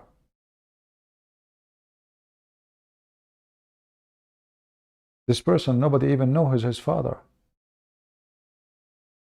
And he said, I swear I will never marry this man to my daughter.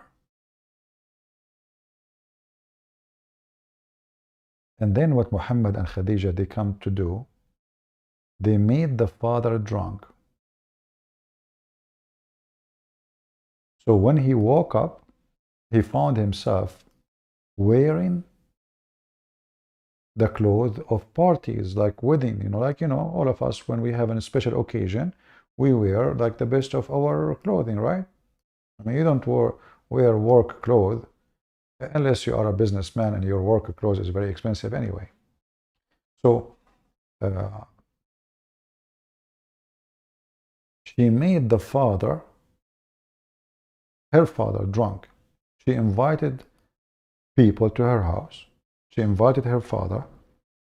and she made her father drunk. When he woke up, he found himself wearing different clothes from the one he was wearing last night.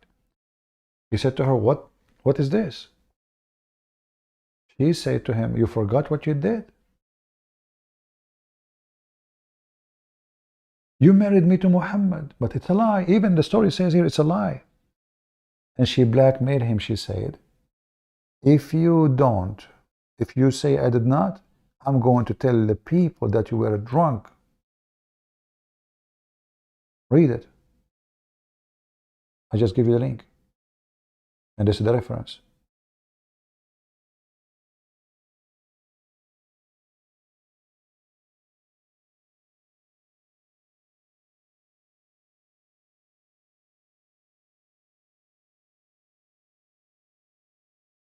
She made food and drink. She called her father and group of people from the Quraysh. Quraysh is the name of the tribe.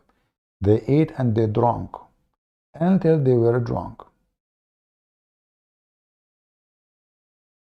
Then Khadija, when her father wake up, oh sorry, it says here, so she said to her father when he's drunk, Muhammad, he proposing to me, so marry me to him. So he said he married to her. He's drunk. This is one version of the story. There's a different story. So she took him off, dressed him a suit, and like to convince him in the morning that this would happen when he was drunk. So when he woke up in the morning, he found himself wearing this suit. He said, why I'm wearing this? What is this? She said, you married me to Muhammad yesterday. He said, I will marry you to the orphan of Abu Talib? No. By my life, swear. Khadija said to him, aren't you ashamed? Do you want to make yourself the joke of everybody in Quraysh? Tell the people you were drunk.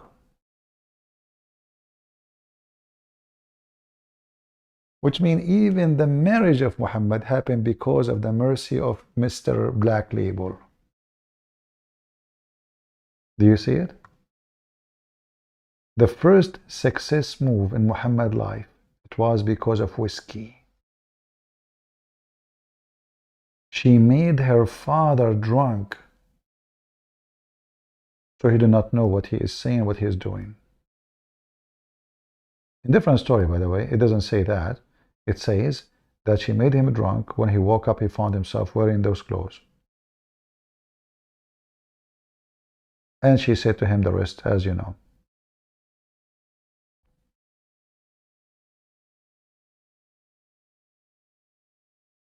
Very decent prophet and very decent women. Blackmailed her father. And Muhammad married Khadija. By the way, which means he did not marry her. Because no marriage. Even in Islam, if somebody is drunk and he agree upon something, his agreement is not approved. It's not valid. So Muhammad never married Khadija. It was a fraud from the beginning. And then you ask yourself, what kind of a wife she is and what kind of a prophet he is, to accept a fraud to be the way to get married.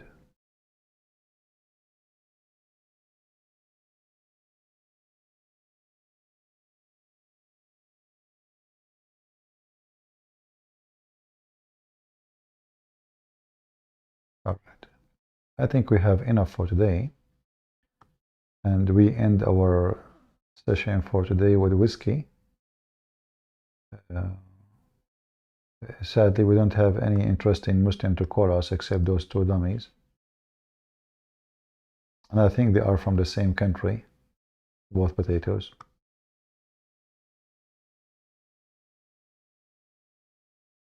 But even sometime, when those people call us, I mean, they're foolish and they are annoying with their like sound and voice, speak over you.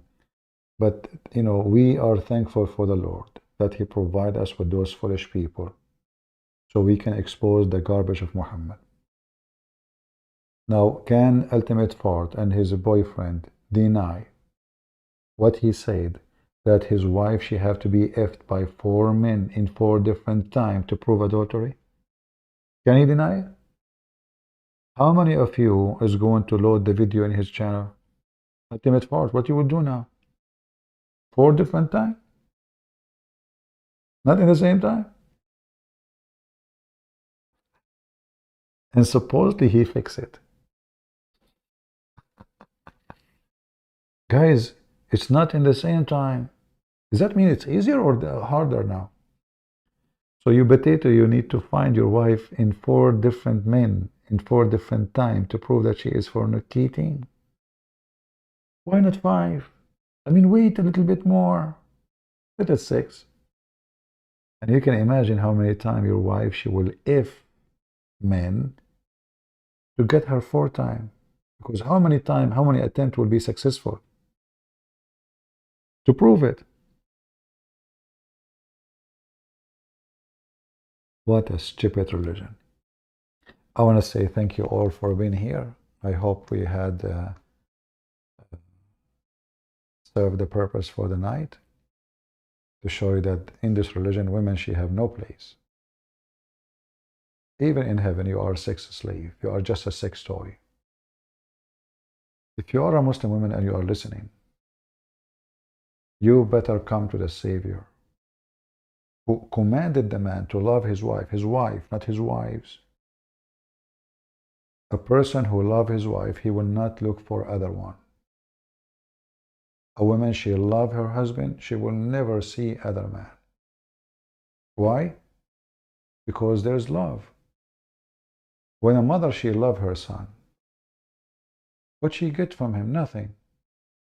She sleep with her husband, not with the son, but she love the son. Why? Because this is a pure love. Do she change her son? Do she replace her son? Unless she is a pervert, unless she is a murderer, she love him, even if he might be not a good person. When you have love, true love, it doesn't matter you love whom. You don't see him ugly. You don't even see him stupid. You don't even see his wrong, because you're in love.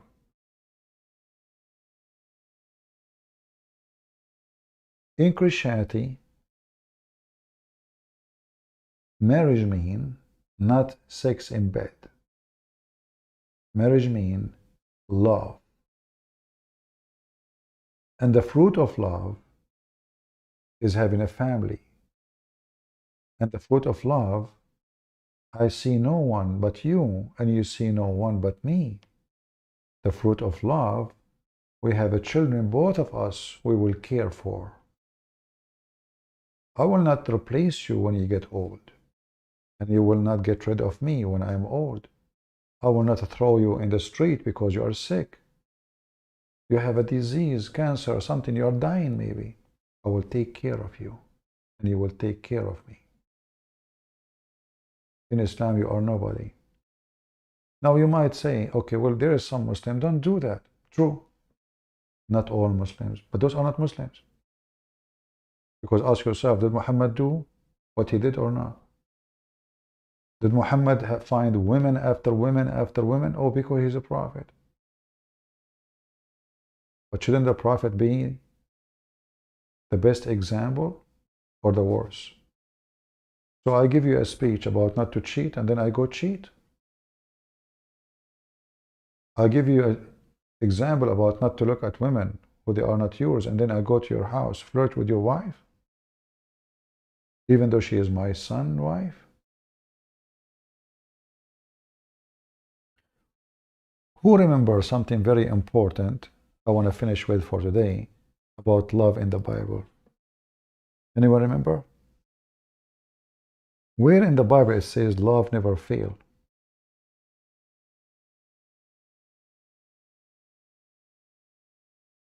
Never. Why? What does that mean? while love never fails.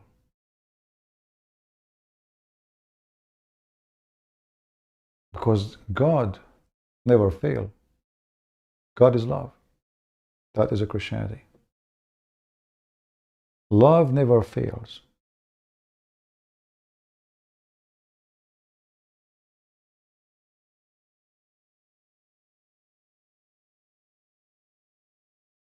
People fail.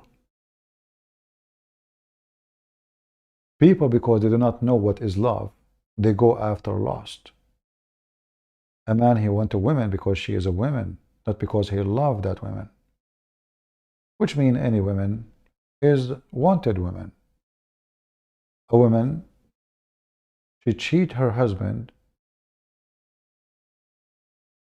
she is just looking for any man. She don't love her husband. Love never fails. People fail. Love your enemy, but there's enemy, and there's evil enemy. It's not the fault of love. It is the enemy who don't have love. You know, when Jesus says, love your enemy, imagine if the whole world practiced that.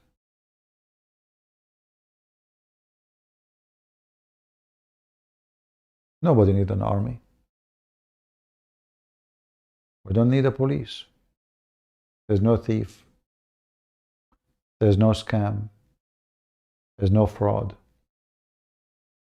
No killing, no hatred. Just one sentence. 3 words. All the drama of a human being and the fear of a human being is gone.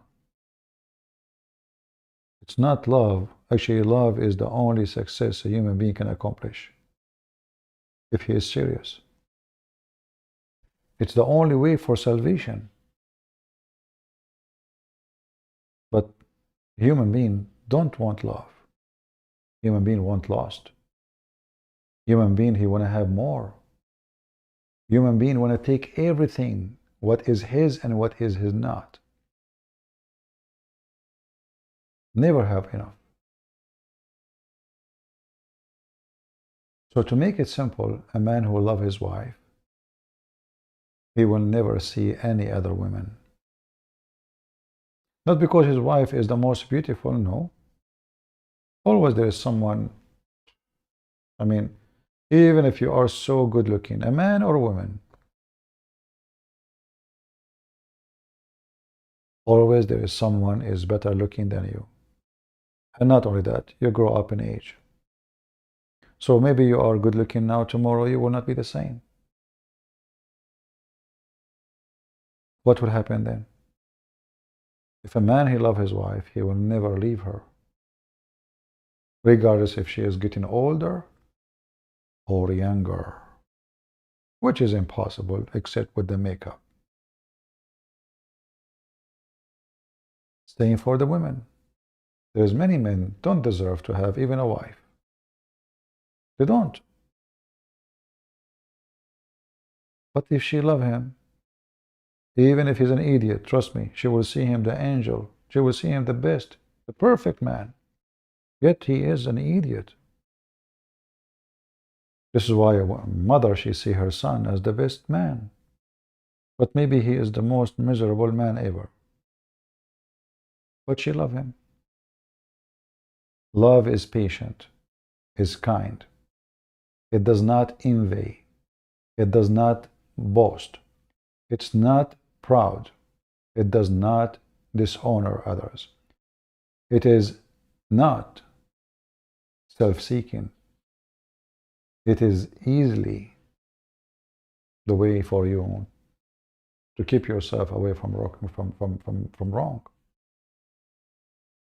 That is love.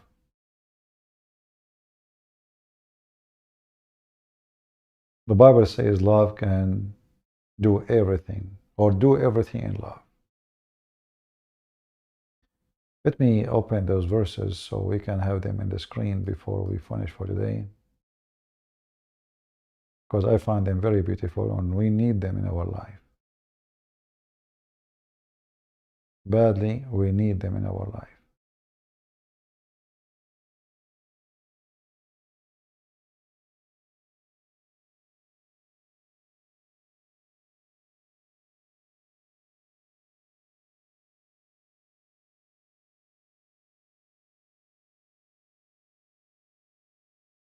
Let us see.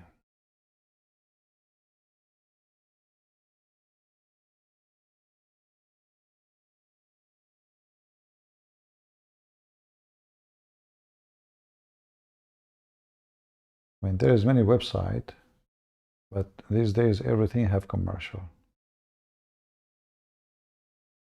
Okay.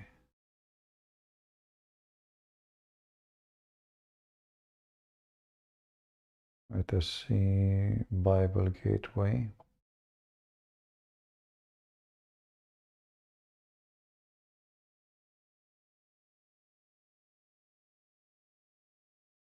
All right.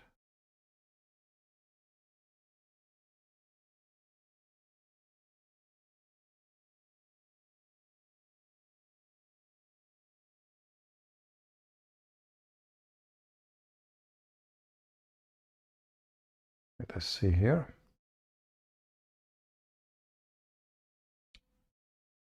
Actually, let us see if we can use the one have an audio.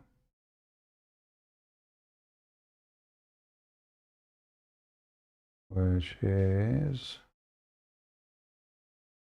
give me a second. This one.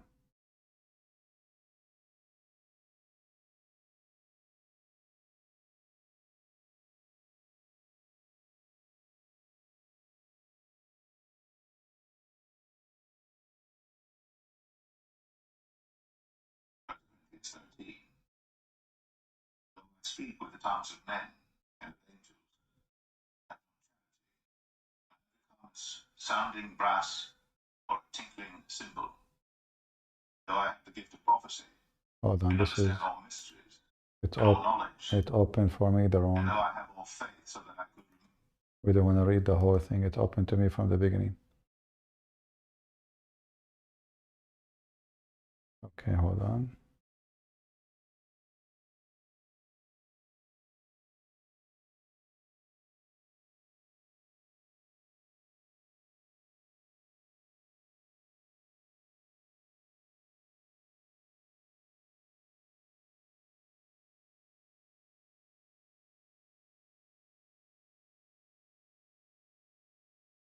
Yeah, for some reason,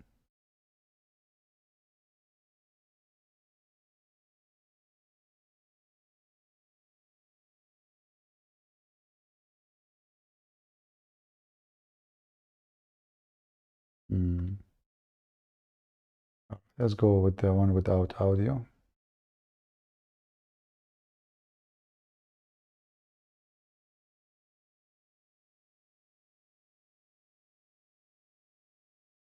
First Corinthians chapter 13.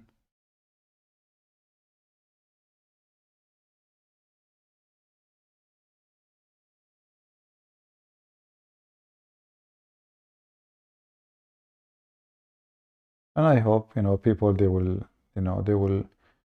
always come back to those verses in the Bible because they can help you to have patience, because life need patience. Otherwise, we will live in the depression. We will have a lot of stress. So the Bible gives us definition for patient. Patient is love. You lose your patience, you are losing your love. Love is kind. It's not jealous. Does not brag. It's not puffed up. It does not, you can read the whole chapter by yourself. Love never fails. It's a gift. And if there is something truly within us is from God, beside His creation, giving us a spirit, a soul, is love, which no atheist can explain. They claim that we are all animals, But even that is exist in animals.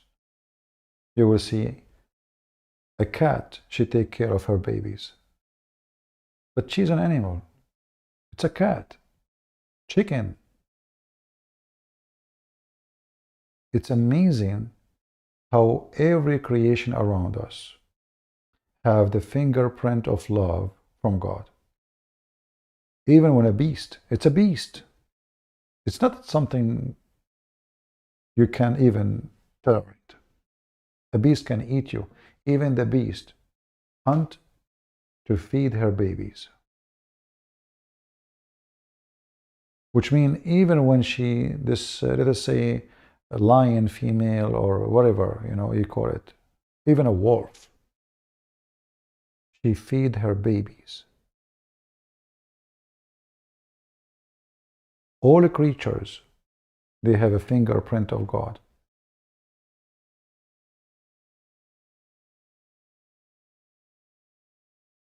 And nobody can explain. If we are just animals, then animals don't love really. If we are animal as like just a machine, our stomach move us, our desire move us, which is animals supposed to do. But even those animals, they have something unique, like us. They care for their babies. I don't know if you heard, there's some birds, if the spouse bird die, the other bird don't even eat, and they die. You stop singing, stop eating, stop doing anything. You don't even mate with any female. A bird.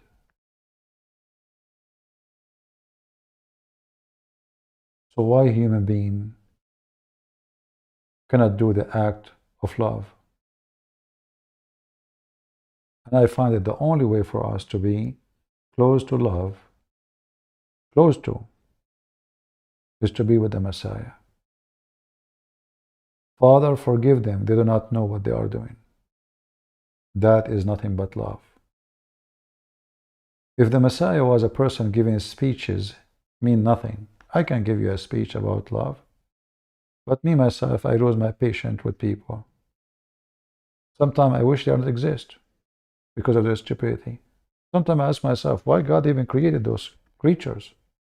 I mean, look at them. I get so angry. I question God, why those people exist?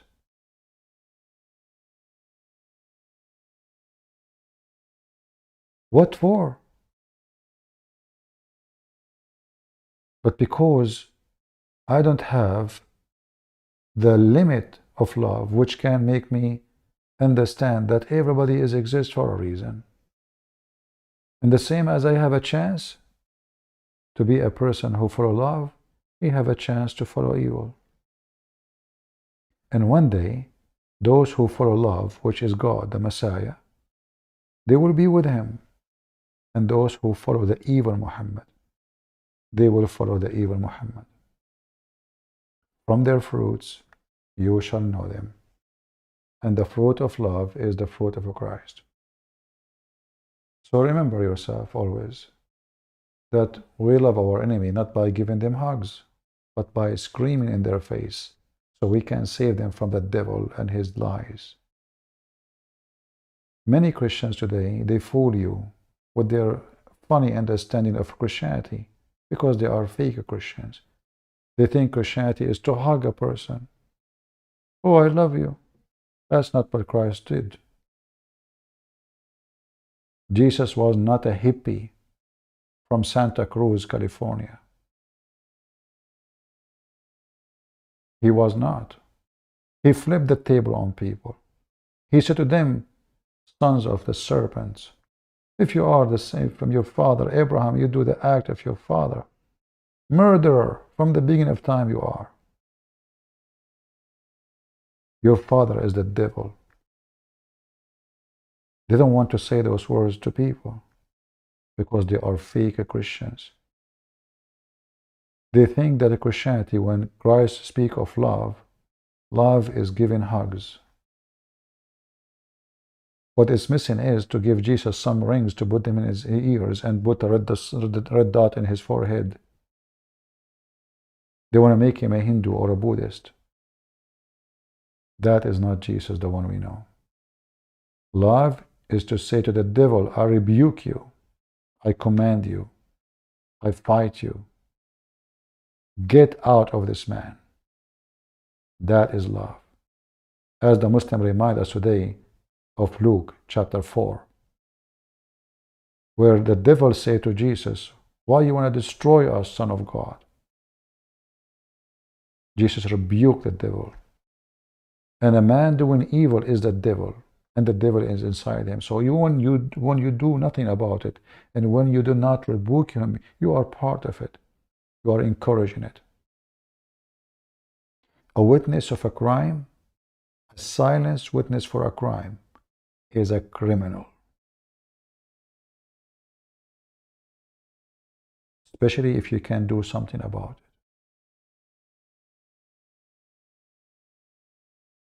And those who don't, they are not true Christians. I want to say thank you. May the Lord bless you. And until we see you soon again, God is good. So is Jesus.